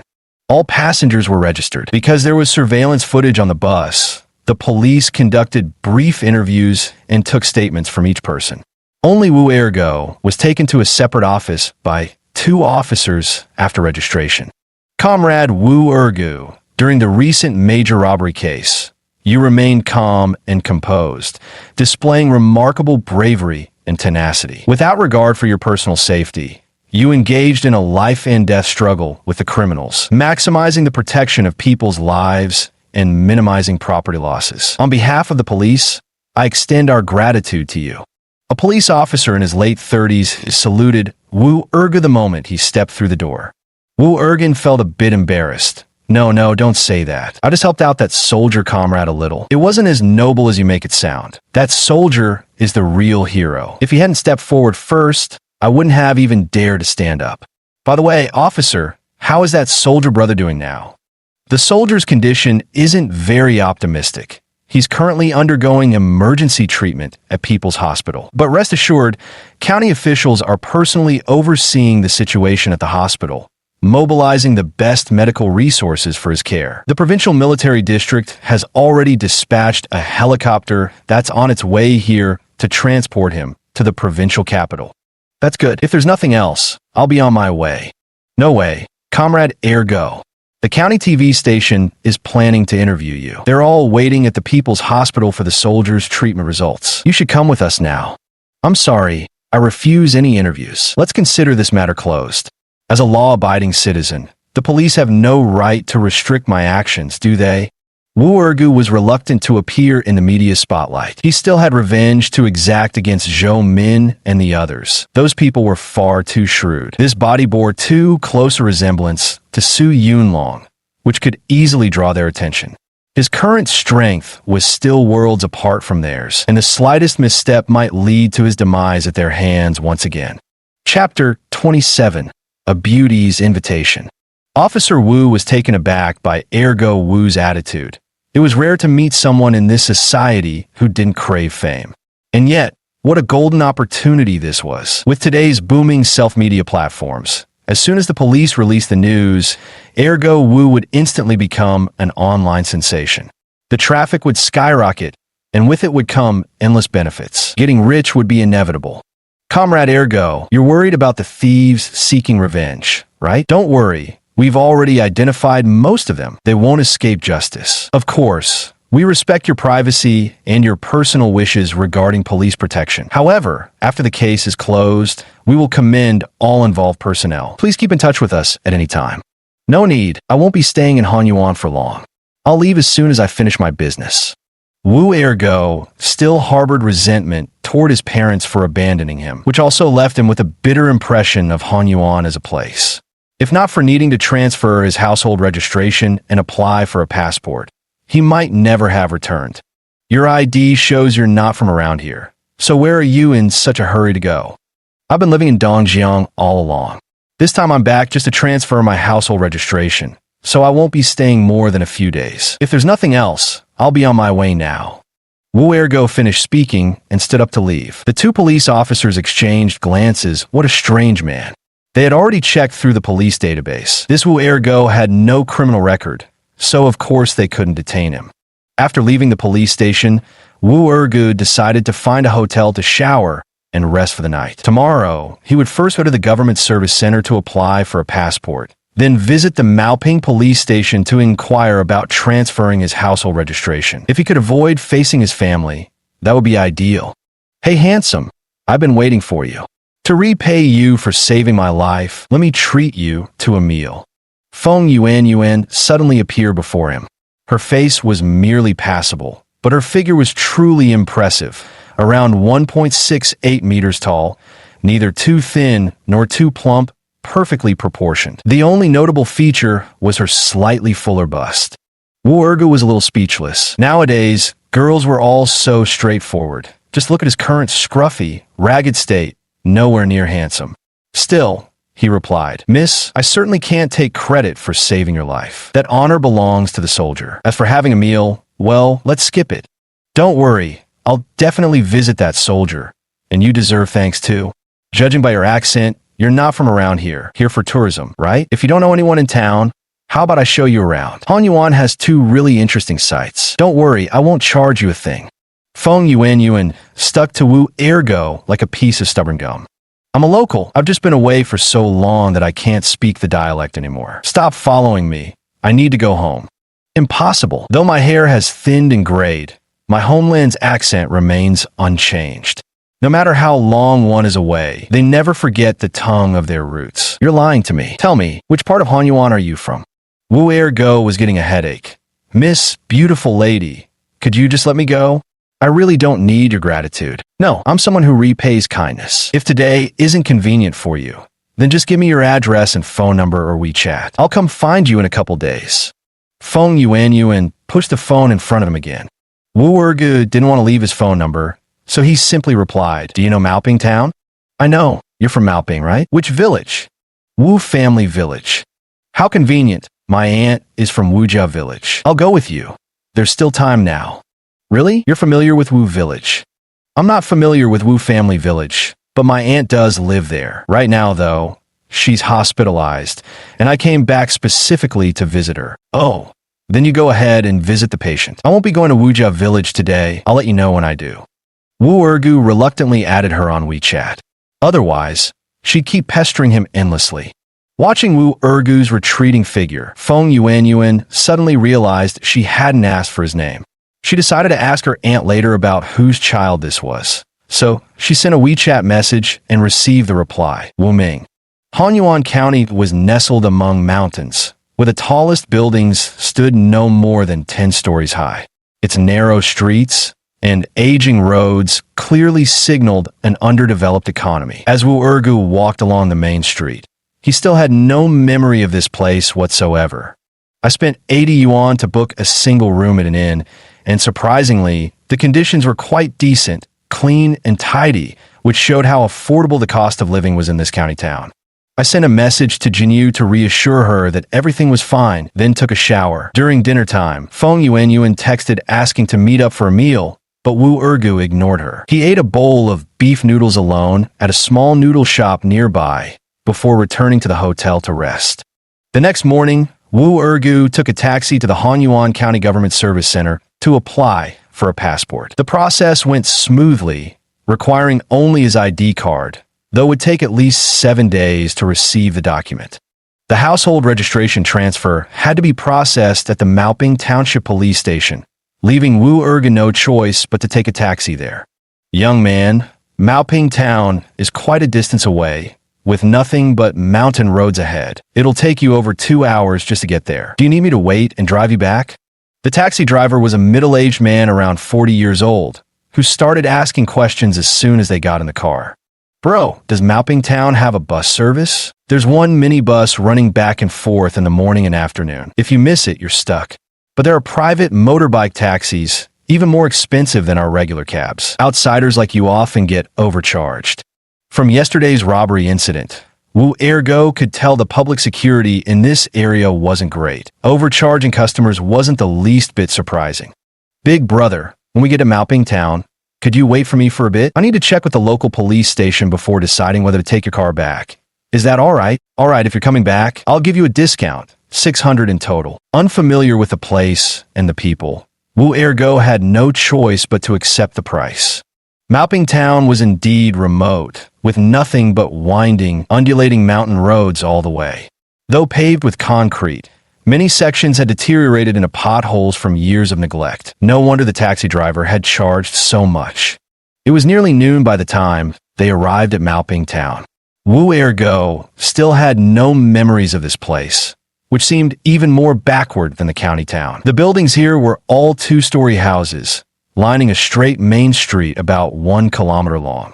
The streets were bustling with people, motorcycles, tricycles, and electric bikes weaving chaotically through the traffic. Cars were present too, though not many. The police station was also situated along the street. Wu Ergu asked the driver to wait outside for a while as he went in alone to locate the household registration office. "Hello, officer. May I ask what procedures are needed for transferring household registration?" Wu Ergo handed his ID card and community verification to the young policewoman. The female officer glanced at the documents and said, "To transfer your household registration, you'll need to bring your household registration booklet and also provide proof of acceptance from the city you're transferring to. Just an ID card won't be sufficient. Then can you help me check on my parents are?" Wu Ergo's words not only baffled the female officer, but also drew wide-eyed stares from other police officers and civilians handling business nearby. They all thought this man must be mentally ill. How could someone not know who their own parents were? Chapter 28. Hometown. Wu Ergen naturally understood what the crowd stares meant, but he didn't know how to explain. Scratching his head, he said to the female officer, "Officer, would you believe me if I said I lost my memory?" The female officer skeptically scanned the ID card and then had Wu Ergu face the camera for verification, confirming it was indeed his own identification. "Comrade, you really lost your memory? This ID was issued when you were 18. You haven't returned home these past few years." While questioning him, the female officer searched the computer for information about Wu Ergu's family members. "Truly lost my memory. I don't even remember when I left." "Oh, then how did you get registered in Dongjiang?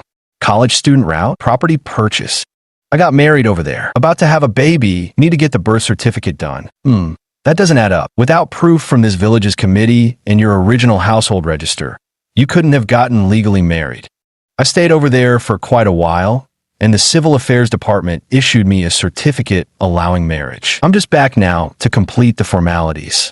"That's more like it. You need to get your marriage certificate first before transferring your household registration. The records show your father's name is Wu Chongfu, your mother is Feng Shimei, your elder brother is Wu Jingyo, and your younger brother is Wu Yingyo. These are all the members of your family. Do you know how to get to Wu Family Village? Head west from here, cross 2 mountain ridges, and you'll reach it. If you don't know the way, just ask around. People in town all know it." The policewoman was very helpful and even gave him directions home. "Officer, if I only need to register our marriage, could you issue me a certificate for that?" Wu Ergu didn't want to meet his family members. In truth, transferring the household registration wasn't that important, but getting a marriage certificate was absolutely necessary. With a baby coming soon, the community center wouldn't issue a birth permit without the marriage certificate, which meant the child couldn't be registered. "We don't issue this certificate. Go to the village for that." Wu Ergu felt somewhat disappointed. It seemed he still had to make a trip to the village committee. After leaving the police station, Wu Ergu had no choice but to pay 400 yuan for the taxi to return, because according to the female officer, there was no paved road to Wujia village. The only way in was by private motorcycle. After having lunch in town, I hailed a motorcycle taxi for 50 yuan to take me to Wujia village. The distance was actually less than 5 kilometers, but the roads were in terrible condition, just dirt paths winding through mountains and valleys that were quite intimidating. Along the way, I passed numerous tractors and farming tricycles. Gazing at the mountains, rivers, and village before him, Wu Ergu finally began to recall faint memories. "May I ask who you're looking for?" Entering the village committee office, Wu Ergu was greeted by a male youth in his early 20s, who appeared to be a college graduate village official, the only person on duty in the village. "I need to get a document to register my marriage back in Dongjiang. This is the community certificate from my wife's side."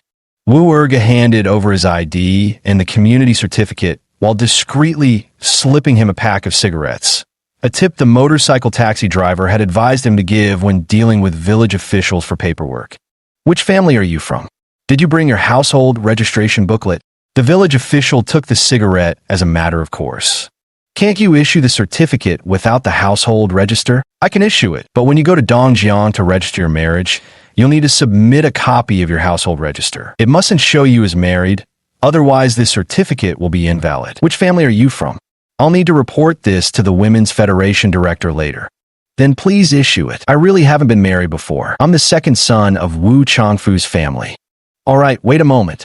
The village official hand-wrote a certificate, stamped it with the village committee's official seal, and just as he handed it to Wu Ergo, suddenly remarked, Wu Changfu. That name sounds familiar. Come to think of it, his wife? Oh, your mother. Isn't she hospitalized with uremia? Just a few days ago, she came to the village asking for relief funds. Wu Ergu was stunned. Uremia? Exactly, didn't you know? Is your mother's name Feng Shimei? Feng Shimei is my mother. I just got back from out of town and didn't know about this. Could you explain it more clearly?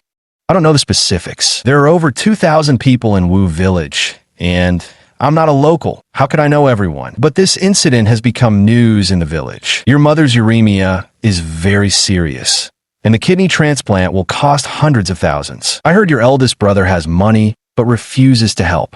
You better go see for yourself. Where's my mom now? At the County People's Hospital. A vague figure surfaced in Wu Ergu's mind, his only remaining memory of his mother. Though he had long resented her for abandoning him, the news of her critical illness unleashed the deepest yearning he had buried in his heart. He turned and dashed out of the village committee office. The motorcycle taxi driver was still there. Go, take me straight to the county town. Wu Ergu didn't wait for the driver's agreement before climbing onto the bike. Bro, it's a long way to the county town. I'll take you there for 500 bucks. No problem. Let's go quickly. Got it. Hold on tight. The driver was thrilled. Today he'd caught a big fish, and judging by the look of things, the passenger would agree even if he demanded another 100. The motorcycle took the mountain roads noticeably faster than a taxi, arriving at the County People's Hospital in under 2 hours. Following the hospital's signage, Wu Ergu found the 4th-floor internal medicine nursing station in the inpatient ward. Hello, could you tell me which bed Feng Shimei is in? Bed 25. The one responding to Wu Ergu was a petite nurse in her early 20s, who seemed very familiar with Feng Shimei. Without even checking the records, she answered off the top of her head. Thank you. How's she doing now? Not too well. She has uremia and is on dialysis. She needs a kidney transplant, but her family is too poor to afford the surgery. Can this hospital perform kidney transplant surgeries? No, you'll need to go to the provincial hospital for that. Wu Ergu got a general understanding of the situation and turned to look for bed number 25. Dad, where did you go? Were you drinking again?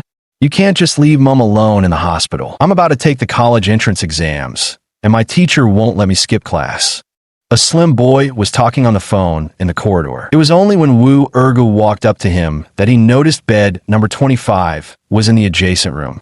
Peering through the glass pane above the door, he saw 2 hospital beds inside, with only one patient lying on the farther bed. When Wu Ergu clearly saw that face, his heart couldn't help but ache. It was Mother. Though nearly 5 or 6 years had passed since their last meeting, her once raven black hair had now turned streaked with gray. The beautiful face he remembered now wore wrinkles. Yet he recognized her instantly. This middle-aged woman lying weakly on the hospital bed was indeed his mother. To this day, he still didn't know why he'd been abandoned back then. Seeing his mother in such a state, the hatred in Wu Ergu's heart had mostly faded, though remnants of resistance remained. He stood at the doorway, unsure whether he should enter and reveal himself. Excuse me, brother, are you looking for someone? Please step aside. A lean boy pushed past Wu Ergu and entered the room. Mom, Dad had too much to drink again. He definitely won't make it today. I've texted cousin. She'll bring you food later. The boy was speaking to his mother, which shocked Wu Ergu. Could this be his younger brother Wu Yinggo? Why didn't he remember him at all? Chapter 29, Recognition. Just as Wu Ergu was feeling puzzled, he saw his mother smiling at the boy. Sanner, hurry up and go to school now. With your cousin here, you don't need to worry about me. Focus on your studies. Mom wants to see you get into a good university. Mom, don't worry. I'll definitely get into a top-tier university. I plan to apply to medical school so I can cure your illness with my own hands. The thin boy crouched by the hospital bed, holding his mother's hand as tears welled up in his eyes. Deep down, he knew her condition was critical. Without a kidney transplant, she wouldn't last much longer. Our third son has ambition. Mom believes in you. Mom is waiting for you to cure me. Mom, I'll go find my brother again. Make him pay for your treatment. Don't go find him. He'll beat you again. Mom's fine. Hurry to school. Don't skip classes anymore. Seeing the boy about to come out, Wu Ergo turned and walked away. From these snippets of conversation, he could tell his younger brother Wu Yinggo was in his final year of high school with decent grades. His eldest brother Wu Jinggo seemed to be doing reasonably well, but refused to pay for their mother's treatment. Their father Wu Chongfu was out drinking, apparently a frequent occurrence, and seemed like an irresponsible man. Wu Ergu returned to the nurse's station, thought for a moment, and asked the petite nurse, "Miss, do you know how much a kidney transplant costs?" Without including post-operative expenses, it's roughly around 2 to 300,000 yuan. If a suitable kidney donor is found and there are no rejection issues after surgery, the total cost should be about 400,000. I see. Can your hospital arrange transportation to send the patient to the provincial hospital? Yes, we can. We can also upload the patient's medical records to the Provincial People's Hospital in advance for kidney donor matching. Are you a family member of Feng Shimei? Have you decided on the transfer? Her condition can't be delayed any longer. Additionally, her medical funds are running low. If she continues her hospitalization, the fees will need to be renewed today. Transfer him to another hospital. Calculate the total cost, including the ambulance transportation fees. The nurse smiled and said, "Handsome, you'll need to get your medical records signed by the attending physician for the discharge procedures, then pay at the billing counter. I can't process that here." So troublesome. In TV dramas, there are always those scenes where someone pays another person's medical bills. Turns out those were all fake. Wu Ergu grumbled to himself. It seemed he had no choice but to meet his mother now. "Hey, what are you doing here?" Wu Ergo stood hesitantly at the hospital room door, with two souls dwelling within him, predominantly Su Yunlong's memories. He struggled to accept calling a stranger mother. Just as he was lost in thought, someone suddenly slapped him on the back. Turning around, Ergo Wu was surprised to see Feng Yuanyuan. "What a coincidence running into you again. I'm here to visit someone. Is your aunt hospitalized here?" Feng Yuanyuan exclaimed excitedly. "Yes, it's this very room. Have you finished your business? When are you returning to Wujia village?" Wu Ergu was stunned. "Your aunt is in this room?" Feng Yuanyuan was pointing to her mother's hospital room, which meant she was her mother's niece from the maternal side, her own cousin. Wu Ergu couldn't help but marvel at how small the world was. "Yes, come in with me. I'll treat you to a meal later. My aunt is also from Wu village. You must know her." Feng Yuanyuan pulled Wu Ergu into the hospital room. "Oh, Yuanyuan, you're here?" Feng Shimei's pale face wore a faint smile. "Auntie, has Santa left? I want to check on the soldier who saved me yesterday. He's out of danger now and was just evacuated to the provincial capital by helicopter. Oh, by the way, Annie, this handsome guy here is the other one who rescued me yesterday. He's from your village. Do you recognize him?" Feng Yuanyuan pushed Wu Ergu to the bedside. Feng Shimei glanced at Wu Ergu and shook her head. "Never seen him before. Young man, whose family are you from?" Looking at the emaciated Feng Shimei, Wu Ergu felt a lump in his throat and tears welled up in his eyes. He crouched beside the bed and grasped her hand. "Mom, it's me, Ergu." The room fell into a brief silence, so quiet you could hear a pin drop. "What, you're Ergo?" Feng Shimei's frail body suddenly erupted with immense strength, bolting upright in an instant. Feng Yuanyuan beside them screamed, Oh my God, is that you, second cousin? You're alive." Before Wu Ergu could answer, Feng Shimei had already embraced his head, weeping uncontrollably. "It really is Ergu, my son. Mom thought I'd never see you again. Where have you been? How have you lived all these years?" Their sorrowful yet emotional cries drew a crowd of onlookers. The petite nurse, thinking the patient had taken a sudden turn for the worse, rushed over. Seeing it was a long-lost mother and son reunited, she quickly dispersed the spectators and closed the door behind her. Mother and son held each other and cried for a full 2 minutes before Feng Shimei cupped Wu Ergu's face in her hands and asked, "Ergu dear, are you better now? Your mind is clear." Wu Ergo could roughly imagine that he must have been a fool since childhood. Otherwise, his mother wouldn't ask such questions, and his memories wouldn't be so scant. So he nodded and said, "Mom, I'm fine now, not confused anymore. Heaven has eyes. My Ergo's illness is cured. He's no longer foolish, and he's grown so handsome. Now I can die with peace in my heart." "Mom, you won't die. I have money to treat your illness." "Silly child. Mom's illness can't be cured. By the way, Ergo, do you remember who took you away back then? Where have you been all these years?" It was clear now. His mother had no idea he'd been taken to Dongjiang years ago. All resentment in Wu Ergo's heart melted away. His mother had never abandoned him. "Mom, I don't remember what happened before. These past few years I've been in Dongjiang. Some kind people took me in, I recovered from my illness, and even got married. I came back this time to get some paperwork done. I just went to the village committee and found out you were hospitalized." "Is that so? That's wonderful. Why didn't you bring your wife back with you?" "Next time, Mom. Let's focus on your treatment first. I just asked the nurse. Your condition needs to be treated at the provincial hospital. Where's your medical records? I'll go handle the transfer paperwork." "Don't bother, dear. This illness can't be cured. Seeing you is enough. I can leave in peace now." "Mom, don't talk nonsense. The doctor said you just need a kidney transplant to recover." Feng Yuan came to her senses, confirming that Wu Ergu was indeed her cousin. Hearing this, she quickly said, "Second brother, a kidney transplant costs hundreds of thousands. We can't borrow that much money, and we'd also need a compatible kidney donor." "It's fine, I have money. Yuan, you take care of Mom. I'll go handle the transfer procedures." Wu Ergu noticed the medical records at the head of the bed. Holding them in his hand, he stood up to leave, but was immediately pulled back by Feng Yuan. "Stop joking, second brother. The doctor said a kidney transplant costs at least 3 or 400,000. Judging by your clothes, you're not wealthy. Are you still not thinking straight?" "That's right, Ergu. Just coming back is enough. Mom's fine. She'll recover in a few days." Feng Shumei also felt that this unexpectedly returned son wasn't completely better yet. His mind still wasn't quite right. For mountain folks, such an enormous sum was beyond imagination, and she had long since given up hope. Chapter 30. So you struck it rich. Wu Ergu found himself torn between laughter and tears. Apparently, his past reputation as an idiot was deeply ingrained, and they couldn't adjust to the change so quickly. "Mom, Yuan, don't worry about it. Just follow my arrangements." Wu Ergo put down his backpack and took the medical records before heading out. "Aunt, are you sure this is my second brother?" Feng Yuan felt this was too unreal. In her memory, her second cousin was always giggling foolishly, never wiping his nose clean, and could only say mommy besides that. But now this cousin not only had a great figure and handsome looks, he had even saved her life. "Of course it's him, Yuan. At first I didn't dare recognize him either, but looking closely, those eyes and brows are unmistakably my second child. 6 years apart, the boy's grown taller and stronger. How wonderful." Joy lends wings to the spirit, and Feng Shumei's illness seemed to improve significantly all at once.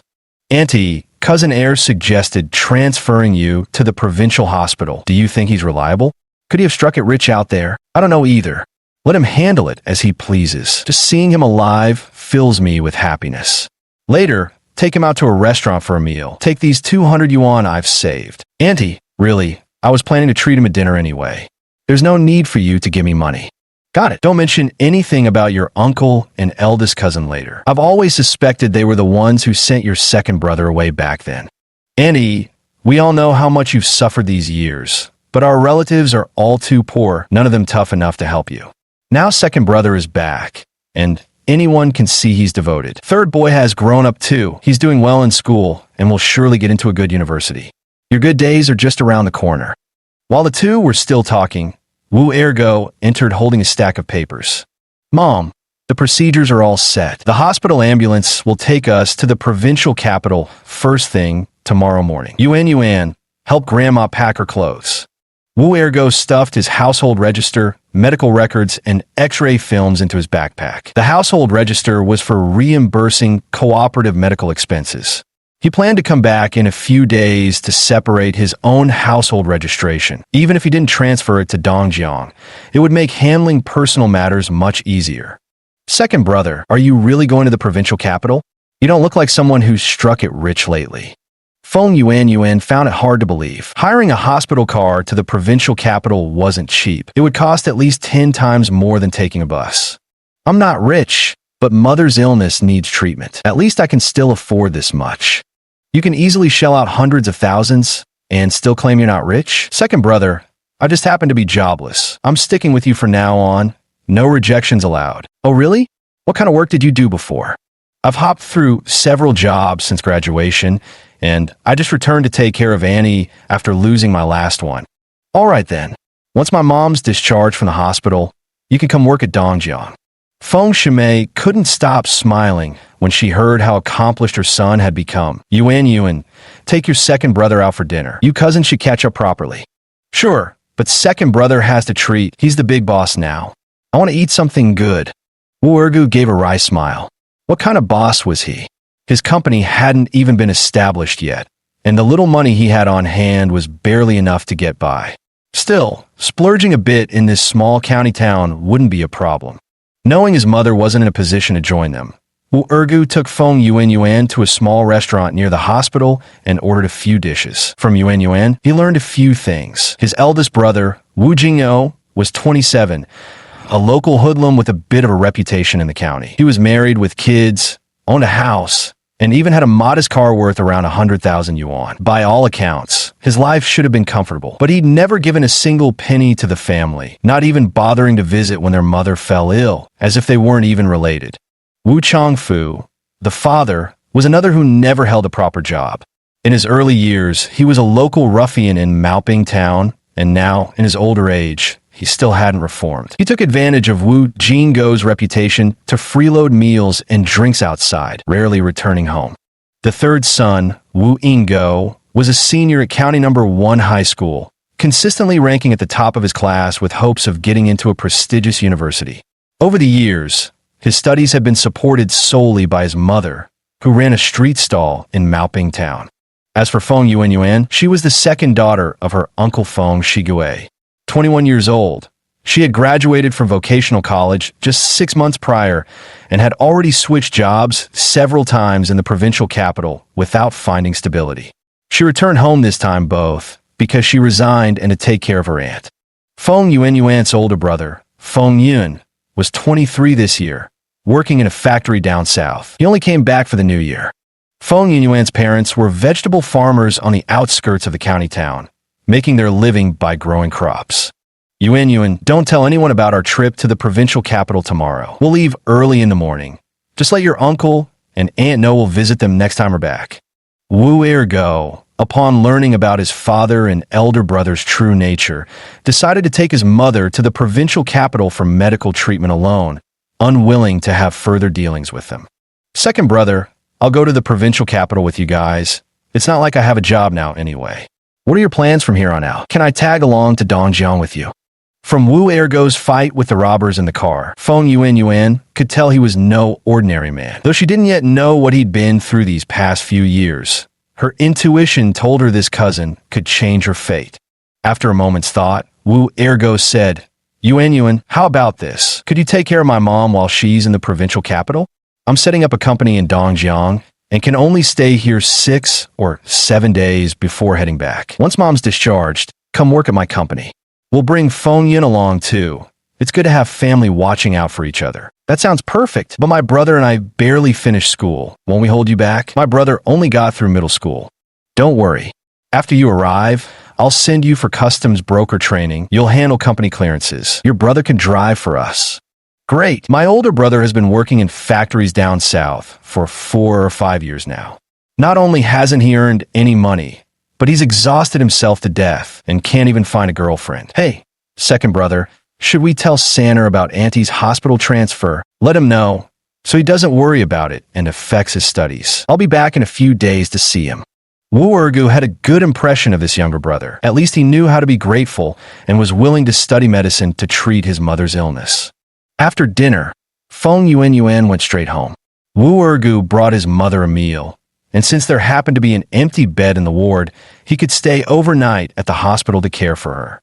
The mother and son talked through the night, mostly with Feng Shimei reminiscing about Wu Ergo's childhood. She never mentioned her husband or eldest son, and Wu Ergo didn't ask either. From Feng Yuan, he had learned that his mother had never had a good life since marrying Wu Changfu. It was easy to imagine that a drunken ruffian must have beaten her often. That afternoon, hearing his younger brother's conversation with their mother, he also realized Wu Jinggo had beaten his younger brother. Fathers and brothers like these were better left unacknowledged. Wu Ergo briefly recounted how the Su family had taken him in, about his life since then. As for his past, he truly couldn't remember. As for making money from stocks, he simply said Luo Liang had brought him into it. After all, the elderly woman wouldn't understand such things. Chapter 31. Obstruction. Early in the morning, Feng Yuan and her father Feng Shigue hurried to the hospital. Wu Ergo had no memory of this uncle, but the man appeared to be a simple, honest farmer. Though only in his 40s, he looked much older. Wu Ergo greeted him warmly. Sis, it's been years since we last met, and not only has Ergo stopped being simple-minded, but he's actually made something of himself. When Yuan came back yesterday and told us, none of us could believe it. Dad was so excited he couldn't sleep all night and insisted on coming with me this morning. But my tricycle was loaded with too many vegetables. There just wasn't room. When do you think Ergo could come visit our house? At the hospital entrance, while Wu Ergu and Yuan were loading the luggage into the car, Feng Shigue took his elder sister's arm and asked in a hushed voice, "Wait till next time." Ergo came back just to get some documents done. He's already married over in Dongjiang. Next time, we'll have him bring his wife back to meet Dad. Oh, Ergo, just remember not to tell Changfu and Jingo about Ergo's visit, okay? I don't want them disturbing his life. Feng Shimei had barely finished speaking when a black Corolla pulled up right in front of her. Stepping out of the car were her husband Wu Changfu, their eldest son Wu Jinggo, and daughter-in-law Zhenglan. Wu Changfu was tall and broad-shouldered, with thick eyebrows and big eyes, a ruddy complexion, gel-styled hair, and dressed in a suit. He looked every inch a wealthy man. Wu Jinggo was also tall and large-built, his face strikingly similar to Wu Changfu's. However, his oily, shiny head and fat cheeks gave off an intimidating air, complemented by a thick gold chain around his neck. He was clearly someone mixed up in the underworld. Zhenglan was quite beautiful, with fair skin and a slender figure, dressed head to toe in designer clothes. Yet her demeanor was haughty. She didn't even greet her mother-in-law when she saw her. Third mentioned Erguzi's back and wants to take you to the provincial capital for treatment, Wu Changfu asked while glancing around. What business is it of yours where I go for treatment? Feng Shimei wore a frosty expression, silently blaming her youngest for blabbing about Ergo's return. Nonsense. Why wouldn't I come see my own son when he's returned? Wu Changfu glared at Feng Shimei, his face filled with astonishment when he saw Wu Ergu and Feng Yuan approaching. Feng Yuan immediately regretted having told Sanner about her aunt's hospital transfer the moment she saw the three of them. Faced with the situation, she had no choice but to greet them first and introduce them to Wu Ergu, second brother. This is your dad and your elder brother and sister-in-law. Do you still remember them? Wu Ergu still had no recollection of these people, but he nodded at them nonetheless. Dad, brother, sister-in-law. Wu Jinggo stared at Wu Ergu with equal surprise, remaining silent, while Zhenglan wore an unmistakable look of disdain. Holy crap, you really are Ergo. Changed so much I barely recognize you. Done playing dumb? Wu Changfu exaggeratedly clapped Ergo's shoulder and continued. So you're taking your mom to the provincial capital for treatment? Smelling alcohol on him, Wu Ergo replied coldly with distaste. Yes, the hospital van is waiting. We're leaving immediately. Seeing Wu Ergo preparing to leave with Feng Shimei, Wu Changfu quickly blocked their path. What's the rush? Hospitalization in the provincial capital is serious business. Shouldn't family discuss this first? To cure your mom's condition completely would require a kidney transplant costing hundreds of thousands. That's right, it'll cost hundreds of thousands. Are you planning to foot the bill? Where would I get that kind of money? I'm broke. Do you have the money to get your mom a kidney transplant? Yes, I do intend to get mom a kidney transplant. We need to hurry. The driver's waiting. Wu Ergo was aloof by nature, unable to feel close to his father. In fact, he rather disliked him. How could he live so carefree when his mother was gravely ill? When Wu Changfu heard that Wu Ergu actually had money for medical treatment, his eyes immediately gleamed with greed. Ah, Ergu, it seems you've made your fortune in these past years and learned to be filial to your parents. Well then, I'll go with you all to the provincial capital to take care of your mother.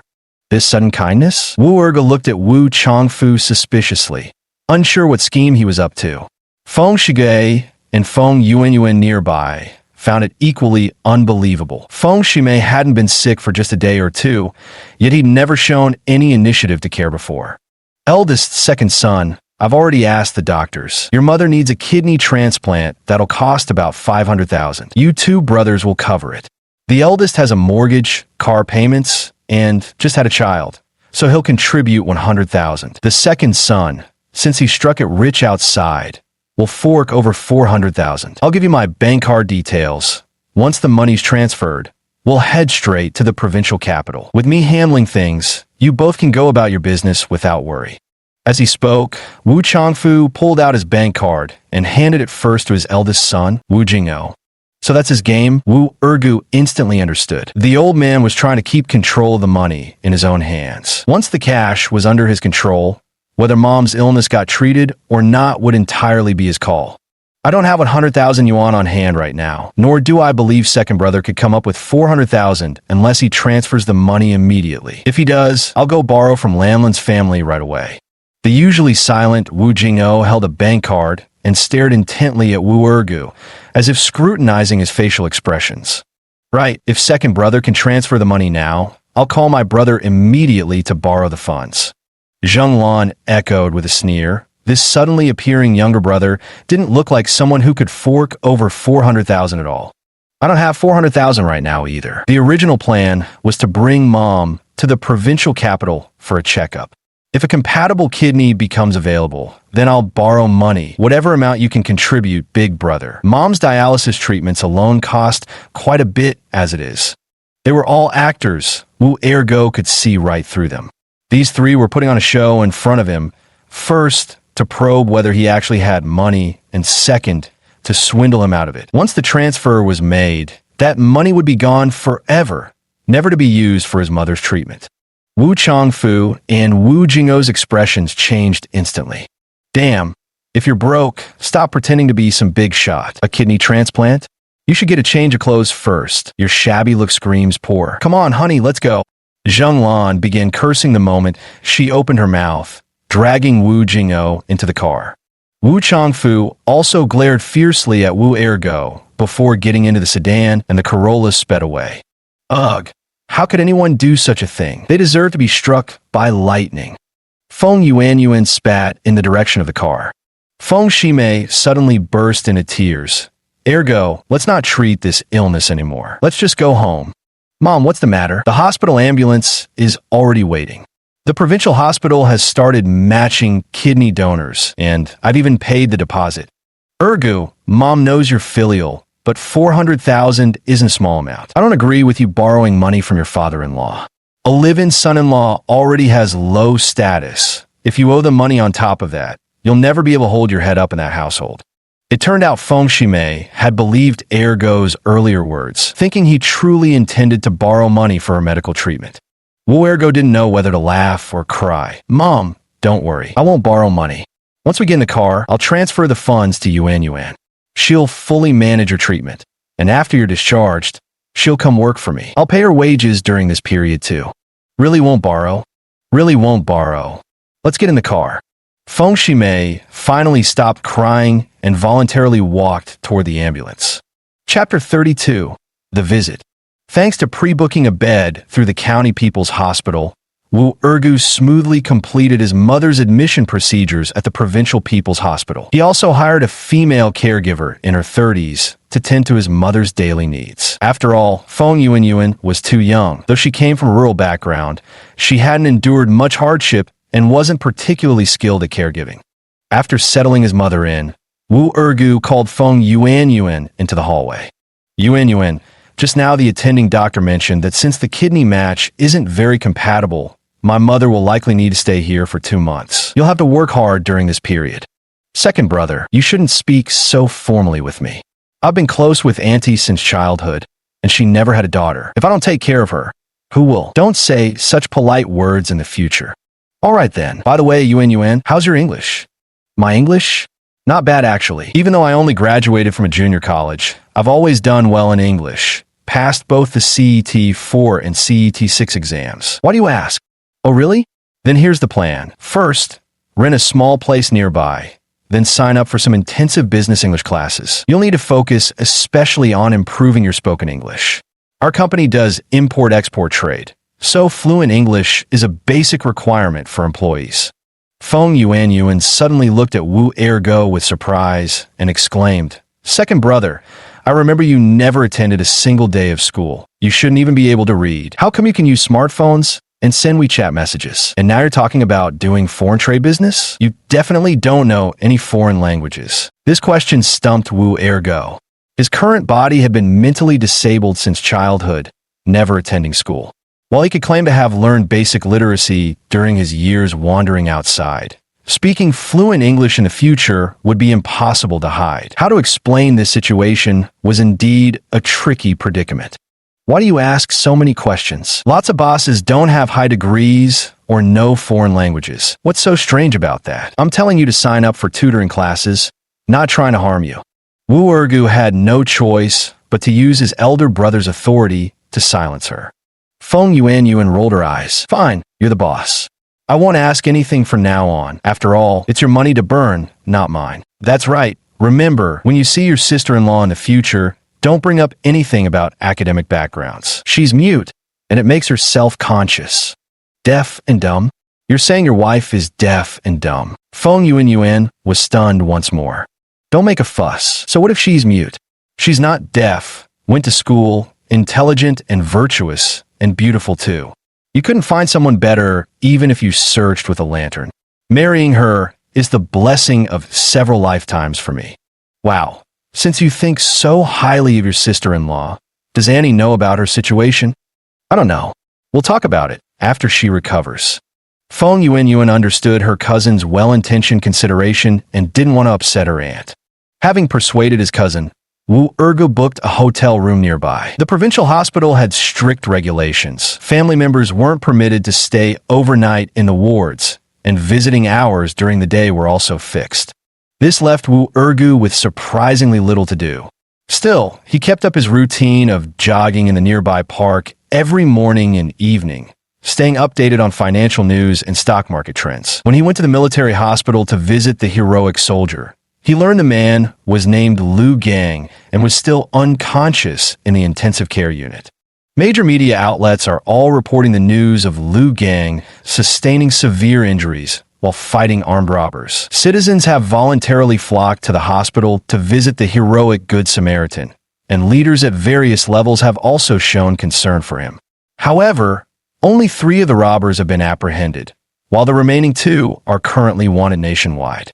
Wu Ergu guessed that because not all the robbers have been arrested, the footage from the bus hadn't been released, likely to protect the involved civilians. Otherwise, his own image would have been exposed to the public.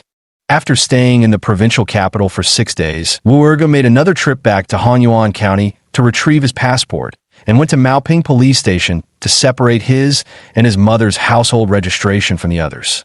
Returning to the provincial capital, the hospital still hadn't matched a suitable kidney donor. Wu Ergu decided not to wait any longer. With his cousin taking care of his mother, he could leave with peace of mind. But before departing, he still intended to visit Lu Gang. Lu Gang was at the military hospital. Wu Ergu and Feng Yuan each bought a bouquet of flowers. When I arrived at the hospital, I realized too many people had come to visit Lu Gang. Moreover, there was a screening process. Only student representatives and official organizational delegates were permitted to enter the ward for condolences. Comrade, I'm Feng Yuan, the person Lu Gang rescued. This is my cousin. Both he and Lu Gang fought the robbers unarmed. After Lu Gang was injured, it was my cousin who personally carried him to the ambulance. We came all the way from Hanyuan County just to see Lu Gang. Please let us in.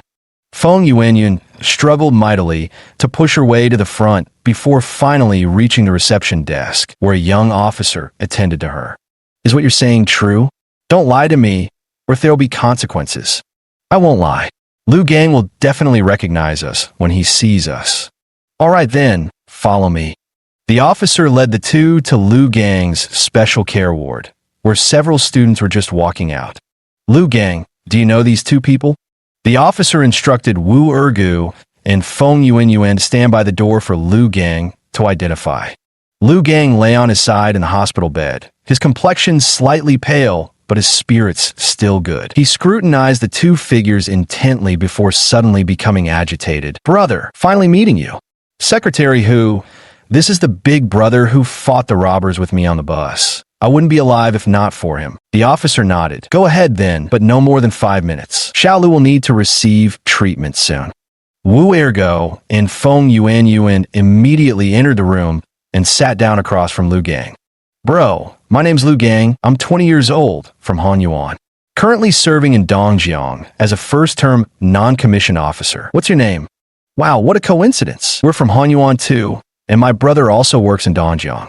Let me introduce myself. I'm Feng Yuanyuan. That day, you got hurt saving me. This is my cousin Wu Ergo.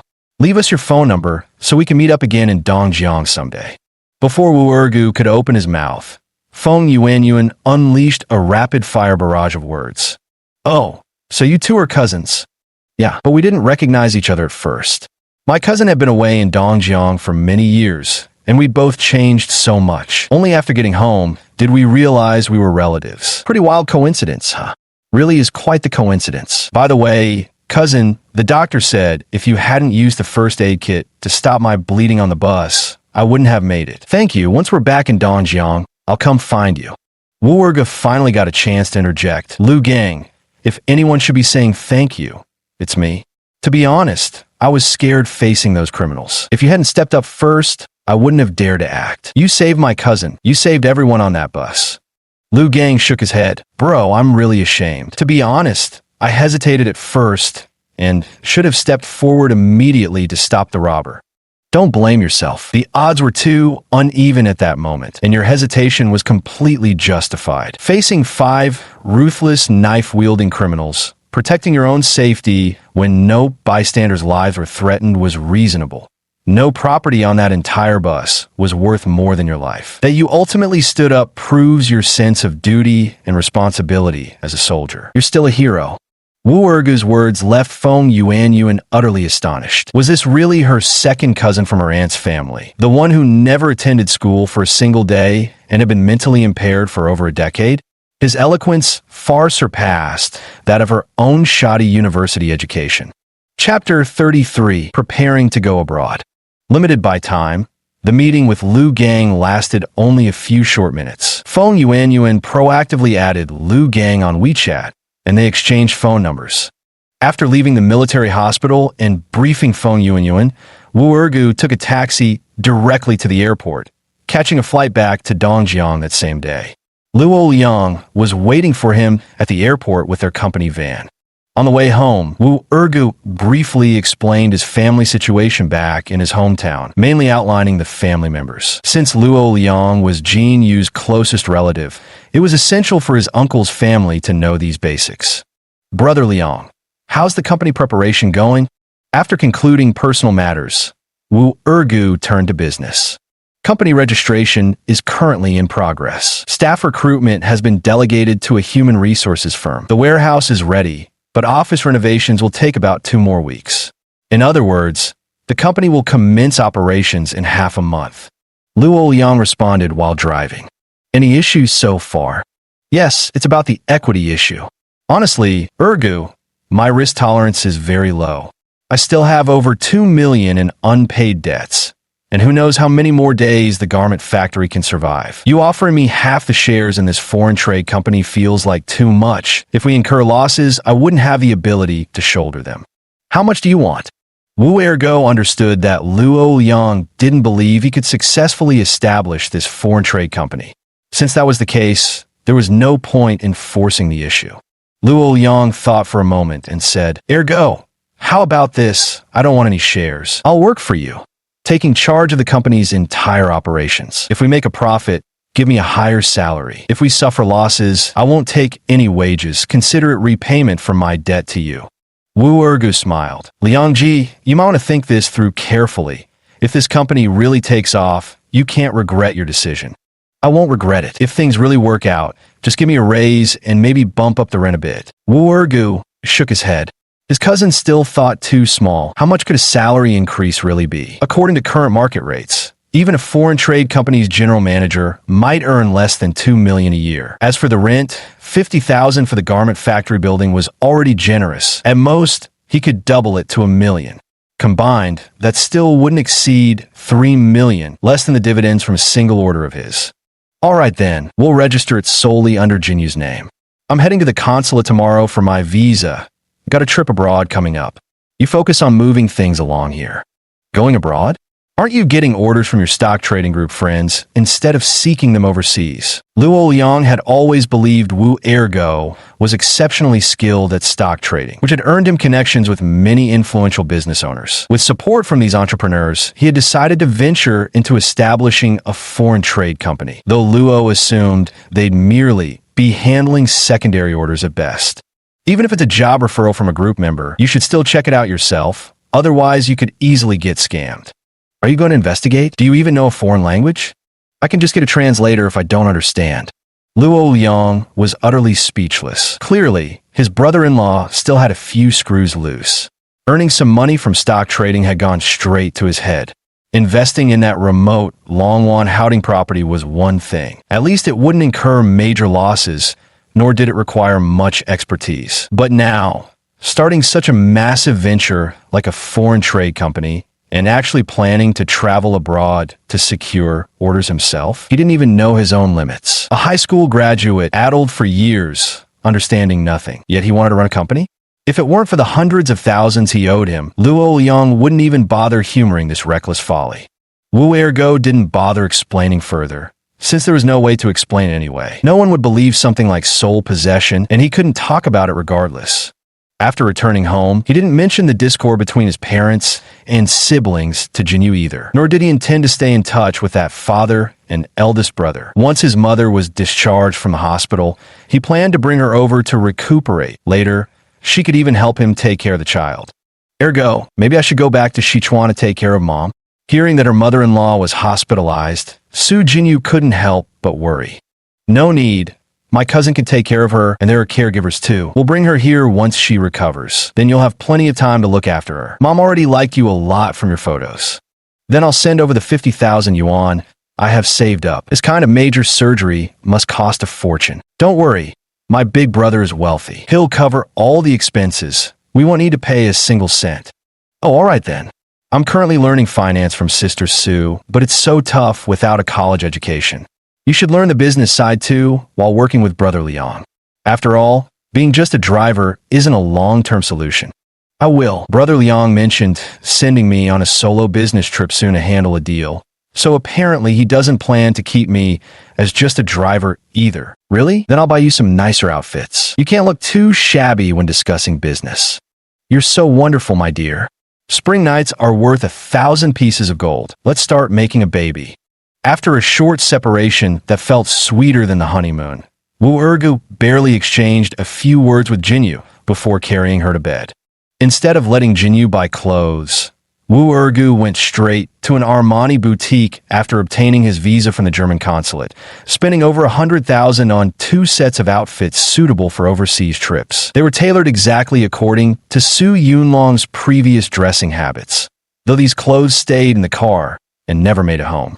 After waiting 5 days, all the formalities for the foreign trade company were finally completed. The company was named Nanhai Trading Company Ltd., with Su Jinyu as its legal representative.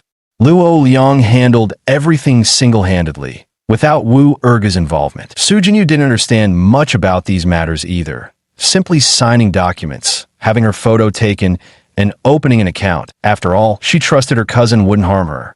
With the company's credentials in hand, Wu Ergu immediately booked a flight to Germany. After leaving the factory in the business car with Luo Liang, Wu Ergu first went to a barbershop for a haircut, then checked into a hotel for a short stay, deliberately styling himself to resemble Su Yunlong's appearance.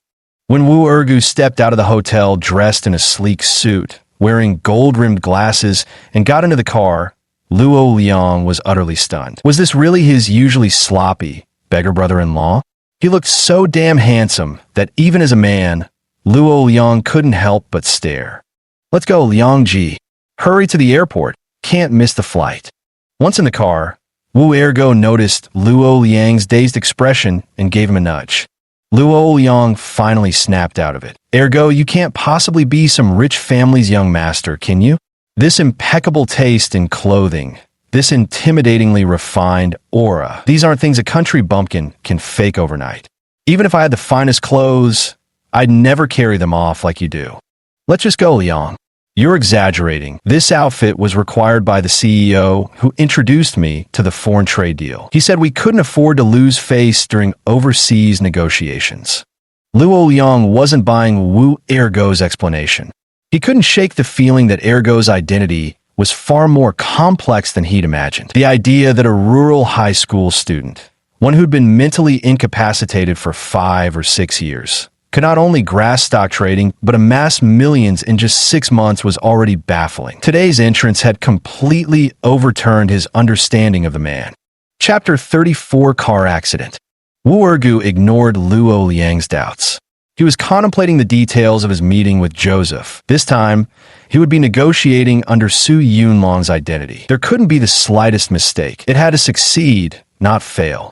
The meeting went smoothly in terms of both business knowledge and conversational skills. Wu Ergu was fully confident about that. His only concern was his appearance. This body was slightly too thin, and though the face bore a strong resemblance, it looked somewhat immature, lacking Su Yunlong's air of maturity and self-assurance. I'll just play it by ear then. Su Yunlong and Joseph's personal relationship is quite extraordinary. They probably won't fuss over such trivial details. Damn.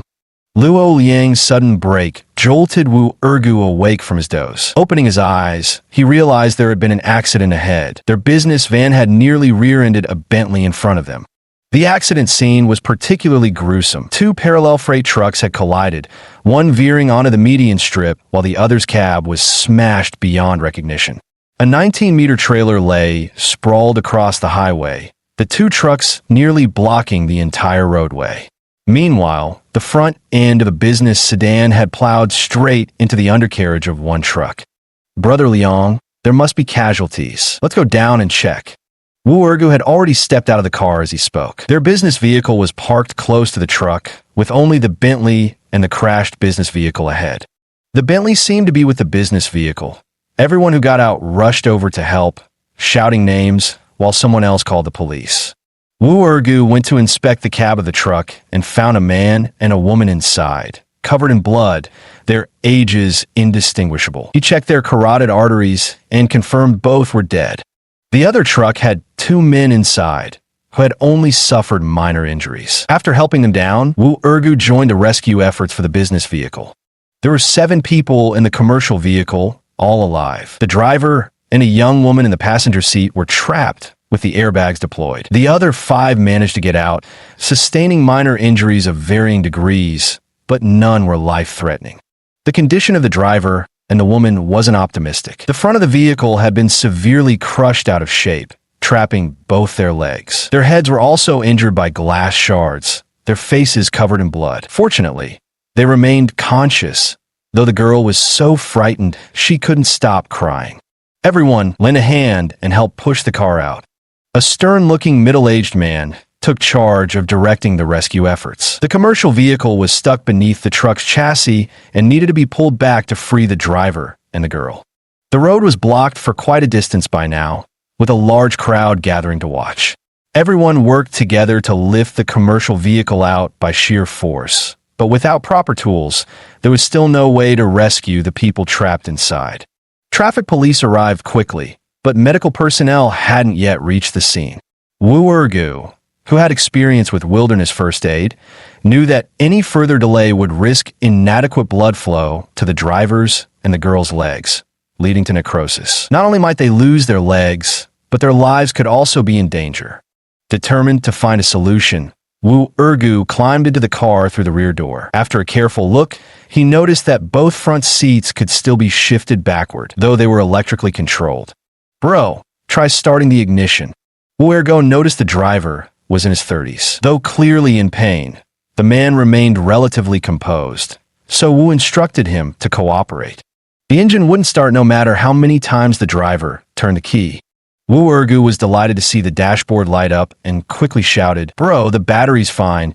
Just adjust the seat a bit." The driver's door was crumpled and couldn't be opened from the outside. Since the seat adjustment button was located right by the door, only the driver himself could operate it. The driver immediately understood Wu Ergu's meaning. In the panic, he had lost his composure and forgotten such a simple solution. With a press of the button, it actually worked, first lowering the seat, then moving it backward. Finally, the driver's legs were free to move. The car door wouldn't open, so Wu Ergu called over a few people to pull the driver out from behind. Using the same method, they dragged the girl out as well. Both of their legs were fractured, and they had bleeding wounds. Wu Ergu didn't know how to set bones, so he didn't dare move them recklessly. Fortunately, 2 surviving truck drivers brought over a first aid kit, allowing only basic wound treatment. Just as they finished, the ambulance arrived, and the traffic police cleared the emergency lane with a tow truck. However, with so many vehicles jammed up, progress was still slow. Wu Ergu glanced at his watch. There was still a half-hour drive to the airport, and time was tight. He needed to leave immediately. Just as he was about to get into the car, the burly man grabbed him. "Hey man, thank you so much for earlier. I got your clothes all dirty too. Let me get your number so I could buy you a new set later."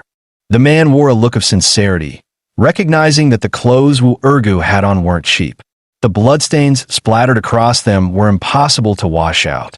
It's fine. There's still clothes in the car. I have to catch my flight or I won't make it in time." The man took another glance into the car and grabbed Wu Ergu's arm again. "Brother, you're heading to the airport too, right? Could you help us give a ride to a few people? We're also rushing to catch a flight." "Sure. Hurry up and get in." Wu Ergu didn't refuse, since it was on the way anyway. With a wave of his hand, the man arranged for 4 young people, 2 men and 2 women, to board the car. All were dressed in formal business attire, clearly professionals traveling abroad. Under the traffic officer's directions, the commercial vehicle exited the accident scene via the emergency lane, followed closely by the Bentley. Half an hour later, upon arriving at Dongjiang International Airport, Wu Ergu changed his jacket in the car, exchanged a few words with Luo Liang, and stepped out to find the middle-aged man waiting for him. "Brother, my name is Ling Ji. This is my daughter, Ling Shuang. I didn't bring my business cards, but please keep hers. We'll catch up properly once I'm back in the country." Ling Ji was forthright, pressing an exquisite business card into Wu Ergu's hand. A sweet-looking woman in her late 20s extended her right hand beside him. "Hello, handsome. I'm Ling Shuang. Thanks for your help just now. What's your name?" Wu Ergu faintly remembered this woman from the accident scene. Shaking her hand, he said, "My name is Wu Ergu. That was just a small favor. Nothing to be so formal about. I'm in a bit of a hurry, so I must get going now." Ling Shuang was taken aback. How could someone with such extraordinary bearing have such a plain name? Seeing he was about to leave, she hurried after him. "Mr. Wu, where are you going? Could you leave me your phone number?" "Miss Ling, it's too late now. I'll contact you later." Wu Ergu dashed hurriedly toward the terminal lobby as the announcement was already urging passengers bound for Berlin to board promptly. After checking in, checking his luggage, passing through security, and finally boarding, Wu Ergu managed not to waste any time and breathed a sigh of relief. He had just settled into his seat when a man in business attire stood before him, clearly an employee who had come with Ling Shuang. "Mr. Wu, our chairman invites you to the business class. I'll switch seats with you." The male employee handed over the business class ticket to him. Chapter 35, Clearing the Hurdle. Unable to decline such hospitality, Wu Ergu had no choice but to swap seats with the staff member, moving from economy class to business class. "Hey buddy, take a seat here." Ling Ji patted the seat to his left, his right side occupied by Ling Shuang. "Thank you, Mr. Ling." After sitting down, Wu Ergu nodded slightly at Ling Shuang. "Bro, what a coincidence we're on the same flight. Seems like you're traveling alone. What takes you to Germany?" "Going to Berlin to visit friends." Wu Ergu was aloof by nature and didn't particularly enjoy interacting with strangers. This trip to Berlin was meant to be discreet, so it was best to remain cautious. Ling Ji clearly hadn't overthought matters and continued.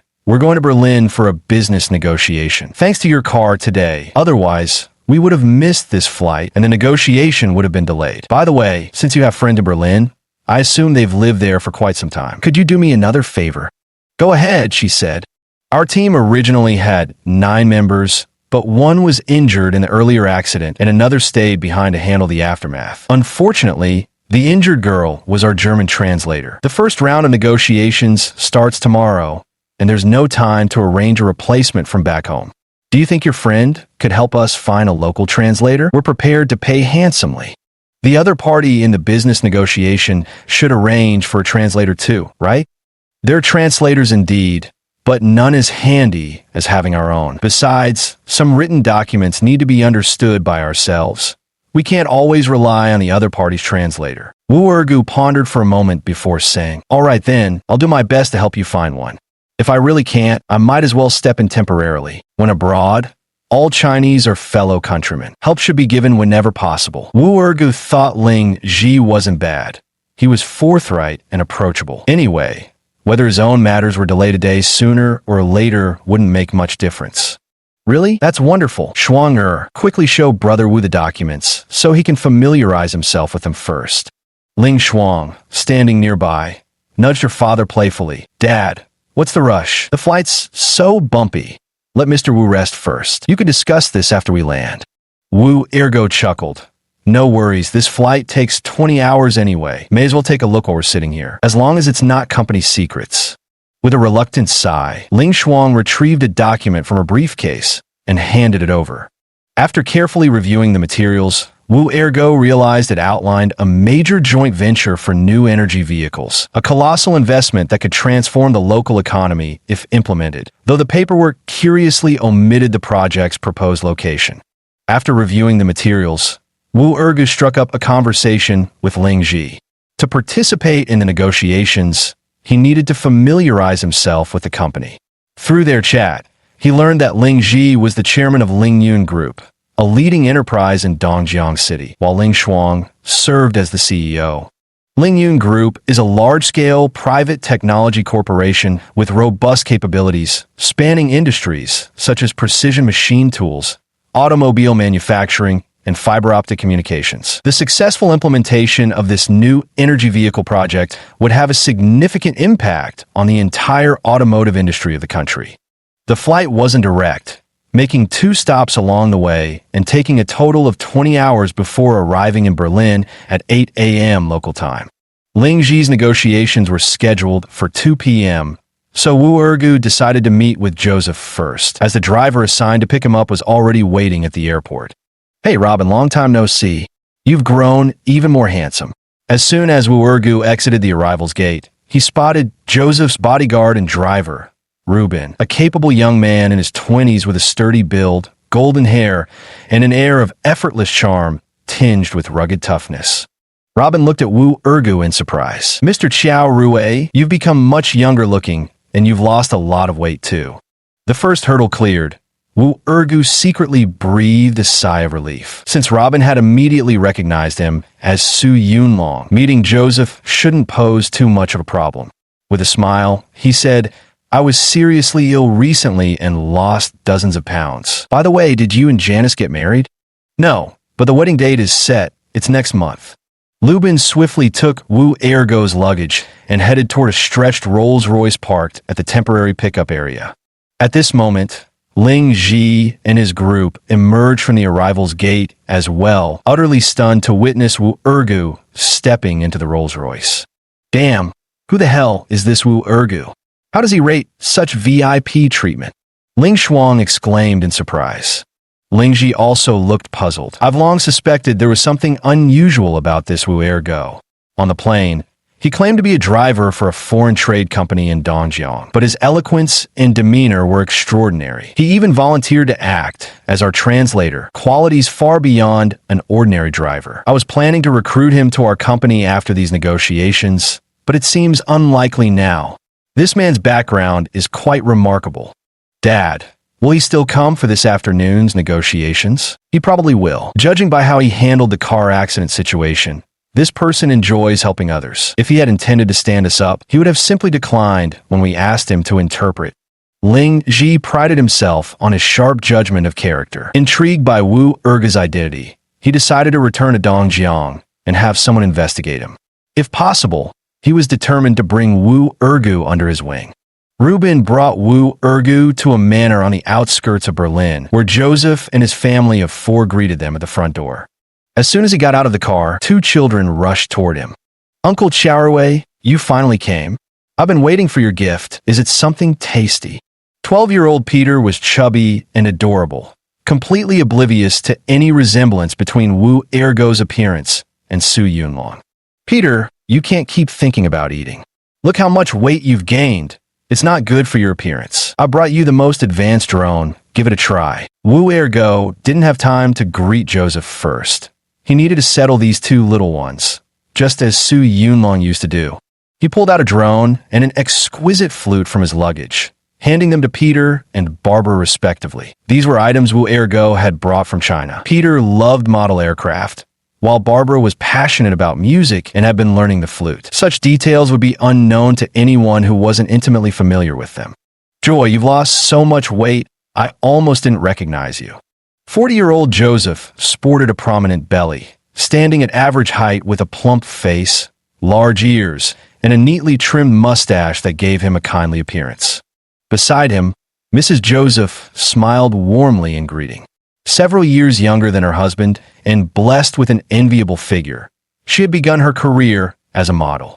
"Joseph, that serious illness nearly killed me. Could I have avoided losing weight? Thankfully, I've recovered now. I came to see you right after leaving the hospital, though admittedly, I was mainly craving your wife's homemade caviar." "Haha, Jory, you're still as humorous as ever. Come on, today we drink till we drop." The scrutiny was over. Joseph's family hadn't doubted his identity, and Wu Ergu broke into a cold sweat from nervousness. Chapter 36, The Interpreter. Since he needed to serve as interpreter for Ling Yun Corporation in the afternoon, Wu Ergu abstained from alcohol during lunch. He used half an hour after the meal to have a brief conversation with Joseph. "Joe, what on earth happened in these past 6 months that made you lose so much weight?" Joseph was a major shareholder and chairman of a European consortium Mark Corporation, whose industries spanned across Europe, covering machinery, electronics, aerospace, energy, international trade, and more. Joseph met Su Yunlong while studying at Harvard University. Though a few years older, Joseph greatly admired Su Yunlong's intelligence and character. The two had developed a close friendship over nearly a decade, their bond as strong as brothers. Thus, his words were filled with genuine concern. "Joseph, you know about my family situation. My father's health has been poor, and he's been hospitalized long-term. The family business has already fallen into the hands of my stepmother and younger brother. But they weren't satisfied. They coveted my assets in China. They even went so far as to bribe my fiancé and the top executives of Yunlong Corporation to assassinate me. I narrowly escaped with severe injuries. My God, how could something so horrific happen? To evade pursuit, I underwent secret treatment for nearly half a year.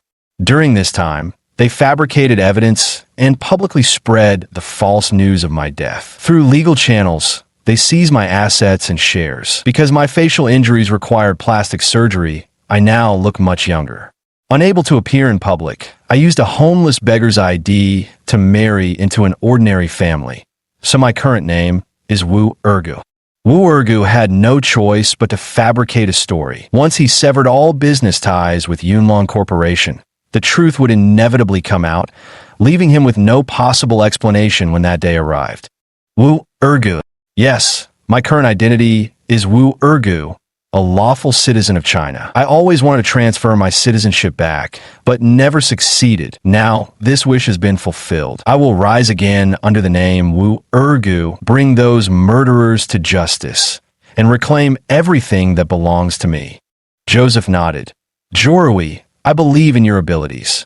No one can stand in your way. I can provide you with all the assistance you need. Just name the amount. Thank you, Joseph. I've already re-registered a foreign trade company in Dongjiang and plan to start with international trade. I'll need your orders. No problem. As we discussed before, I'll pay half up front as deposit. I'll call the trading company right now. No rush. This afternoon, I need to help a friend with some translation work. We can discuss the order tomorrow. Just arrange a car for me now. Joseph's attitude was exactly what Wu Ergu had expected. Some foreigners truly value friendship and loyalty. The Rolls-Royce was too ostentatious, so Wu Ergu drove one of Joseph's Mercedes-Benz cars to the Hilton Grand Hotel. This was where Ling Zhi's group was staying and where the business negotiations took place. Brother, today's negotiation is crucial, not only for our Lingyun group, but even the Dongjiang municipal government highly values this project. We'll have to trouble you for this. Before entering the negotiation venue, Ling Zhi gave Wu Ergu some last-minute instructions alone, appearing somewhat nervous. Wu Ergu had experienced countless negotiations like this and barely paid it any mind. With a smile, he said, "President Ling, I'm just a translator. Whether this goes well depends on both sides' sincerity." Ling Zhi replied somewhat awkwardly, "To be honest with you, brother, I'm actually a rough-around-the-edges kind of guy.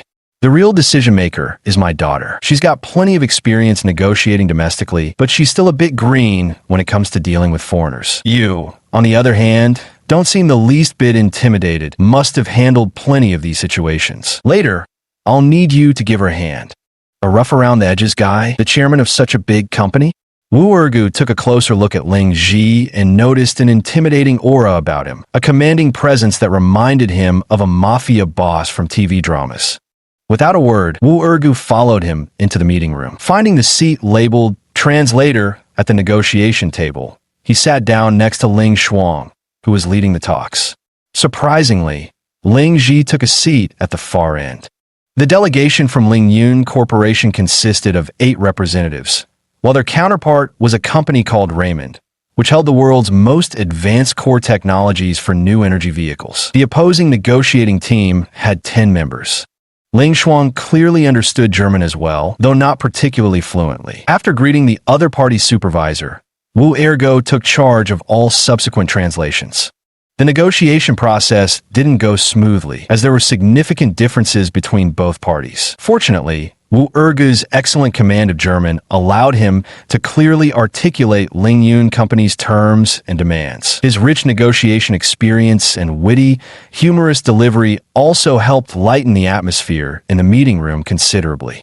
The 3-hour negotiation, though failing to yield substantial progress, has set a positive tone for the next round of discussions. "Mr. Qiaorui, do you still remember me?" The formal negotiations concluded, and as Wu Ergu followed Ling Shuang to leave the venue, someone suddenly called out to him. Turning around, he saw a young blonde woman from the opposing delegation.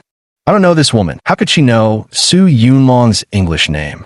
Wu Ergu didn't respond, especially with Ling Shuang and the others right beside him. He couldn't risk exposing any connection this body might have to Su Yunlong. Seeing Wu Ergu pay her no attention, the woman stepped directly in front of him. "Mr. Qiaorui, I'm Alice from Mar Corporation's legal department. Don't you remember me?" Wu Ergu stared at her for a moment, feeling somewhat familiar. This woman had participated in the contract review between Yunlong Corporation and Mar Corporation. "Miss Alice, you're the legal counsel for Mar Corporation. Why are you here?" Wu Ergu had to admit it, as his cooperation with Joseph would inevitably bring him into contact with this legal representative. "It really is you, Mr. Yuri. Simon Corporation is a subsidiary of Mark Group. I was temporarily transferred here to participate in negotiations. You're a friend of Mr. Joseph's? Have you seen him yet?" "Oh, so after all this, it turns out Joseph is the big boss of Simon Corporation. I actually had lunch with him today and currently live at his house. I'm just helping out as a temporary translator for these negotiations. Miss Ling is a close friend of mine, but I won't have time for the next round of talks. Maybe you could ease up on the terms a little." Wu Ergu's schedule was about to get tight too. He needed to work with Joseph's subordinates to finalize the order details. Naturally, he couldn't continue filling in as translator. Ling Zhi would have a professional translator arriving from China tomorrow. Alice smiled and said, "Mr. Qiaorui, one word from you to Mr. Joseph carries more weight than 10 from us. Ultimately, our negotiation results will still need to be reported directly to him." Wu Ergu felt a headache coming on. Why couldn't this woman grasp the situation? He'd just explained that he was only temporarily helping with translation today and would have no further involvement afterward. Yet she insisted on mentioning his personal connection with Joseph in front of Ling Shuang. Germans were known for their disciplined approach. Business was business, and personal relationships were separate. Matters concerning both parties' interests shouldn't involve outside interference like this. Chapter 37. Winning over. Casual words from a speaker, but sharp ears from the listener. Every single word of Wu Ergu's conversation with Alice was caught by Ling Xuan. The negotiations lasted until dinner time. Wu Ergu had originally planned to go back and share a drink with Joseph, but was pulled aside by Ling Ji, who insisted that he couldn't let him leave without treating him to a meal after such a tremendous favor. Unable to refuse such enthusiasm, Wu Ergu had no choice but to stay. "Brother, I can't thank you enough today. I really envy you young folks. So knowledgeable, so capable, speaking foreign languages like it's nothing. Us old-timers are already falling behind." After a few rounds of drinks, Ling Ji started talking more freely. Although Wu Ergu didn't particularly enjoy such social engagements, he had no choice but to respond politely. President Ling is being modest. Building Lingyun Group to its current scale is truly no simple feat. I don't have such abilities. The success Lingyun Group enjoys today is entirely due to my daughter. By the way, brother, do you have a girlfriend? What's wrong, President Ling? Are you planning to introduce someone to me? Yeah, what do you think of my girl? Ling Ji was clearly a bit drunk, and not much of a drinker to begin with. Ling Xuan, standing nearby, looked quite embarrassed. "Mr. Wu, my father's had too much to drink. Please don't take his nonsense seriously. It's okay. I'm already married. I was just joking with him earlier." "Are you married already? How old are you?" 24. That's not young anymore. Where I come from, kids that age are already running errands. Ling Xuan was somewhat surprised. "Mr. Wu, you're from the countryside?" "Yeah, from a Sichuan mountain area." But Mr. Wu seems to have lived abroad for a long time and is extremely experienced and confident at the negotiation table. "I only graduated with a master's degree at 24 and knew nothing back then. Compared to you now, I wasn't even a rookie. That's why I simply can't believe Mr. Wu came from the countryside." "Miss Ling, are you looking down on people from the countryside?" "No, I absolutely don't mean to look down on people from rural areas. My grandparents were farmers too, but the undeniable reality is that the disparity in educational resources makes success far harder for rural children compared to city kids. The comprehensive qualities Mr. Wu has demonstrated simply couldn't have been cultivated in a rural household." Wu Ergu didn't want to discuss the questions about education and academic credentials. His own situation was impossible to explain. Using the restroom as an excuse, he left. Ling Xuan wasn't about to let him off so easily. She immediately moved closer to Ling Ji and whispered, "Dad, this Wu Ergo has a close personal relationship with Joseph, the big boss of Raymond Corporation. We must win him over. The success of this negotiation depends entirely on him." Ling Ji was startled. "Really? How do you know this?" "I overheard one of their legal team members chatting with Wu Ergo during the break. They've known each other for some time." "Is that so? Wonderful. Leave this matter to me." Ling Ji had drunk quite a bit, but remained clear-headed. As soon as the banquet ended, he pulled Wu Ergo into his room. "Brother, I'm a straightforward man who likes to cut to the chase. Shuanger told me you're on good personal terms with Joseph." Ling Ji got straight to the point. Wu Ergo had anticipated this line of questioning and didn't hold back. "Yes, I know Joseph."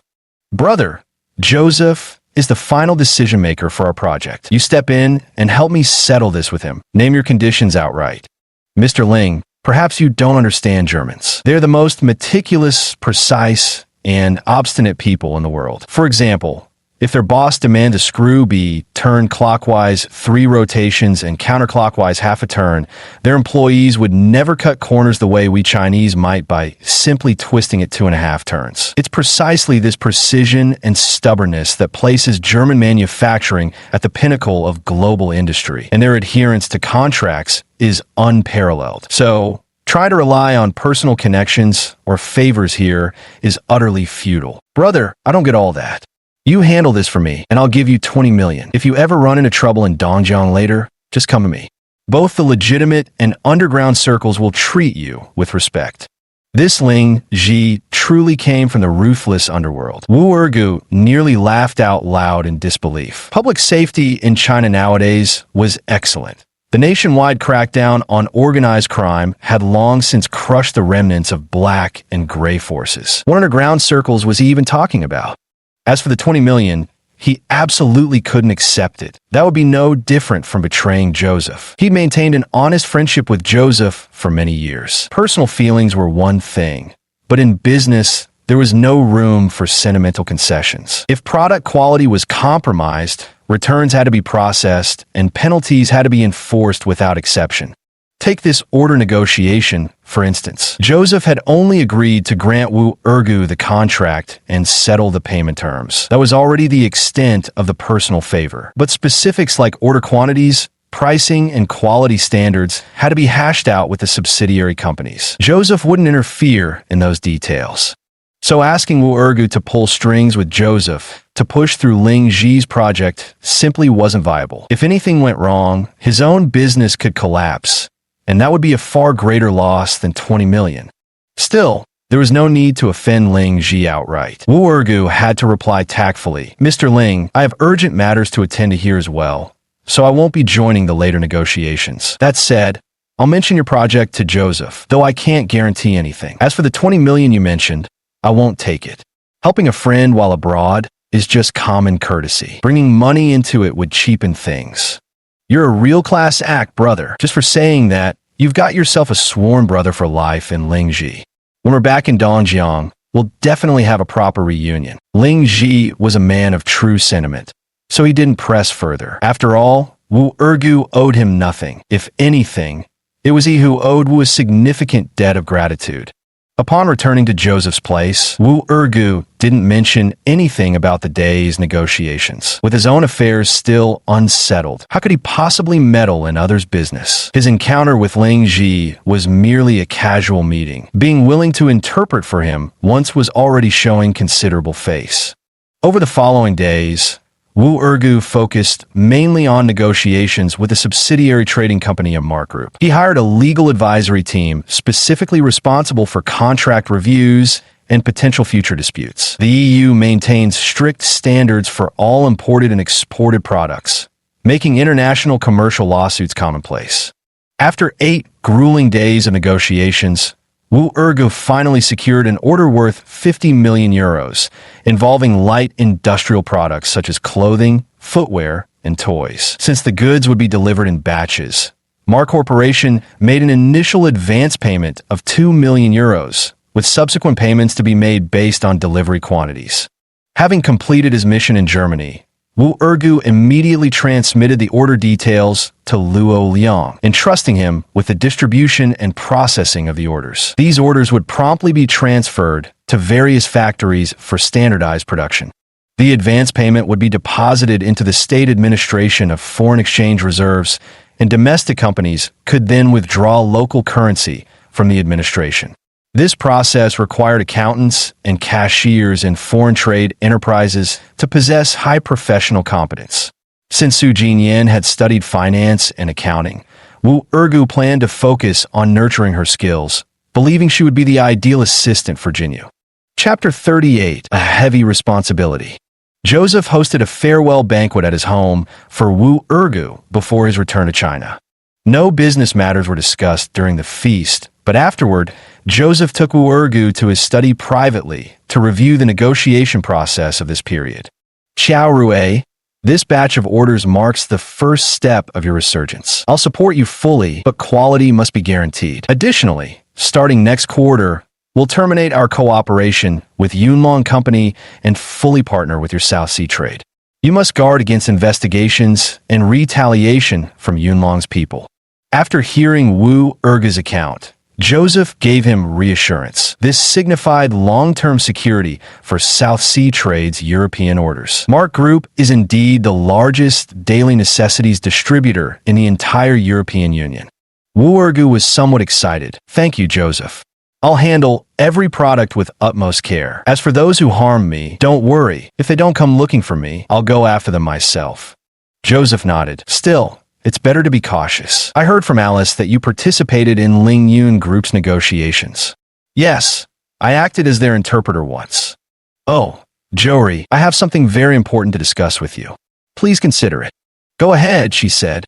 Joseph pondered for a moment before speaking. China's economy has been developing rapidly in recent years, and Mark Group's business operations there continue to expand. To improve management efficiency and reduce costs, I plan to establish Mark Group, Greater China Region, dedicated to overseeing all Chinese operations and reporting directly to headquarters. I'd like you to serve as president of Greater China Region. This news took Wu Ergu by surprise. Establishing a Greater China Region was certainly beneficial. Negotiations wouldn't require trips to Germany anymore, and South Sea Company's business could interface directly with the regional headquarters. But appointing him as the regional president was something he hadn't anticipated at all.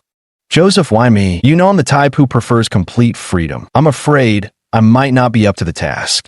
George, don't be so quick to decline. We've only just begun preliminary research on this matter. It still needs board approval. With your capabilities, you're more than qualified for this position. In my view, you're the ideal candidate. Can I have some time to consider this? Certainly. Give me your answer within 3 months. All right then, I'll think it over carefully, but I'll also need your research report for analysis. Wu Ergu decided to take seriously the olive branch Joseph had extended to him. The situation was different now compared to before. Su Yunlong could hand over the company to others and go traveling and exploring freely. But as Wu Ergu, he didn't have that luxury. Without sufficient capability, you might well end up dead again at someone else's hands. Leaving Joseph's house for the airport, Wu Ergu originally wanted to call Ling Ji to ask about their negotiation progress. But thinking back on how he hadn't spoken up for them in front of Joseph made him feel a bit embarrassed, so he dismissed the idea. Besides, negotiations for such massive investments wouldn't yield results quickly. They could take anywhere from a few months to over half a year, even years in some cases. Right now, there probably wasn't any major breakthrough to report. Second brother, I've got great news for you. Annie's surgery went well. It was a complete success. As soon as he arrived at the airport, Wu Ergu received a phone call from Feng Yuanyuan that left him utterly bewildered. Yuanyuan, has a kidney donor been found for my mom? Why didn't you tell me earlier? It was your aunt who told me not to call you before the surgery and not to let you come. She said running back and forth would not only interfere with your work, but also cost money, and your in-laws wouldn't be happy about it. What did the doctor say? The doctor said the surgery went well. If there's no significant rejection after a month of observation in the hospital, he can be discharged. That's wonderful. I'll come visit the day after tomorrow then. No need to come. Aunt said you should focus on your work and just bring sister-in-law back for Chinese New Year. She's still worried about you spending money. All right then. Is the money enough? It is. The surgery cost less than 300,000. And the doctor said post-operation expenses won't be much if there's no rejection. MHM, thanks for your hard work. Come over after my mom's discharged. Give your brother a call too. Tell him to come work for me. Wu Ergu decided not to return to Sichuan for now. The 50 million euro order was beyond Luo Liang's current capabilities. He would need to personally guide him through it. After nearly 20 hours of flying, the plane arrived at Dongjiang International Airport at 2 o'clock the next afternoon, where Luo Liang was already waiting. Ergo, how did you pull this off? Taking on so many orders, 50 million euros, that's like 5 or 600 million yuan, and over 20 million in upfront deposits too. I've been feeling like I'm in a dream these past couple of days. Luo Liang was both thrilled and incredulous when he saw Wu Ergu. Brother Liang, regretting not taking the company shares now, aren't you? Don't worry. Once the company really gets on track and starts making money, your compensation will be much higher than running a garment factory. Running a business isn't charity. Since Luo Liang initially refused to take risks and abandon the partnership, he can't enjoy shareholder rights or profit dividends. Luo Liang genuinely regretted his decision. He could see Wu Ergu had secured direct orders with at least a 10% profit margin. This single deal alone would generate 50 to 60 million, requiring no upfront capital. Had he maintained his original 50% stake, he'd be entitled to 20 or 30 million, a life-changing sum within a year. Ergu, I admit my vision was short-sighted. Though I regret my choice, I won't begrudge your success. I'm genuinely happy for your growth and will dedicate my utmost effort to being the best general manager possible. Liang Ji, I believe in you. We'll discuss compensation after New Year's. Just remember, our goals extend beyond these current 100 million orders. For now, we must keep quiet. Don't reveal I secured these contracts, not even to Jinyu temporarily. Figures this large would frighten her. All right, I understand. I'll handle the company matters, but this deal is quite substantial. My abilities are limited, and I'm feeling a bit unsure. At least Luo Liang had some self-awareness. Wu Ergu burst into laughter. Don't worry, Brother Liang. I'll be guiding you from behind the scenes. Rest assured, everything will go smoothly. Luo Liang was utterly speechless upon hearing this. He simply couldn't comprehend his cousin-in-law anymore. Just a few months ago, Wu Ergu had been a homeless beggar who couldn't even speak properly. How had he suddenly manifested such astonishing business acumen? Not only had he made millions in the stock market, but he'd also somehow secured hundreds of millions in foreign trade orders. According to Wu Ergu, the order had been introduced by a boss from his stock trading group. Before going abroad, Luo Liang had believed this explanation. But after receiving the facts Wu Ergu sent from overseas, he knew it was a lie. The contract clearly showed Mar Corporation and Nanhai Trading as the two parties. No middleman would pass on such a massive foreign trade deal to someone else. The only possible explanation was that Wu Ergu had direct connections with senior executives at Mar Corporation, and a close one at that. But this makes no sense at all. How could ergo Wu possibly know high-level executives at a foreign company? Luo Liang racked his brains, but couldn't make heads or tails of it. Chapter 39. The mask comes off. Before returning home with Luo Liang, ergo Wu changed back into his old clothes and altered his hairstyle. In the blink of an eye, his image transformed from an extraordinarily poised corporate executive into an ordinary blue-collar worker dressed in simple attire. When Su Jinyu saw him, she didn't suspect a thing, assuming it had just been an ordinary business trip. However, Wu Ergu noticed a striking change in Su Jinyu. Ever since moving out from home, her demeanor had transformed remarkably. A constant air of happiness now graced her face. She smiled effortlessly at everyone, and her complexion had improved significantly. This stood in stark contrast to her former self, who always wore a frown and carried a gloomy countenance. What touched Wu Ergu most profoundly was Su Jinyu's meticulous care for him. She never let him lift a finger for household chores. Every day, his clean change of clothes awaited him by the bedside. Even his toothpaste was pre-squeezed. Sometimes she would even massage his neck and shoulders, explaining that prolonged driving could cause strain. With a wife like this, what more could a man ask for? Occasionally, Wu Ergu found himself grateful for having been murdered. Compared to spending life with a viper-hearted woman like Zhou Min, that would have been true tragedy.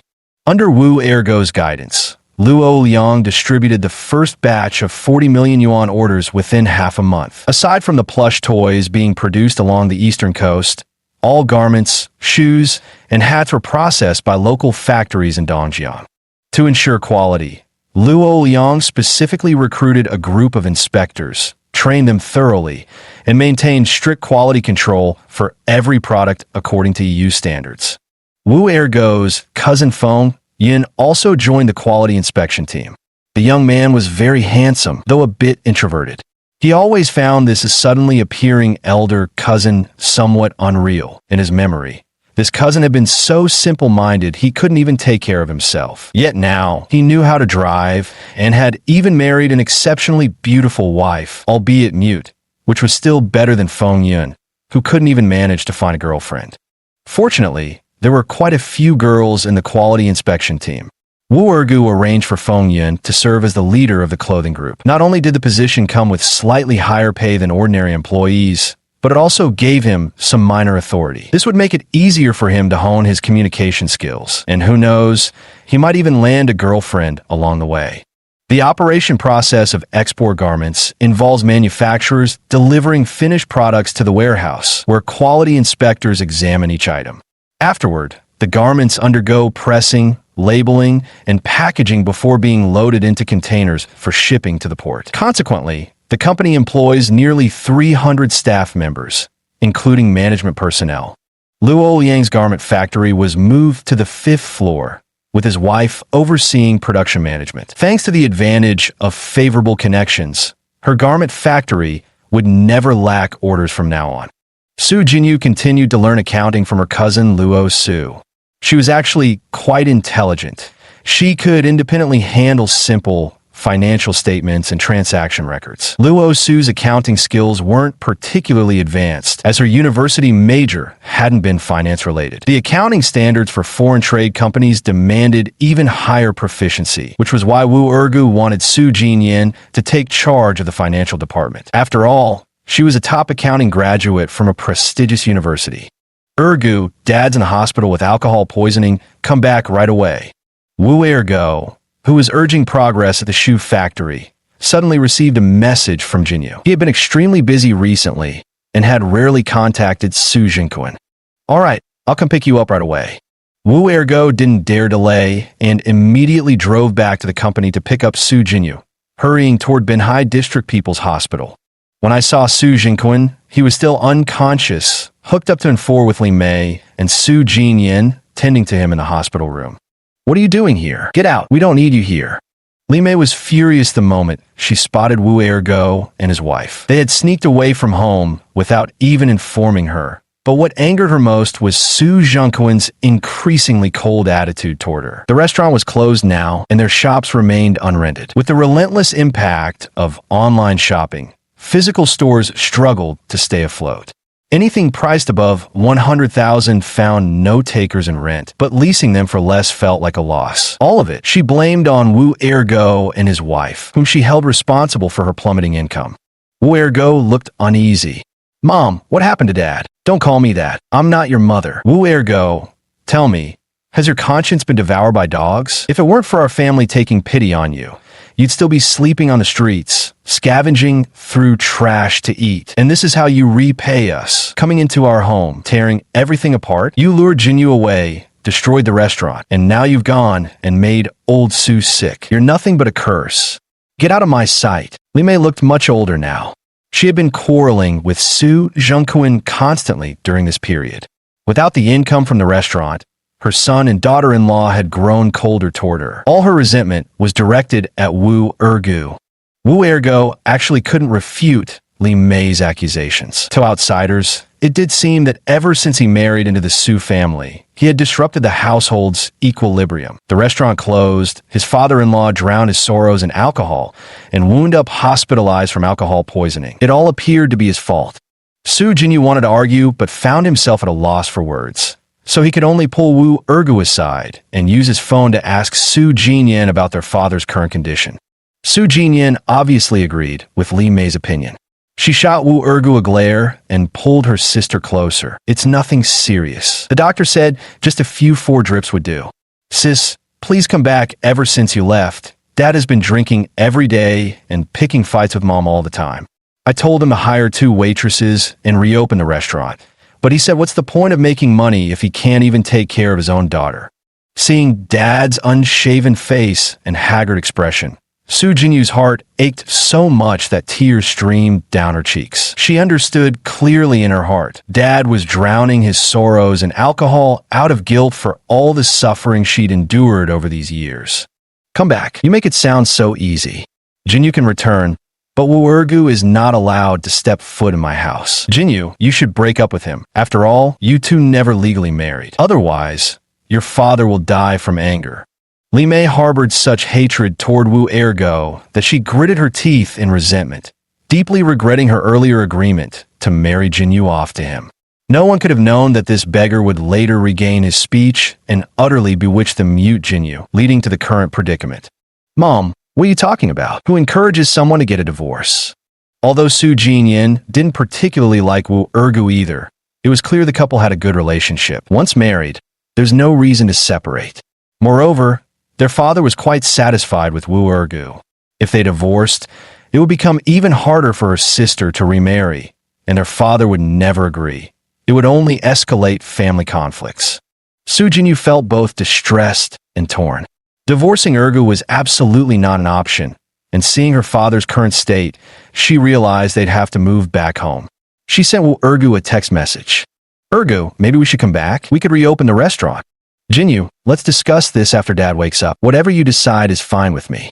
Wu Ergo understood his wife's feelings, but he absolutely couldn't let her suffer Li Mei's bullying again. In his heart, Su Jinyu was even more important than his biological mother far away in Sichuan. After all, most of his soul's memories now belong to Su Yunlong. Chapter 40. Helplessness. Sending Su Jinyu back home was likely just Li Mei's unilateral idea. Wu Ergo knew Su Zhengquan well enough. He would never allow his daughter to have contact with Li Mei again. Su Zhengquan remained unconscious, and the atmosphere in the ward grew awkward. After all, they weren't the only patients there. Li Mei felt it inappropriate to continue scolding Wu Ergu. Jinyan, are you still interning at Yunlong Company? Wu Ergo remembered that the foreign trade company lacked an accountant, so now was the perfect time to seek Su Jinyan's opinion on the matter. None of your business. Su Jinyan treated Wu Ergu with obvious disdain. Wu Ergu didn't take offense at his sister-in-law's attitude, smiling awkwardly. Our company currently needs an accountant. Jinyu recommended you to Brother Liang.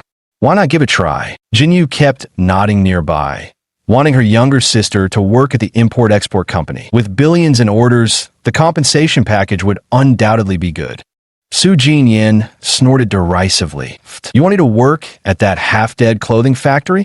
How laughable. After all, I graduated from a top-tier university. Are you insulting my intelligence? Wu Ergu was just about to explain when a voice came from the doorway. Exactly. Working as an accountant in some small private workshop, doesn't that just degrade a person? The speaker was a young man in his early 20s, holding a bouquet of flowers. He was slightly built, quite handsome, dressed in designer clothes, clearly from a wealthy family. Su Jinyan didn't seem particularly pleased to see him. Ling Jian, what are you doing here? I went to Yunlong Company to look for you, but Xiao Wei said your uncle was ill, so I came to visit. Hello, Auntie. I'm Jinyan's classmate. My name is Ling Jian. Ling Jian handed the bouquet to Li Mei with a smiling face. It was obvious this handsome young man was Jinyan's suitor, and Li Mei could see it instantly, immediately beaming with joy. Ling Jian, oh good, you're so thoughtful. Where are you from? Have you secured a job after graduation? Li Mei's words were probing his background.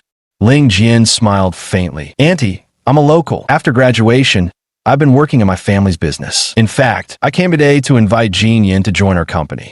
Really? That's wonderful. Right now, Jinyan is interning at some Yunlong company without even a salary. Plus, she works overtime every day. So stingy. That's right, Auntie. If Jinyu joins our company, she'll get an 8,000 salary during the probation period, and after regularization, it won't be less than 20,000. I'll even buy her a car for commuting. When Ling Jian said this, he shot a disdainful glance at Wu Ergu, as if deliberately showing off.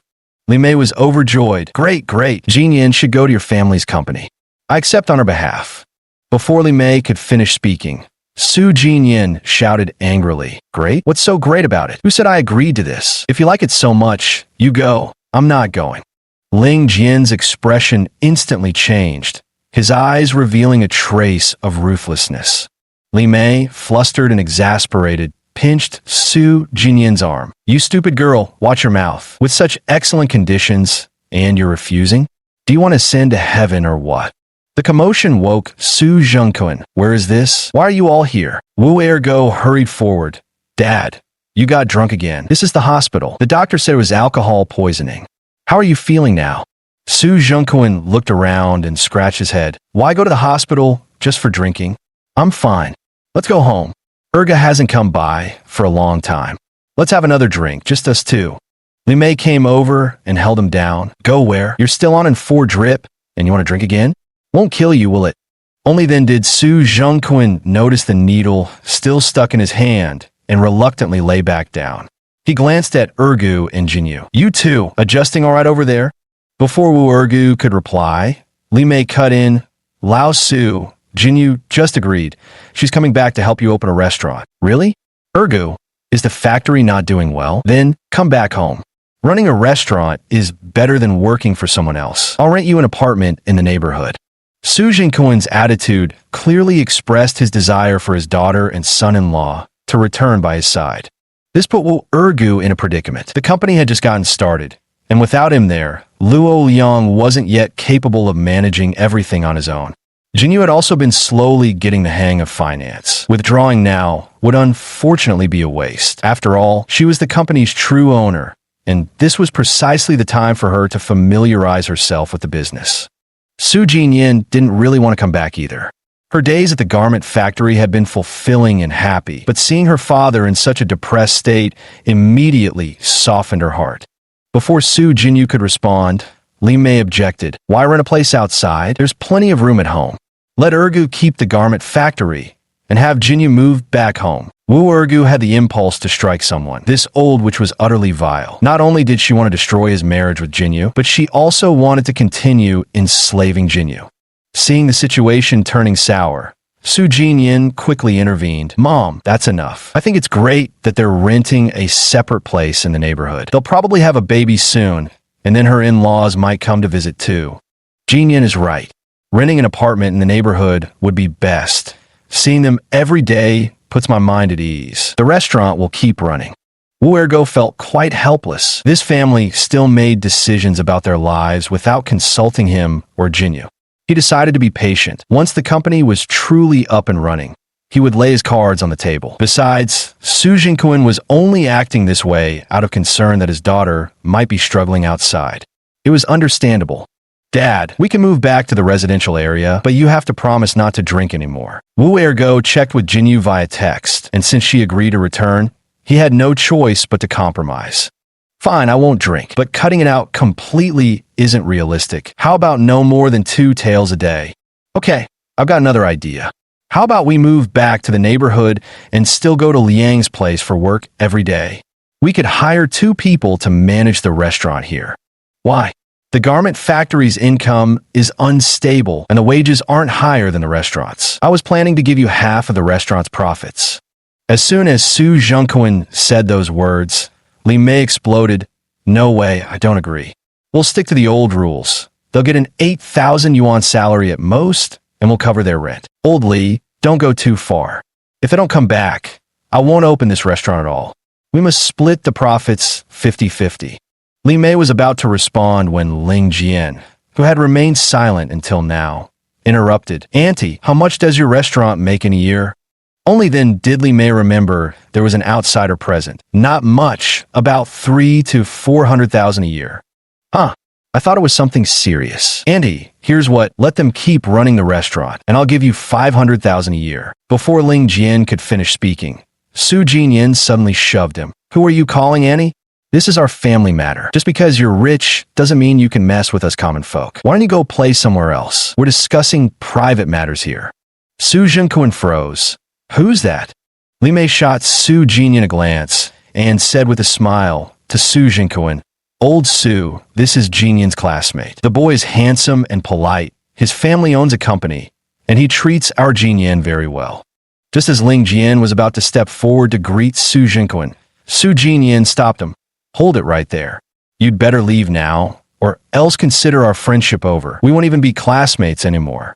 Ling Jian sighed in resignation and said to Li Mei, Uncle and Auntie, I'll come visit you another time then.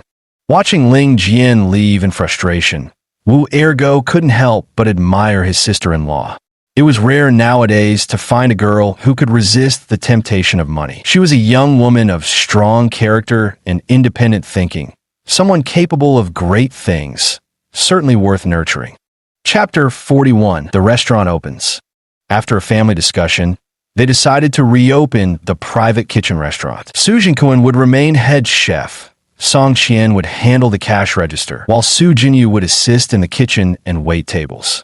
Wu Ergo continued driving for the garment factory, but would return when possible to relieve Su Zhengquan's shifts. The family moved back to Binhai Newtown community, where Su Zhengquan had rented them a 2-bedroom apartment. As for the treatment of the 2 individuals, Wu Ergu didn't care at all. In less than a year, the funds under Su Jinyu's name would exceed 10 million yuan, so what did a monthly salary of 5 or 8,000 matter? Thus, he agreed with his mother-in-law's suggestion. The rent would be covered by the restaurant, and Jinyu would receive a monthly salary of 5,000 yuan. Although Su Zhengquan was somewhat dissatisfied with Li Mei's arrangements, he was already quite content that his daughter could return and stay close by under his watchful eye, so he didn't make much of a fuss. After saying goodbye to Luo Liang, Wu Ergu and Su Jinyu moved out of the rental apartment where they had lived for over a month and returned to Bin Hai Xianchang residential area. They immediately cleaned the storefront in preparation for the restaurant's reopening. They handled all the dirty and laborious tasks themselves as a couple, while Su Jinquan went to the market to purchase ingredients and seasonings. Song Qian and Li Mei, on the other hand, simply stayed uninvolved, comfortably acting as hands-off managers without lifting a finger. After 3 days of preparation, Haihun Private Kitchen reopened. Wu Erge stayed behind to help out for a few more days until Luo Liang called to inform him that the company's first batch of goods was ready for shipment, at which point he finally returned to work. The Su family seemed harmonious once again. Su Jinquan had regained his former vitality, exercising daily and indulging in a few tales of liquor as usual, while Su Jinyan was interning at Yunlong Corporation, leaving early and returning late each day. Yet Li Mei was the only one feeling discontent. With Su Jinyu gone after years of never lifting a finger around the house, she now found herself in her later years doing laundry, cooking, and caring for her husband and daughter, something she simply couldn't get used to. Her resentment toward Wu Ergu grew fiercer by the day. She was determined to find a way to drive this beggar, son-in-law, away and reclaim Su Jinyu so someone could wait on her for the rest of her life. To make commuting home easier, Wu Erge bought a cash-price German sedan worth around 100,000 yuan. As the foreign trade company gradually stabilized, key personnel, including a full-time accountant, had filled out the managerial roster. Luo Liang had already mastered the operational procedures and could now independently oversee the business. Ergu, I wasn't feeling well earlier, so I went to the community clinic for a checkup. The doctor told me I'm pregnant. On the morning before the Dragon Boat Festival, Wu Ergo, who was handling affairs at the customs office, suddenly received a message from his wife. He immediately dropped his work and drove back to the shop, only to find Jinyu squatting on the ground helping her father with vegetables, while Song Qian was still engrossed in her phone. Seeing this, Wu Ergo felt a pang of guilt. He pulled Su Jinyu up and said to Su Jinquan, "Dad, Jinyu is pregnant. Starting today, she won't come to the shop anymore. Let's hire someone quickly." Su Jinquan was stunned for a moment before bursting with joy. "Really? That's wonderful. I'm going to be a grandfather." Yes. She shouldn't come here anymore. The fumes here aren't good. She should go back and rest well. In a few months, we'll hire a nanny for you." "Jinyu, how far along are you?" Song Qian entered the kitchen at this moment. Su Jinyu extended 2 fingers, indicating 2 months. Song Qian snorted. Just 2 months and you stop working? Since when are you so delicate? Our company, people work right up until 7 or 8 months. If you suddenly stop coming to the shop, where am I supposed to find a replacement waitress on such short notice? Wu Ergu couldn't hold back any longer. "My Jinyu is delicate, and that's final. Starting today, she won't be coming to work anymore, and we won't take a single cent from the restaurant." Song Qian never expected Wu Ergu to dare talk back to her face. Flustered and exasperated, she snapped, "You beggar!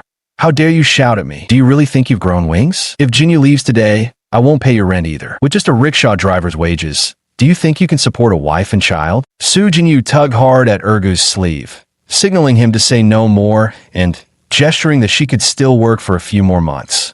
Wu Ergu shook his head and said to Su Jinquan, "Dad, I know you've always worried about Jinyu's suffering hardships. Today I promise you, starting now, I won't let her endure any harm, not even verbal abuse. I'll give her the best life possible. I originally planned to take her abroad soon for vocal cord treatment, but now that she's pregnant, we'll have to wait until after the baby's born. I'll find her the world's most advanced medical care." "Oh, how hilarious. Don't you fear the wind might cut your tongue? Best life, most advanced medical care. Does boasting kill you?" A homeless beggar who's barely eaten 3 full meals suddenly thinks he's above the heavens. Perhaps she couldn't stand Wu Ergu talking back, as Song Qian's words turned venomous. Wu Ergu didn't want to stoop to her level and simply pulled Su Jinyu away to leave. "Ergu, you acted too rashly. Sister-in-law isn't wrong. I could still work for a few more months. Without this income, how can we possibly raise our child on just your salary alone?" The moment they returned home, Su Jinyu began to voice her complaints. Wu Ergu gently embraced her from behind and said, "Jinyu, earning money to support the family is a man's responsibility. Trust me, you'll become the happiest woman in the world." Su Jinyu picked up her phone and wrote, "Being with you, I'm already very happy." I'm easily content. I don't crave great wealth. Having you and our child, even if life is a little tough, feels like happiness to me. If our situation improves, we could bring your parents to live with us. A harmonious family would make it even better. Her reminder suddenly made Wu Ergu realize he hadn't contacted Feng Yuan for a while. His mother should have been discharged from the hospital by now, so he immediately gave her a call. Yuan, where are you now? How's mom? Second brother, auntie has recovered, and I've sent her back to Hanyuan. I'm still in the provincial capital attending training. Why didn't you bring my mom here? Third brother has his college entrance exams these few days. How could auntie possibly come now? I also have exams coming up in a couple of days. Wu Ergo suddenly remembered his younger brother was in his final year of high school. After a moment's thought, he said, then wait until third finishes his exams and bring both of them here. By the way, tell your aunt that your cousin-in-law is pregnant. Is that so? Then I'll hurry back after my exam tomorrow to tell Annie the news. She'll definitely come. By the way, second brother, my brother mentioned you're just your wife's cousin's driver over there. If I come, could you arrange customs clearance work for me? How much could I make a month? Feng Yuan was somewhat disappointed with Wu Ergo's status. She had thought he was some big boss when he generously paid for Annie's medical treatment before. Don't worry, Yuan. For the first 3 months, you'll have a guaranteed 10,000, and later, if you do well, no less than 20,000. There's also a year-end bonus. That sounds great. I'll come as soon as I can. Remember, you must bring my mother here. This task must be completed, otherwise don't bother coming back. All right, I'll make sure to get it done. Hanging up the phone, Wu Ergo let out a sigh of relief. Normally, he should have returned home for a visit, but the company was simply too busy for him to get away. Now, with Jinyu being pregnant, it was even more impossible for him to travel far. The only option was to have his cousin bring his mother over. He had no idea how to take care of a pregnant woman, so his mother's presence would be the best solution. Chapter 42, The CEO. Just as he ended the call with Feng Yuan, Su Jinquan's call came through. Ergo, since Jinyu isn't in good condition, could you come down and help out? We've got customers in the shop, and I simply can't handle it alone. His sister-in-law not at the shop either. She left in anger too. Hurry up and get here. Others might not mind, but father-in-law's words couldn't be ignored. Wu Ergo had no choice but to bid Jinyu farewell and head downstairs. He had just arrived at the restaurant when Su Jinyu followed shortly after. Why'd you come? I told you not to come to the restaurant anymore. With few customers currently, Wu Ergo felt he could handle things alone. He wasn't being overly sensitive. Jinyu's discomfort was clearly morning sickness, making it truly unsuitable for her to stay long in this greasy, smoke-filled environment. Su Jinyu typed out a message. I'll handle the cash register, you serve the dishes. Since she was already here, sending her away wasn't an option. Wu Ergu silently acquiesced to Su Jinyu's arrangement, deciding to just get through the day first. Sis, bro-in-law, make us a few dishes. We're starving. At around 1 o'clock when the restaurant had no customers and was about to close, Su Jinyin suddenly walked in, accompanied by 3 girls about her age. Wu Ergu recognized one of them, Song Xiaowei from their same neighborhood.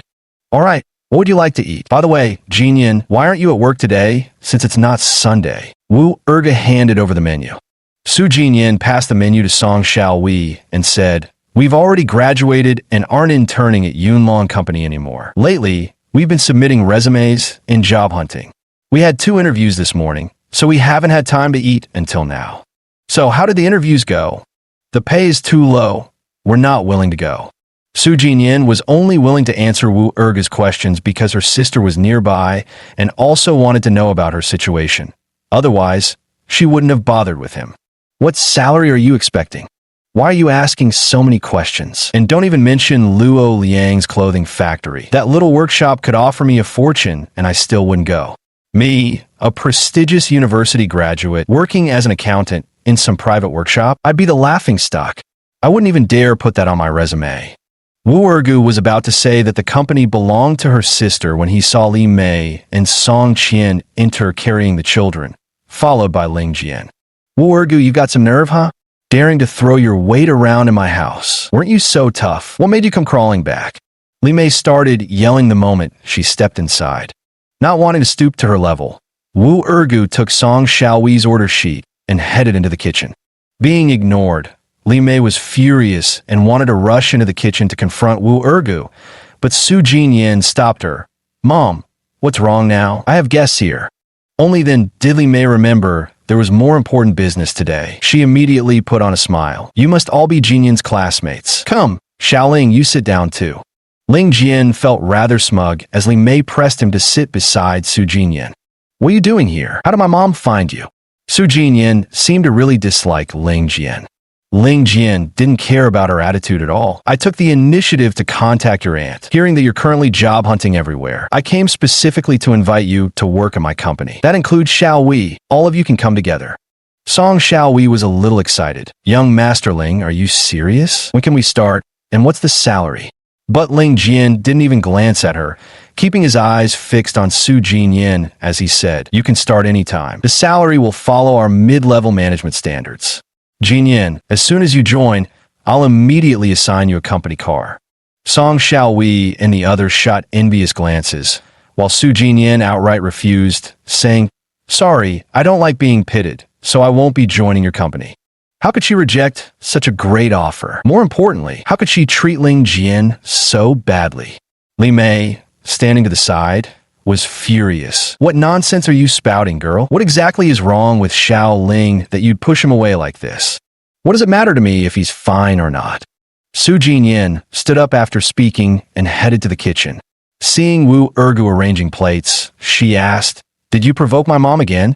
Su Zhengquan flipped the wok and said, "It's not Ergo's fault. Your sister is pregnant. You wanted her to go back, but had a little argument with your sister-in-law." "My sister is pregnant? That's wonderful." Su Jinyan turned and left the kitchen without even taking the prepared dishes with her. When Wu Ergo carried the dishes out, he saw the two sisters whispering at the cash register. His heart warmed at the sight. Though Su Jinyan and Jinyu weren't born to the same mother, their bond was strong. Jinyan always stood up for Jinyu in front of Li Mei. This kind-hearted younger sister-in-law deserved a platform to grow. "Here, try our house specialty dish." When Wu Ergu served the dishes, he casually made the remark, only to notice Ling Jian's expression of slight disdain. As he turned away, he heard Song Xiaowei whispering, "Did you know? Jinyan's brother-in-law used to be a beggar. The Su family took him in as a live-in son-in-law, and now look at him, putting on airs like some proper gentleman." Song Xiaowei's comment was clearly meant to demean the Su family in front of Ling Jian, and she deliberately let Wu Ergu overhear it, a malicious attempt to stir up Ling Jian's resentment towards the Su family. Having lived two lives, Wu Ergu's heart was now like solid rock. He chose to outright ignore these petty tricks. After finishing their meal, Su Jinyan and her classmates left. With Su Zhengquan's intervention, Li Mei didn't continue making trouble for Wu Ergo and his wife. However, she demanded that Wu Ergo fill in at the shop for a few days until they could hire new waitstaff. To avoid worrying Chinyu, Wu Ergu agreed to the request. The foreign trade company was already running smoothly and didn't require his constant attention. For major issues, Luo Liang would call him to discuss, ensuring no significant problems would arise. However, another matter now weighed on his mind. Half a month ago, on Joseph's nomination, Wu Ergo officially accepted the appointment from Mar Corporation to establish the Greater China region for the company and serve as its president. The German team had already arrived in Dongjiang and begun their work. During those 2 days, two senior executives who had just arrived from Germany were waiting to meet with him. Reluctantly, Wu Ergo had no choice but to schedule the meeting with the executive for the afternoon of the Dragon Boat Festival. The location was a cafe on the pedestrian street, merely 200 meters away from the restaurant. Both Germans were about 30 years old. One was named Hans, the other Bannon. "Mr. Qiao Rue, we have been assigned by the headquarters to assist you with your work. The company has instructed us to expedite the progress. May we have your directives, please?" The scene opens with Hans, a man straightforward in speech and a seasoned veteran in the workplace. Wu Ergu is dressed plainly, yet Hans shows not the slightest hint of disdain. "Joseph has already filled me in on the general situation. I've conducted some research and preparatory work during this time. The office space has been rented and is currently being renovated. What you need to do now is quickly engage a headhunting firm to help us recruit staff. You'll be specifically responsible for this matter. I still have some personal affairs to attend to. If anything important comes up, contact me by phone." Wu Ergo nodded slightly. The previous team had already done substantial preparatory groundwork, so routine matters didn't require his personal involvement. All right, Xiao Rui, the most pressing matter right now is the negotiation with Lingyun Group. Most of the terms have already been settled, and the company has handed over the decision-making authority to us. From now on, we'll be fully responsible for this project. When do you think we should initiate the final round of negotiations? Let's talk about it after the office building is renovated and the team is set up. There's no rush. I'll look into the situation first. The unpredictability of life. Wu Ergu never imagined this project would fall into his hands. Of course, it was precisely this project that ultimately persuaded him to accept the role as Greater China CEO. Chapter 43, The Interview. Unable to appear in public at this time, Wu Ergo appointed Hans as general manager and Bannon as financial director, positions agreed upon with Joseph after consultation. With Hans handling operations, Wu Ergo had time to help out at the restaurant. However, he didn't let Su Jinyu continue working there, instead sending her back to Nanhai trading to further her financial studies. Luo Liang specifically arranged for a chauffeur to transport her. Chairman's office, Yunlong Corporation headquarters. The newly appointed chairman Zhang Feng was frowning as he listened to the report from Zhou Min, Minister of the International Trade Department. This department was originally called the Overseas Trade Department, but was renamed after Zhou Min took over. Brother Feng, we don't know the exact reason, but Mar Corporation has abruptly terminated our partnership. Aside from French wine imports, we've now lost our daily necessities market in the EU. With the global economy in recession and the US waging an economic war against our country, tariffs have skyrocketed. Though South Korea and Japan contribute smaller shares, Mar Corporation's move has caused us enormous losses. Zhou Min looked visibly distressed. Her family's shoe factory had been hit the hardest, with orders reduced by half. Has there been any investigation into why Mar Corporation cut ties with us? We've done some investigating. According to insiders at Mar Corporation, they've signed a long-term contract with a company called Dongjiang Nanhai Trading. South Sea Trading? Another enterprise from Dongjiang City.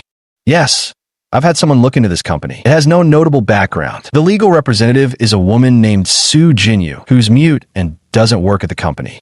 Instead, she waits tables at her family's restaurant. The person actually running things is her cousin Luo Liang. So the real boss should be Luo Liang.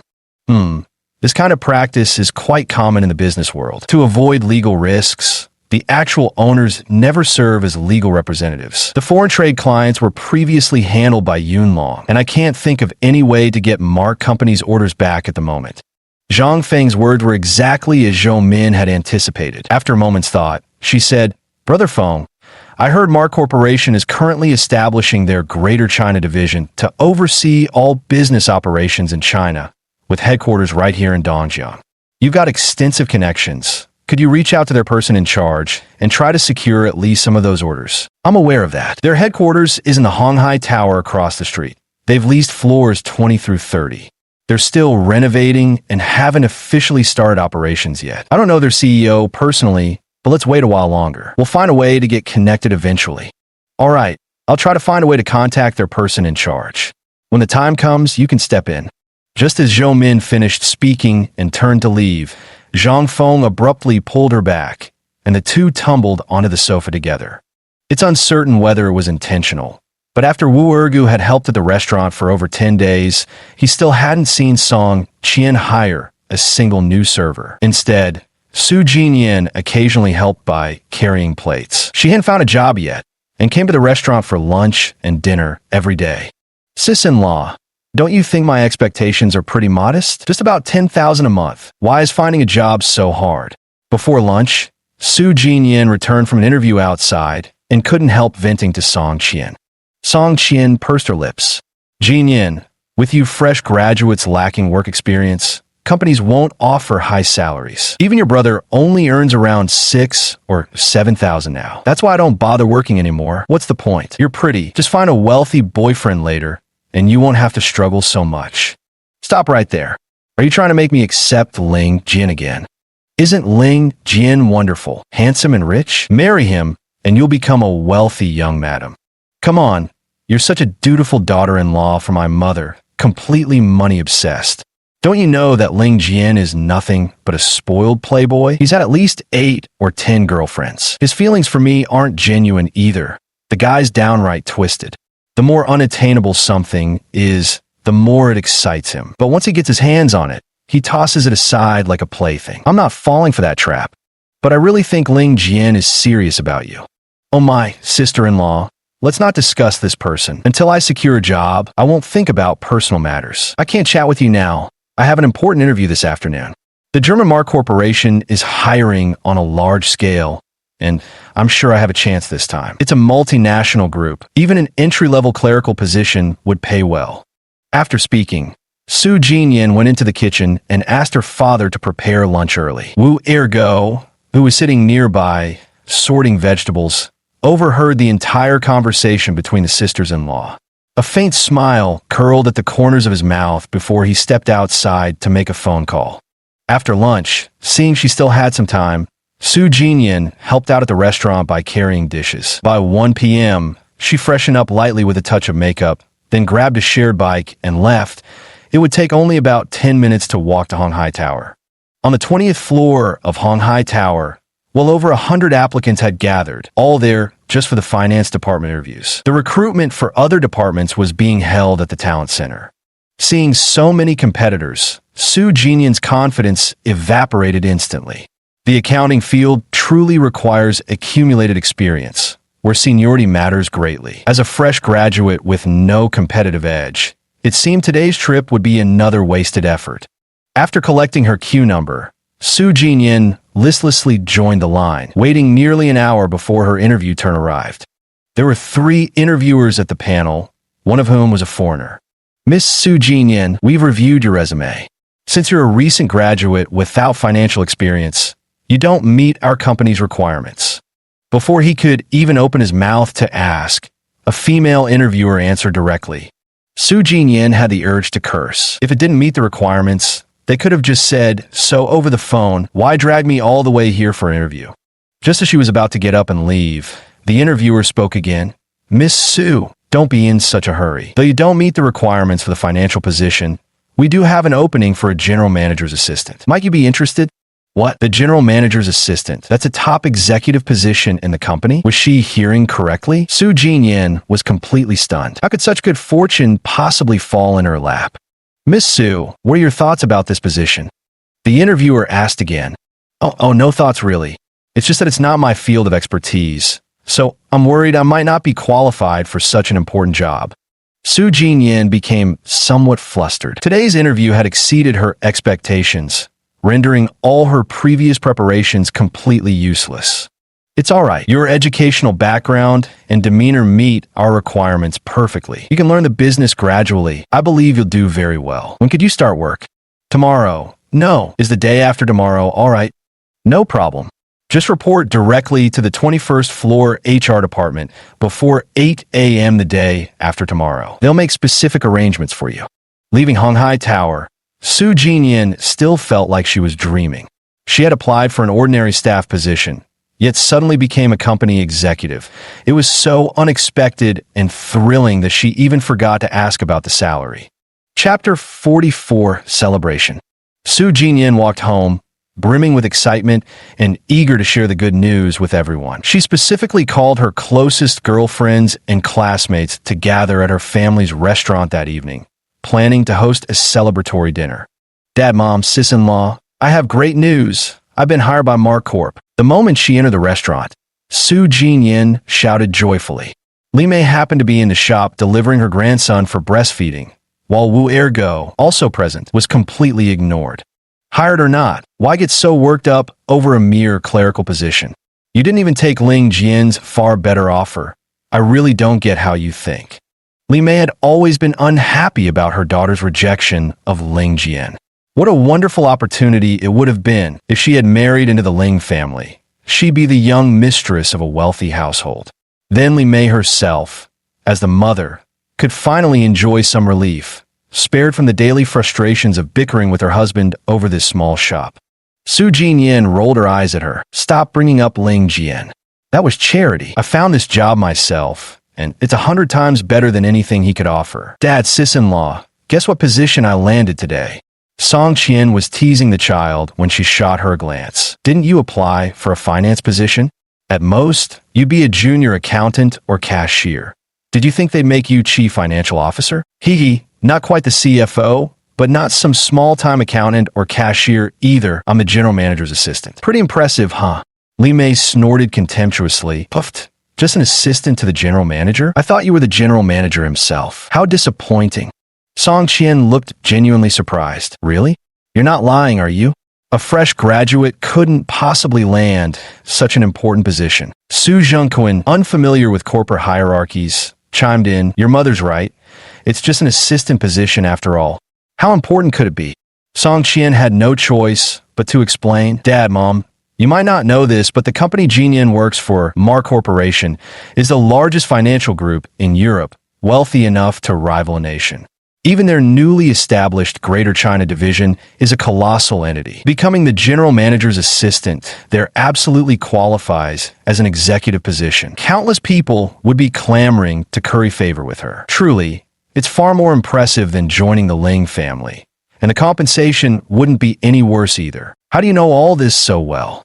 I used to work at Yunlong Corporation, which had business dealings with the Mark Group, so of course I know his background. By the way, Jinyan, is your company still hiring? I'd love to apply too. Even being an ordinary clerk would be better than breathing in grease fumes here all day. And with you, as the general manager's assistant looking out for me, who knows? I might even get promoted to manager or deputy manager. They're hiring now. Lots of my classmates have already submitted resumes. I heard they're recruiting over 1,000 people this time. Su Jinyan was straightforward with her words, but she dared not promise to look out for her sister-in-law. Considering herself still a newcomer in the workplace, she wasn't even sure if she could handle this assistant position well. How could she possibly presume to protect anyone else? Wu Ergu spoke up at this point. Sister-in-law, since you want to go back to work, you should hurry and hire 2 waitresses. If you get hired by Mar Company, it'll be too late. Song Qian shot him a glare. What are you worrying about? I have to pass Mar Corporation's interview first before hiring anyone. Don't you want this job? Isn't this better than being a driver? Be content. With no education and no brains, you can only do menial work like carrying dishes and washing bowls. Don't think Luo Liang will make you rich. His shabby factory is bound to fail sooner or later. If you go there, don't expect to come back. Su Zhengquan also nodded in agreement. That's right, Ergo. Just stay peacefully at the restaurant. Honestly, I've always felt uneasy about you driving Luo Liang around. Whether that garment factory thrives or struggles, you're on solid ground here. Both you and Jinyu being by my side gives me peace of mind. If you both left, running this restaurant would lose all meaning for me. Wu Ergo was speechless. For Su Zhengquan, Su Jinyu and the restaurant had become an obsession. In Su Zhengquan's heart, this restaurant was opened specifically for Jinyu, to provide her with a stable income and shield her from discrimination and bullying. Eventually, the shop would be handed over to the couple to manage, and for now, Wu Ergo was just accumulating experience. But the massive responsibility of Mark's China was looming over him. Lately, he'd been sneaking into the company between 8 to 10 in the morning and 1:30 to 4 in the afternoon to listen to reports from Hans and others. Yet he couldn't keep this up long term. He also needed to occasionally check in on the foreign trade company. There simply weren't enough hours in the day. Wu Ergo was a man who knew gratitude. He understood that if Su Zhengquan stopped running the restaurant, he'd fall into idle boredom. Apart from drinking, the old man had no other hobbies. Left with nothing to do, his health would deteriorate from chronic alcoholism. So Wu Ergo stubbornly chose to stay at the restaurant. Most importantly, he couldn't yet reveal or explain his position as CEO of Mark's Greater China. He decided to wait for Song Qian's interview results first. If she got hired, Wu Ergo planned to visit the labor market in a couple of days himself to recruit 2 more employees. There's going to be a celebratory dinner for Su Jinyan this evening, so the restaurant isn't open for business. After work, Jinyu came straight over, and Huiji also rushed over upon hearing the news. However, only 2 of Su Jinyan's classmates showed up. Her best friend Song Xiaowei went to Ling Jian's family company and couldn't make it. The dinner was quite lavish. Su Zhengquan showcased his best culinary skills, feeling gratified that his younger daughter was doing well for herself. With a promising future and likely a good marriage ahead, He can now focus on supplementing his elder daughter's needs with the money he earns. Li Mei, however, wasn't particularly happy. She always believed that a woman's success paled in comparison to marrying well. She had high expectations for Su Jinyan, but this girl never listened to her. They just weren't on the same page. For the sake of her mute older sister, Jinyan often argued with her. Surprisingly, the happiest one there was Hu Yiji, who deliberately sat right beside Jinyan. Little sister, I was supposed to work overtime today. Do you know why I rushed back? Hu Yiji raised a glass of red wine in toast to Su Jinyan. Why? Didn't you come back specifically to celebrate for me? Hee hee, of course I'm happy you got in a mark company, but there's something very important I need your help with. How can I help you? If you need money, ask Mom. I'm broke as a church mouse. Hu Yiji placed a chicken drumstick in Su Jinyan's bowl and said, here's the thing. Our company has been doing business with Mar Corporation for a long time, but for some reason, they suddenly cut ties this quarter and canceled all our orders. The higher-ups are worried. We heard Mar Corporation has established a Greater China division, so they wanted to reach out to their executives to understand what's going on. But it's been hard to get a meeting with their leadership. This afternoon, your sister-in-law told me you become the general manager's assistant. So, I mentioned it to my boss. Now, they've asked me to reach out to you for help. Su Jinyan pushed the drumstick back. Brother, you're something else. I haven't even started the job yet. I don't even know what the general manager looks like. How am I supposed to help you? I'm not asking for help right away. Just keep it in mind once you're settled. No rush. My boss said if you can arrange a meeting with your general manager and help secure the deal, I'll get a promotion and a raise. Absolutely not. I won't do this kind of thing. Though I've never been abroad, I know that pulling strings and favoritism don't work in foreign companies. I won't ruin my career just because you're my brother. Don't mention this matter again. Wu Ergu silently gave Su Jinyan a thumbs up in his mind. Sticking to her principles, this sister-in-law was impressive. Yunlong Company thinking they could get the order back was pure fantasy. The real nightmare for them was yet to come. Chapter 45, Kitchen Helper. Su Jinyan reported to the personnel department of Mark Corporation on schedule. Rather than assigning her to work immediately, the department provided her with a week-long training program. The focus was on learning and familiarizing herself with the company's management policies and the responsibilities of a general manager's assistant, which included basic German conversation. This was because the general manager, Hans, wasn't fluent in Chinese and would occasionally speak everyday phrases in German. As his assistant, she needed to quickly grasp his intentions, making this training crucial for Su Jinyan. Song Qian also passed the interview. With her university degree and experience working at a large company, it wasn't surprising she got hired. Her position is clerical staff in the engineering department. Before starting her new job, Song Qian hired a woman in her 40s from the labor market to work as a waitress at the restaurant. The position includes lunch and dinner, but not accommodation, with a monthly salary of 3,500 yuan. Wu Ergu still had to keep working at the restaurant. This was clearly Su Zhengquan's intention. He planned to hand over the restaurant to Ergu by the end of the year, just requiring him to contribute a portion of the earnings to the household. Li Mei also seemed to agree with this arrangement. With both her daughter and daughter-in-law now employed at large companies with decent incomes, it would be unreasonable to quarrel over this small restaurant. After sharing over 20 years of marriage with Su Zhengquan, making a big fuss over this matter didn't seem worth it. This put Wu Ergu in a bit of a dilemma, but not wanting to upset his father-in-law, he braced himself and decided to tough it out for a while. Fortunately, the newly hired waitress Aunt Lu was a diligent worker, quick and efficient. She took care of all the restaurant's cleaning, and when she had free time, she even helped with food prep in the kitchen. This eased Wu Ergu's workload considerably, and he secretly promised to give her an extra 1,000 yuan each month. The restaurant was conveniently close to Honghai Tower, just a 10-minute walk through the pedestrian street. This allowed Wu Ergu to leave every morning under the pretext of exercise to go to work at the company, as long as he returned by 11 a.m. He could also head back to the office from 1:30 to 4 p.m., claiming he was going home to rest. After all, he didn't live in the same building as his in-laws, so they wouldn't know whether he actually went back or not. Sometimes, if the company was particularly busy, skipping the noon return trip wasn't a big deal. Normally, Li Mei would stay at the shop handling payments while looking after their grandson.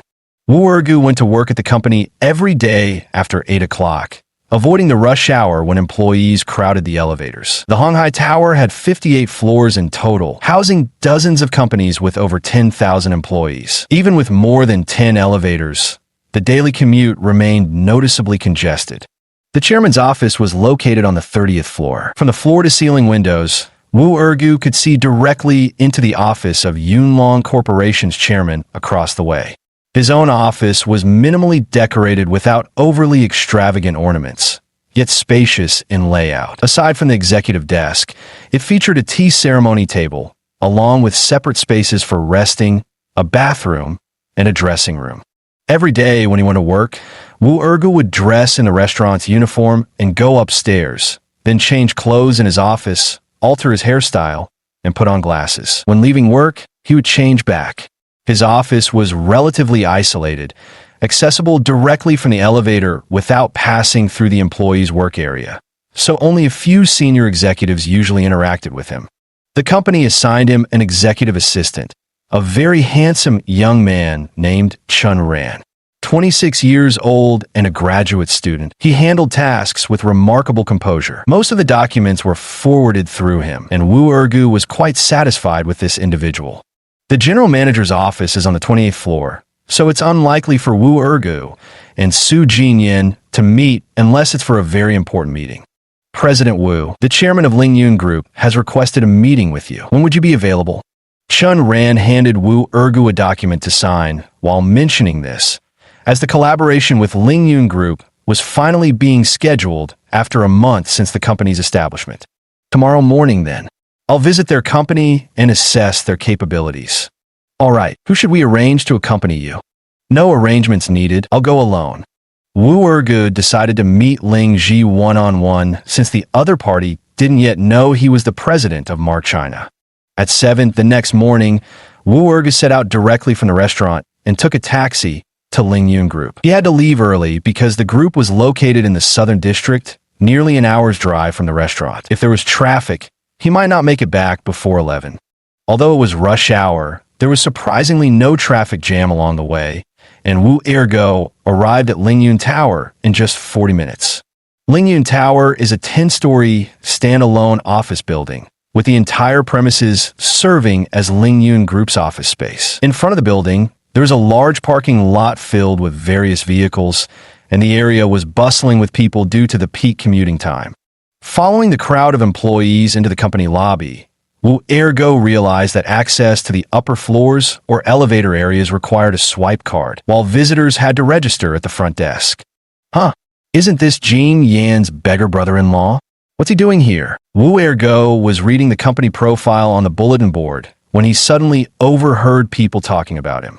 Turning his head, he saw a familiar face, Song Xiaowei, Su Jinyan's classmate and close friend. Standing beside her was someone he also recognized, Ling Jian, who had been persistently pursuing Su Jinyan. The two appeared quite intimate.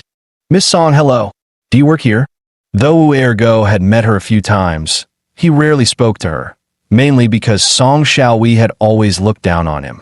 Song Xiaowei gave him a once-over, taking in his white t-shirt, black knee-length breeches, and brown sandals, her face full of disdain. Don't try to cozy up to me. I'm not familiar with you. Ling Jian naturally recognized Wu Ergu and asked coldly, shouldn't you be washing dishes at the restaurant? What are you doing here? Don't tell me you're applying to be a chef. A young man in his 20s fawned over Ling Jian and said, Manager Ling, our company has already hired enough chefs. We're just short of a few kitchen helpers. If he's someone you know, I can hire him directly, okay? Ling Jian glanced at the young man and asked, are you from HR? Yes, I'm Zhang Chong from HR. Take him in. He's somewhat familiar, a pitiable soul. Used to be a beggar, then married into my classmate's family as a live-in son-in-law. Probably wasn't treated well at home and had to strike out on his own. After speaking, Ling Jian turned to leave, but then turned back and said to Wu Ergu, from now on, dress more neatly when coming into the company. Your current outfit damages the company's image. Song Xiaowei sneered. He doesn't have any money for clothes. Jinyan's mother is such a stingy miser. She probably doesn't even give him pocket money. Ling Jian frowned slightly. Forget it. For Jinyan's sake, I'll help you one more time. Zhang Chong, take him to the finance department and advance him 500 yuan first. Bring the receipt to me for signing. All right, take care on your way out, Manager Ling. Watching the arrogant backs of Ling Jian and Song Xiaowei, Wu Ergu revealed a hint of playful amusement in his smile. Come with me. As Zhang Chong watched Ling Jian walk away, his expression instantly changed, revealing an air of lofty superiority as he turned to Wu Ergu. Chapter 46, Seeking Your Help. Wu Ergu didn't move, but instead asked curiously, Mr. Zhang, may I ask which department Ling Jian manages? He seems to wield considerable power.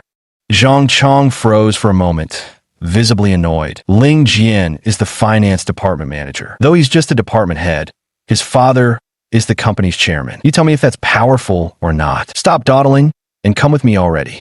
I still need to clock in. It's almost 8. Oh, then you should clock in quickly. I'm not here for the job application. Without paying attention to Zhang Chong's expression, Wu Ergu finished speaking and turned to walk towards the front desk, then gave Ling Ji a call. Excuse me, who here is Mr. Wu Ergu? There were about a dozen visitors waiting at the front desk area. Upon receiving her instructions, the receptionist asked loudly. Wu Ergu stepped forward from the crowd. That would be me. Mr. Wu, the chairman is waiting for you on the 8th floor. Please follow me. The receptionist politely led him to a private elevator and pressed the door open button. At the 8th floor elevator entrance, Ling Ji was momentarily stunned when he saw Wu Ergu appear, then chuckled. Damn, Brother Wu, why are you dressed like that? I almost didn't recognize you. This outfit keeps me cool. It's scorching outside. You office folks sitting comfortably with AC all day wouldn't understand. Cut the crap, kid. If you're willing, I can make you a deputy general manager anytime. I called twice inviting you for dinner since returning to China, but you kept turning me down. What brings you here today? Where exactly are you working now? Ling Ji ushered Wu Ergu into his office and personally brewed a pot of Tiguanyin tea. I stayed in Germany for a week. After returning, I've been really busy. We opened a family restaurant, my wife is pregnant, and we're shorthanded. I genuinely couldn't find time to visit you. Wu Ergu told the plain truth without any lies. Ling Ji let out a hearty laugh. You're joking with me again. Opening a restaurant would be wasting your talents. You can't leave today. I've got an important guest to entertain later, and after that we'll have dinner together. We're not done until we finish at least 2 bottles. President Ling, I'll have to skip lunch. I need to get back to the restaurant to cook soon. I came today to ask for your help. Oh, tell me, what do you need help with? Don't hold back, just say it. I want to buy a building, but I'm short on funds. Hey, I thought it was something serious. A house is nothing. Just tell me which one you've got your eye on, and I'll buy it outright for you. Wu Ergu gave an enigmatic smile. Mr. Ling, those are your words now. You'll purchase it directly for me? Of course, my word is my bond. Buying a villa wouldn't be a problem either, but on one condition, you must come work for me. Ling Ji was convinced Wu Ergu was a rare talent worth spending a fortune to recruit. I want to purchase a residential complex called Longwan Houding in the Western District, including the undeveloped Phase 2 and Phase 3 land parcels. What do you mean? Buy the entire complex? Ling Ji stared at Wu Ergu with wide, disbelieving eyes. Wu Ergu was about to respond when someone knocked on the door. Come in. Following Ling Ji's words, it was Ling Shuang who entered. Wu Ergu hurriedly stood up to greet her. Oh, Mr. Wu, you're here. What a rare guest. Please have a seat. Ling Shuang's smile was beautiful, making others feel as though they were bathed in spring breeze. Shuanger, when is the CEO of Mar Corporation arriving? I should greet him at the door. Ling Ji temporarily paused his conversation with Wu Ergu. I just called to check, and their executive assistant said Mr. Qiao Rui will be coming alone, but we don't know what he looks like. Let's go down and wait. After all, he's a foreigner, should be easy to spot. After getting up, Ling Ji turned to Wu Ergu and said, Brother, sorry about this, but could you wait here for a moment? We need to go greet a guest. As the father and daughter turned to leave, Wu Ergu smiled faintly. President Ling, no need to go down. I am Qiao Fei. Ling Ji and Ling Shuang turned back to stare at Wu Ergu, as if struck by lightning. Brother, what did you say just now? I didn't catch that. Unlike Ling Ji's reaction, Ling Shuang slapped her forehead and exclaimed, Oh my goodness, I remember now. When Mr. Wu helped us negotiate, the opposing party's legal team called him Jory. Mr. Wu, So you're actually Mark's CEO? Why didn't you say so earlier? I came in person. Isn't that sincere enough? Holy shit, man. You totally blew my mind. So you're actually Mark's CEO? Ling Ji clapped both hands on Wu Ergo's shoulders, looking extremely excited. Dad, stop calling him brother all the time. You're making me feel like I'm a generation younger than Mr. Wu. I'm actually a few years older than him, so he should be calling me big sister. Ling Shuang complained from the sidelines, perfectly enhancing the atmosphere. Ling Zhihao laughed heartily. Haha, no worries. We can each address things our own way. Come on, brother. Let's keep chatting. The three of them sat down, and Wu Ergo briefly explained how he became the CEO of Mark China, along with his current situation in the Su family. However, he insisted they keep it confidential. His dual identity must not be revealed to a third party. Brother, since you're Mark's CEO, our collaboration will go even smoother. Can we start the new energy project now? Lin Ji got straight to the point after understanding the situation. Wu Ergo nodded. Yes, I've reviewed all the negotiation materials from your previous rounds. There are basically no issues. We can proceed. Fantastic. When are we signing the contract? Don't rush. We haven't finished our previous conversation yet.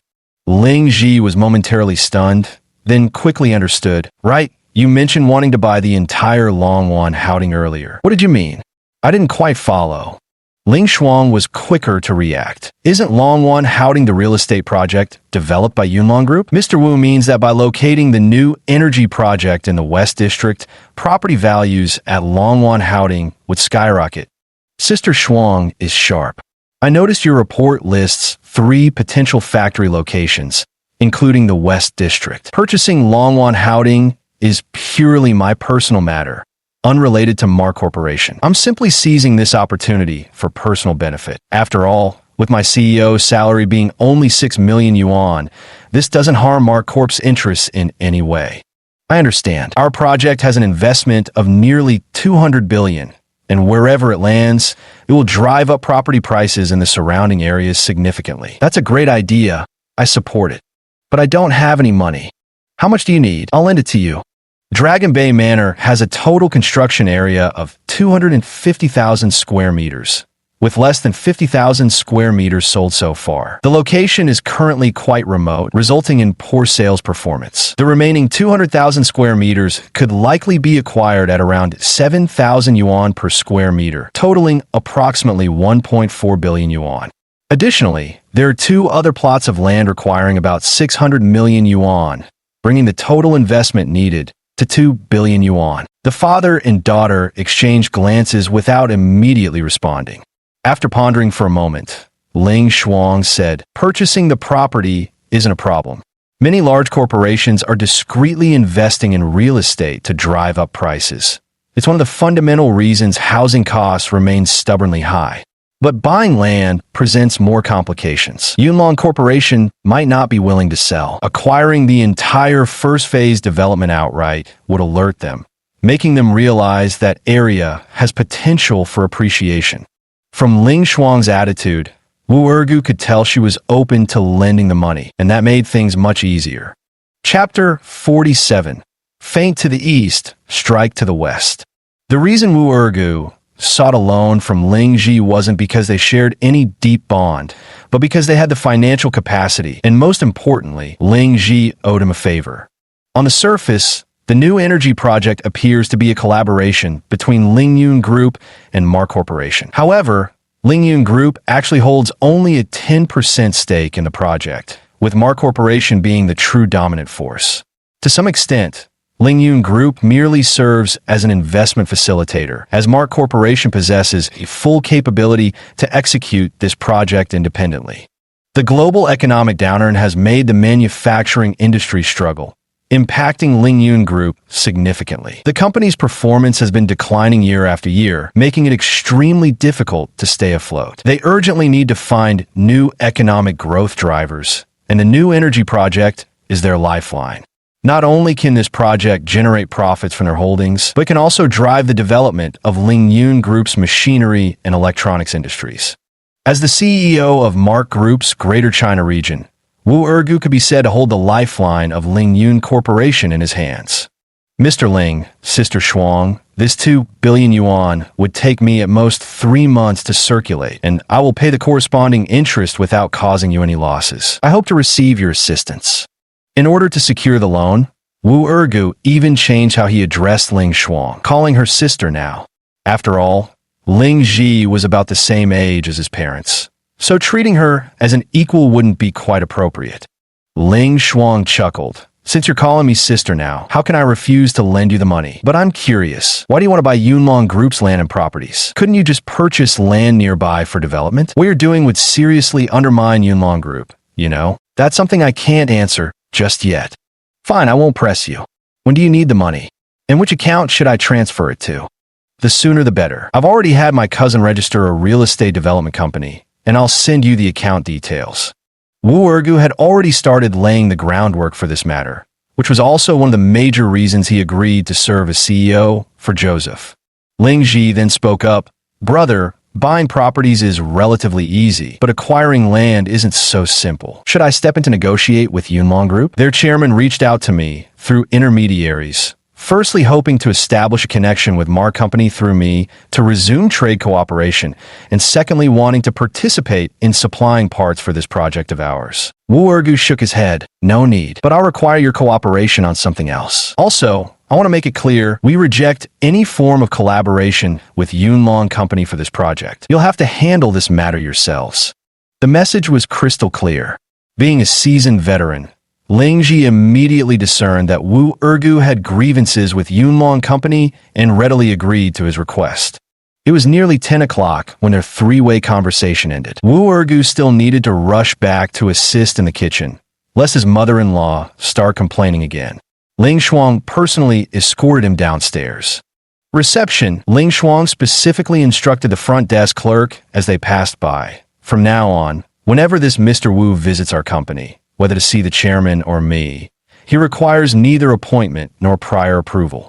Escort him directly to the executive elevator." Ling Shuang made this special arrangement with the receptionist as they walked past the front desk. Watching Ling Shuang and Wu Ergo chatting and laughing as they exited the company building and got into the same car, the two receptionists couldn't help but gossip curiously. "Who is this guy getting so close to Miss Ling? Could he be your boyfriend? He's kind of good looking, but his clothes are way too shabby. That's odd." This morning when I came to work, I saw the second young master of the Ling family mocking him, saying he used to be a beggar and came today to apply as a kitchen hand. So why is he now walking so closely with the young miss? And even using the private elevator freely? It's too strange. Just who is this person? Come to think of it, you're right. Back when we were at work, there were indeed a few people surrounding him, including second young master Ling. One suppressing him, another lifting him up. This likely involves wealthy family power struggles. We'd better not discuss such matters, or we might accidentally lose our jobs over it. 2 days later, the 2 billion yuan from Lingyun Group was transferred to the account of a company named Xiangquan Real Estate, which then initiated contact with Yunlong Group. Yunlong Group Chairman's office. Chairman Zhang Feng was listening to a report from Lu Peng, the general manager of Yunlong Real Estate. "Chairman, Xiangquan Real Estate has expressed interest in acquiring Longwan Houding in the West District along with 2 undeveloped plots of land. This matter requires your and the board's decision. Have you investigated this Xiangquan Real Estate? Why would they suddenly propose an acquisition? You know, the West District is a remote suburban area with a relatively isolated location. Su Yunlong initially bought those plots based on rumors that the government would designate the area as a development zone. But there hasn't been any movement yet, and our capital is tied up. What reason could they possibly have for acquiring that land? Could it be they have some insider information? I've looked into it. This Xiangquan company was just recently established, and its registered address is in the West District. So far, there's no clear indication of any significant backing. Their stated reason is that they plan to develop a themed town there to attract local farmers to buy properties."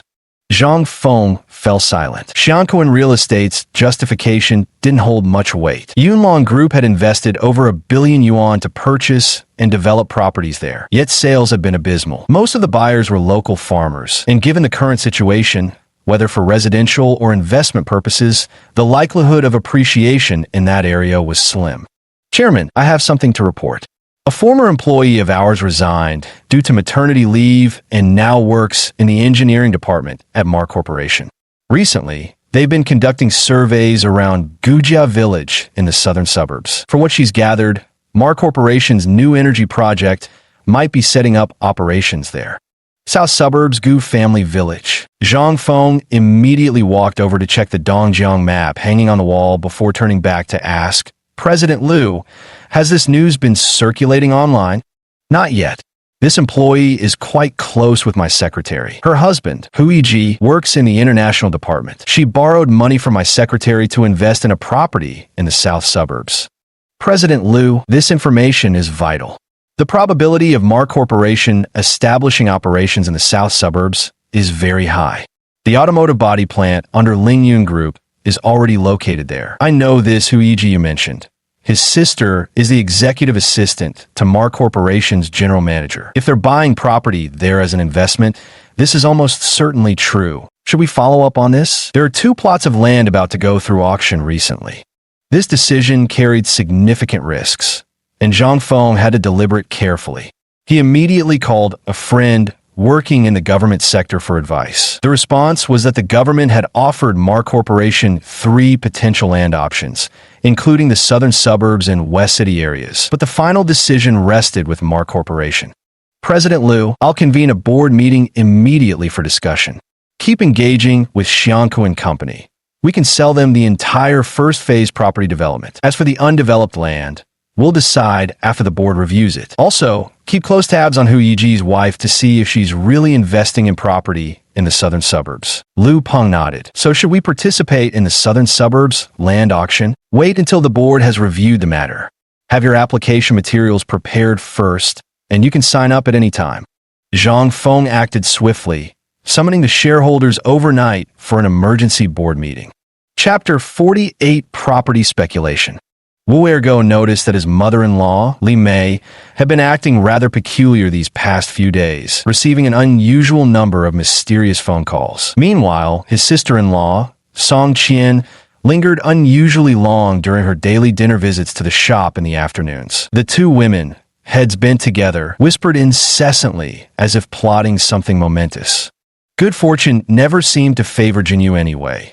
So Wu Ergu didn't pay much attention when he occasionally overheard them mentioning borrowing a household register or buying a house. It wasn't until Su Jingyan returned for dinner and the mother-daughter pair started quarreling that he learned Li Mei and Song Qian were planning to invest in buying houses in the southern suburbs. Each had already signed contracts for 1 apartment and paid deposits, with plans to borrow money from their parents' families to purchase several more.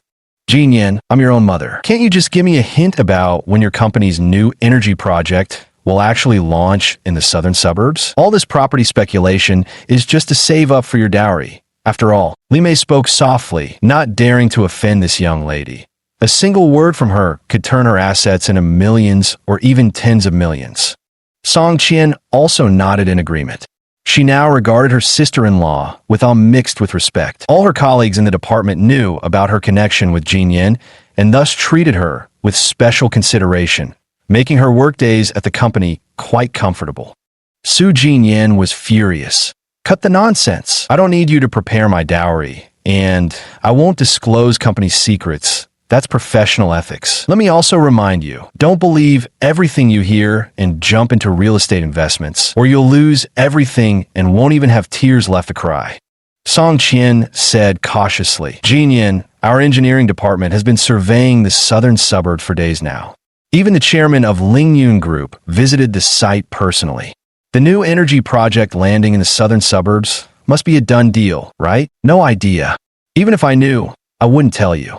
Sister-in-law, I suggest you stop speculating about the company's intentions. It'll mislead Mom, and if rumors spread, it won't reflect well on the company.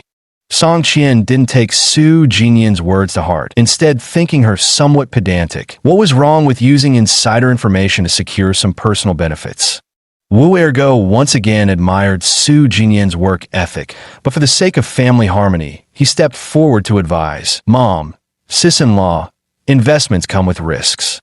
Since that project hasn't been finalized yet, it's best not to take any hasty actions. Li Mei, who had just been put in her place by her daughter, flew into a rage when Wu Ergo opposed her to. Mind your own business. Since when do you get a say in this family? A homeless beggar from some backwater hill village like you. What do you know about investments? Get lost. Just looking at you brings bad luck. Wu Ergo was furious that his good intentions were met with such ingratitude. He was about to retort when Jin Yu, returning from work, pulled him back. Song Qian also took the opportunity to pile on. Ergo, don't put in so casually in the future. You should be grateful just to have a roof over your head and food to eat in this family. Do your work honestly and don't get any funny ideas. Su Jinyan didn't say anything, but the look she gave Ergu was also full of disdain. This brother-in-law had no ambition at all. How could he let her pregnant sister commute so far for work? Dinner was ruined. Su Jinyu dragged Wu Erga back home and made them 2 bowls of egg noodles to get by, mainly because there weren't any vegetables in the house. Ergu, don't sulk or worry about them. Listen, our company's doing better and better. I just got 12,000 this month. Since the baby's due after New Year's, I want to work until New Year's Day. By then, we'll have over 100,000 saved up and life will gradually get better. Lying in bed, Su Jinyu typed on her phone, her face glowing with happiness. Wu Ergo didn't want to spoil the mood. All right, you can work as long as you want. But I heard from Brother Liang that the company is becoming more standardized now. Management staff get maternity leave with full pay during their leave, and there are subsidies during the breastfeeding period. It's July now, so just work 2 more months and then stop. By then, my mom will be here, and you can help her get familiar with the surroundings. How come I didn't know about this policy? Brother Liang came over here today for some business, and we talked for a bit. He told me this himself. Fine then, I won't go to work after the end of September. By the way, Sanner got into university. Maybe you should go back home and bring mom over while you're at it. No thanks. I've already talked with Yuan. When Sanner starts school, she'll bring mom along to come over. Then let's wire him some money for tuition. Mom just had surgery, so the family must be tight on funds. Wu Ergu felt warmth spread through his heart. This wife of his was not just understanding, but also filial. The frustration he'd felt at the restaurant evaporated instantly. After that face-to-face humiliation, Wu Ergu didn't speak another word to Li Mei at the restaurant for days. Li Mei, for her part, didn't give him a second thought either, remaining in high spirits as she took her grandson out for whole afternoons at a time. This situation caught Su Zhengquan's attention, and he found an opportunity to stop her. Old Li, what have you been sneaking around doing these days? Leaving early and returning late. Old Su, we're about to hit the jackpot. Li Mei couldn't stop smiling, having secretly pulled off something big on her own. Su Zhengquan asked in puzzlement, did you win the lottery? Lottery tickets are a scam. I'd never buy them. I've already bought a house. Buying a house. Yes, I bought 3 properties in the southern suburbs, and Qian bought 2 as well. The first unit was 8,000 per square meter. The next 2 went for 15,800, and now they've risen to 17,000. Still climbing. People say those properties could hit 30,000. I'll cash out when they reach 28,000. Those 3 units should net me 5 or 6 million. Su Zhengquan was astonished. Where did you get so much money? He exclaimed. I mortgaged my house to take out a loan of 1.2 million, covered the down payments for 3 apartments, and even borrowed some from my younger brother. Li Mei was bursting with pride. Su Zhengquan was dumbfounded. How could you not discuss such a major matter with me? Did Qian also mortgage the house? It was mortgaged. Otherwise, where we've gotten so much money. The reason I didn't tell you was because I was afraid you'd object and we'd miss the opportunity. You have no idea how crazy the housing prices are over there. We were lucky to act fast. Why are housing prices rising so quickly in the southern suburbs? Jinyan's company is investing 200 billion to build a new energy vehicle base in the southern suburbs. That entire area is about to become a development zone. How could housing prices not skyrocket? Did Jinyan tell you this news? You don't need Jinyan to tell me. Qian is already over there doing the inspection. Everyone's talking about it. Don't worry, my judgment won't be wrong. Just wait and count your money. If I had the funds, I'd buy another set myself. Wu Ergo overheard his in-laws' conversation. Never expecting things to escalate to this extent, he hastily called Luo Liang. Lianga, how did things go? Ergo, I was just about to call you. It's done. Yunlong Company urgently needed capital for their land acquisition in the southern suburbs, so they agreed to sell us the entire Longwan Housing project along with 100 acres of development land for a total of 1.6 billion. However, there's still 20% of the construction work unfinished at Longwan Housing. We'll need to fund the remaining construction ourselves, which will cost around 100 million. Has the contract signing and payment been completed? Tomorrow, all the formalities will be settled. Wu Ergu finally let out a relieved sigh. If this matter dragged on any longer, it would lead to serious trouble. Chapter 49 Doubt. The Yunlong Group sold the properties and land in the West District for a total of 1.6 billion yuan, turning a profit compared to their initial investment. Originally, Su Yunlong purchased these plots at 4 million yuan per mu. Factoring in construction costs, labor, interest, and other expenses, the overall profit still amounted to nearly 400 million yuan. After completing the transaction, Zhang Feng immediately reinvested the funds into bidding for land in the southern suburbs. Due to media hype and the government's lack of transparency, land auction prices in the southern suburbs continued to soar. Ultimately, the Yunlong Group secured 2 residential development plots totaling 60 mu at a staggering price of 18 million yuan per mu. On the same day, the Yunlong Company began constructing perimeter walls after the auction. Wu Ergu convened a high-level meeting with the executives of Mark Company. This meeting marked Wu Ergu's first appearance before the company's senior executives since the establishment of the China division. The meeting was held in the Round Table Conference Room on the 28th floor, with all 20-plus department heads of the company in attendance. The meeting was chaired by General Manager Hans, with Su Jinyan as the general manager's assistant, seated in the second row. When Wu Ergu entered the venue dressed in a shirt and tie, slacks and leather shoes, and wearing gold-rimmed glasses, everyone present was surprised. No one had expected the mysterious president to be so young and handsome. Su Jinyan, sitting behind the general manager, was even more shocked. It was one thing for the CEO to be young and handsome, but there was something oddly familiar about him. Upon closer inspection, she realized this man bore a striking resemblance to her brother-in-law. Though the CEO's attire, hairstyle, and demeanor were vastly different from Wu Ergu's, their build and facial features, especially the eyes and brows, were uncannily similar. Hello everyone, I'm Qiao Rue. It's a pleasure to meet you all. Even his voice was the same. Hearing the CEO's opening remarks, Su Jinyan's heart pounded violently. The way he spoke was identical to her brother-in-law. Yet the CEO's subsequent speech left her dazed all over again. This man, who resembled her brother-in-law, spoke with polished eloquence and commanded an overpowering presence. His articulateness, mastery of the meeting, and professional expertise all revealed an extraordinary level of cultivation. Especially regarding the global economy and the business prospects and development of Mark's China region, he presented incisive analysis and outlooks, with clear logic and agile thinking, garnering rounds of applause from the executives present. This can't be brother-in-law. Wu Ergu absolutely couldn't possess such capability. Su Jinyan was almost certain that this CEO wasn't her brother-in-law, yet something still felt off.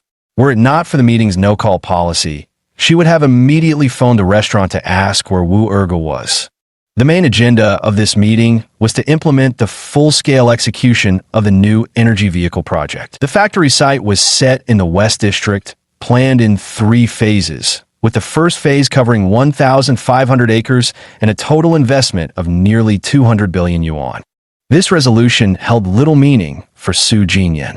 Her focus remained fixed on the CEO, while she paid no attention to her mother and sister-in-law's property purchase. Ever since becoming Hans's assistant, the pressure had been immense. Aside from eating and sleeping, every spare moment went toward cramming German. Having chosen Japanese as her minor in university, she was now starting German from scratch, and the difficulty was unmistakable. After the meeting, the CEO held a private discussion with the general manager and the CFO, with assistants Chan Ran and Su Jinyan taking minutes on site. The 3 of them conducted the entire discussion in German, and with Su Jinyan's limited proficiency, she could only understand about 80% of what was said. She had no choice but to abandon taking handwritten notes and switch to using a voice recorder instead. It was clear the CEO spoke fluent German, which once again lessened Su Jinyan's suspicions. This man merely resembled her brother-in-law, and throughout the entire meeting, the CEO hadn't even glanced her way. The meeting ended at 10:50. As Su Jinyan was organizing the documents, she suddenly felt the CEO's gaze linger on her for a brief second. By the time she looked up to meet his eyes, he had already left the conference room. This feels a bit strange. Su Jinyan's curiosity swelled. After helping Hans process a batch of documents, she immediately called Su Jinkuan, though by then, half an hour had already passed since the meeting ended. Dad, is brother-in-law at the shop? Yes, he is. What's up? Was he at the shop all morning? No. He goes to the beach or gym for training every morning. He's kept this up for over half a year now. Why do you ask? It's nothing. Go ahead with your work. Hanging up the phone, Su Jinyan went downstairs for lunch with questions swirling in her mind. The public cafeteria of Honghai Tower occupied the 5th and 6th floors. Most employees working in this building ate here, though some ordered takeout or had meals delivered. Everyone paid for themselves since none of the companies had their own canteens. From the 5th floor to the 6th floor, Su Jinyan finally caught sight of Chun Ran. Assistant Chun, may I sit here? Without waiting for a reply, Su Jinyan had already taken the seat opposite Chun Ran. Oh, Jinyan, why are you eating plain noodles at noon? Still on a diet, but you're not even chubby. Chun Ran had relatively frequent contact with Su Jinyan due to work, and being a few years older, he often addressed her by name in private. I'm not dieting. Eating noodles saves time. I need to make every minute count for my German tutoring. Look how young the president is, barely older than me, yet he speaks German so fluently. I pale in comparison. By the way, Assistant Chun, what's the president's Chinese name? Chun Ran laughed. What's this? First time seeing such a young and handsome president, and your heart skipped a beat. This made Su Jinyan blush instantly. Nonsense. I was just casually asking. Keep it to yourself if you don't want to tell. I don't know his full name either, only that his surname is Wu. Wu. Su Jinyan nearly spat out the noodles in her mouth. What a coincidence. Not only did he resemble her brother-in-law, but they even shared the same surname. Could there be some connection between them? Jinyan, what's wrong? It's all right. I have something to attend to. Assistant Chun, take your time with your meal. Su Jinyan fled, as if escaping, afraid to continue questioning further. It might make Chun Ran think she actually had feelings for the CEO. Her mind was a bit chaotic. Su Jinyan returned to her office to calm down, planning to visit Wu Ergo at the restaurant that evening and ask if he had an older or younger brother who looked just like him. Back at the restaurant, Wu Ergo also felt uneasy. Today's meeting wouldn't just raise Su Jinyan's suspicions about him. It would trigger an unprecedented family upheaval for the Su family. Su Jinyan's suspicions were a bit easier to handle. Simply deny being the CEO of Mark Corporation to the bitter end, and she'd be powerless to prove otherwise. After all, no one would believe such a claim anyway, even if it were voiced aloud. The biggest headache was that once his mother-in-law found out Mark's company hadn't secured the new energy project for the southern suburbs, she'd surely lose it. Whether at the restaurant or at home, all hell would break loose. His kind-hearted father-in-law would either be fuming with rage or outright furious, probably to the point of coughing up blood, and he'd end up caught in the crossfire for no good reason. Jinyu was pregnant and couldn't handle stress, so Wu Ergo decided to bring meals home each evening to prevent her from coming to the restaurant. Chapter 50. Everything in Chaos. Su Jinyan returned home from work at 6 o'clock and noticed a closed sign hanging at the restaurant's entrance. Just as she was wondering why, the sound of shattering glass came from inside. Rushing inside in a panic, I saw Su Jinkuan shouting angrily with a furious expression. You insist on making trouble, don't you? Instead of living peacefully, you imitate others by speculating on properties. Now look at this mess. Everything's ruined. Did you ever stop to think about your own intelligence? Did you really believe anyone could make money flipping houses? Broken glass littered the floor. Li Mei and Song Qian sat blankly against the wall, heads bowed in silence, while Wu Ergu remained motionless in the corner like a monk in deep meditation, oblivious to the scene before him. Su Jinyan grabbed the frantic Su Jinkuan in confusion. Dad, what's happened? Why are you so furious? Something terrible has happened. Your mother and sister-in-law secretly mortgaged our 2 houses to buy 5 properties in the southern suburbs. Your sister-in-law just came back saying your company isn't investing there anymore. Those 5 properties are probably going to be stuck now. Su Jinquan noticed his younger daughter was calming down somewhat. Su Jinyan was shocked. You mortgaged our family homes to speculate on properties in the southern suburbs? You're really something. It's over. We're totally ruined. Li Mei suddenly stood up and grabbed Su Jinyan's arm. Jinyan, what should we do? I'll go sell the houses tomorrow. Do you think there's still time? Mom, it's too late. Our company is holding a press conference tomorrow to sign the contract with the government. Even without this announcement, the news about the new energy project settling in Xiqing will spread throughout the city by tonight. The southern suburbs are already remote, and without project support, who would go there to buy property? I predict housing prices there will plummet tomorrow, and even then, no one would take the offer. What should we do then? Your sister-in-law and I borrowed over $2 million. It's from a private lending company with a 2% monthly interest. How are we going to pay it back? Li Mei couldn't hold back her tears. Crash. Su Jinquan swept the entire stack of porcelain plates off the table. Didn't you say it was a bank mortgage loan? How did it turn into a private loan? Song Qian didn't dare lift her head. Bank loans aren't as fast as private ones. You can get the money the same day. At the time, we were rushing to buy the property and didn't think it through, assuming we could sell it quickly. Who knew this would happen? And if you knew inside information, why didn't you tell us earlier? Su Jinyan was furious beyond words. Sister-in-law, are you blaming me for this? How is this my fault? I only found out about it this morning. This decision came from the company president. Even the general manager might not have known in advance. Besides, didn't I try to stop you back then? Even brother-in-law advised you to wait until things were settled before deciding, but you wouldn't listen. Who's to blame for that? As she spoke, Su Jinyan inadvertently glanced at Wu Ergo. It suddenly occurred to her that this usually reticent brother-in-law had actually warned them that day. Wu Ergo remained utterly indifferent and detached. Since he had no say in this family, why bother inviting trouble upon himself? Song Qian realized her verbal blunder. Jinyan, I'm sorry. I was just so frantic I didn't know what to do. Su Jinyan calmed down. How much is the mortgage payment with interest per month? About 60 to 70,000. The investment company's loan only has a 3-month term. If we can't repay by then, they'll foreclose on the house. Su Jinquan flared up again. You wretched spendthrifts. You'll be the death of me. Li Mei burst into tears. Old Su, you must think of a way. We have to repay this private loan, otherwise our whole family won't even have a place to live. Where am I supposed to borrow that kind of money? 2 million, Lao Li. Not 10 or 20,000.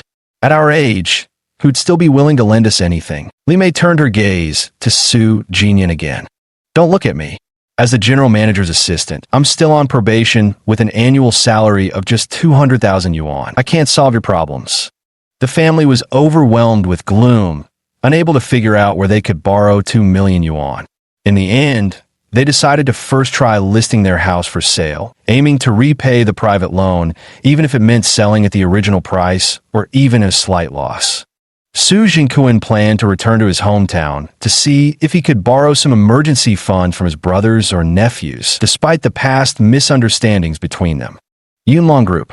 Chairman Zhang Feng was furious, berating Lu Peng, the general manager of the real estate company, mercilessly. They had sold properties and land in the West District at low prices and then purchased plots in the southern suburbs at several times the cost. Just after paying 1.1 billion yuan for the land, Mark Corporation announced the launch of a new energy project in the West District. This investment plan was simply disastrous. Chairman, I believe this whole thing is a setup. We've been manipulated by someone. Lu Peng, in his early 40s, had spent his younger years on the streets and was sharp as a tack. Zhang Feng nodded in agreement. I sensed it too. First, someone deliberately spread rumors that Mark Corporation's new energy project will be located in the southern suburbs. Xiangquan Real Estate immediately swooped in to acquire Longwan Housing. Right after we secured the land in the southern suburbs, Mark Corp announced their investment in the Western District. If you say this is all a coincidence, even a damn ghost wouldn't believe it. So what do we do now? Should we still develop the land in the southern suburbs? Develop my ass. Who wants houses in that area now? If we pour money into construction now, we'd be bleeding cash. Just leave it be Maybe policies will change in a couple years. But I'm really pissed about having 1.1 billion tied up. This isn't over. Dig deeper into that Xianquan company for me. Find out who's really behind them setting this trap for me. Got it. I'll have someone investigate right away. But I suspect Hu Yiji and his wife are fishy.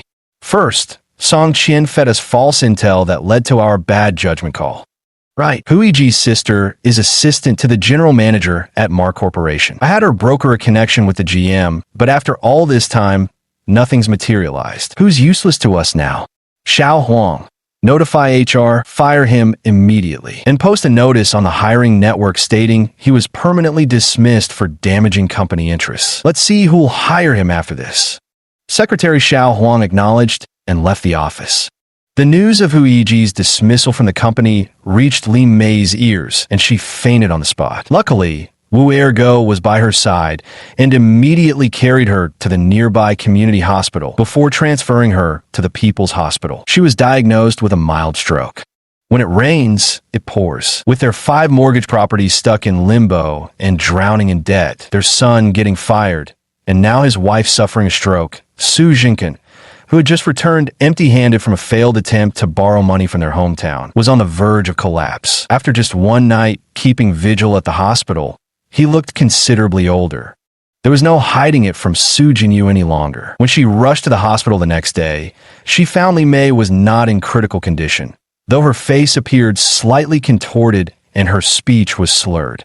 Looks like swearing at people would be a challenge from now on.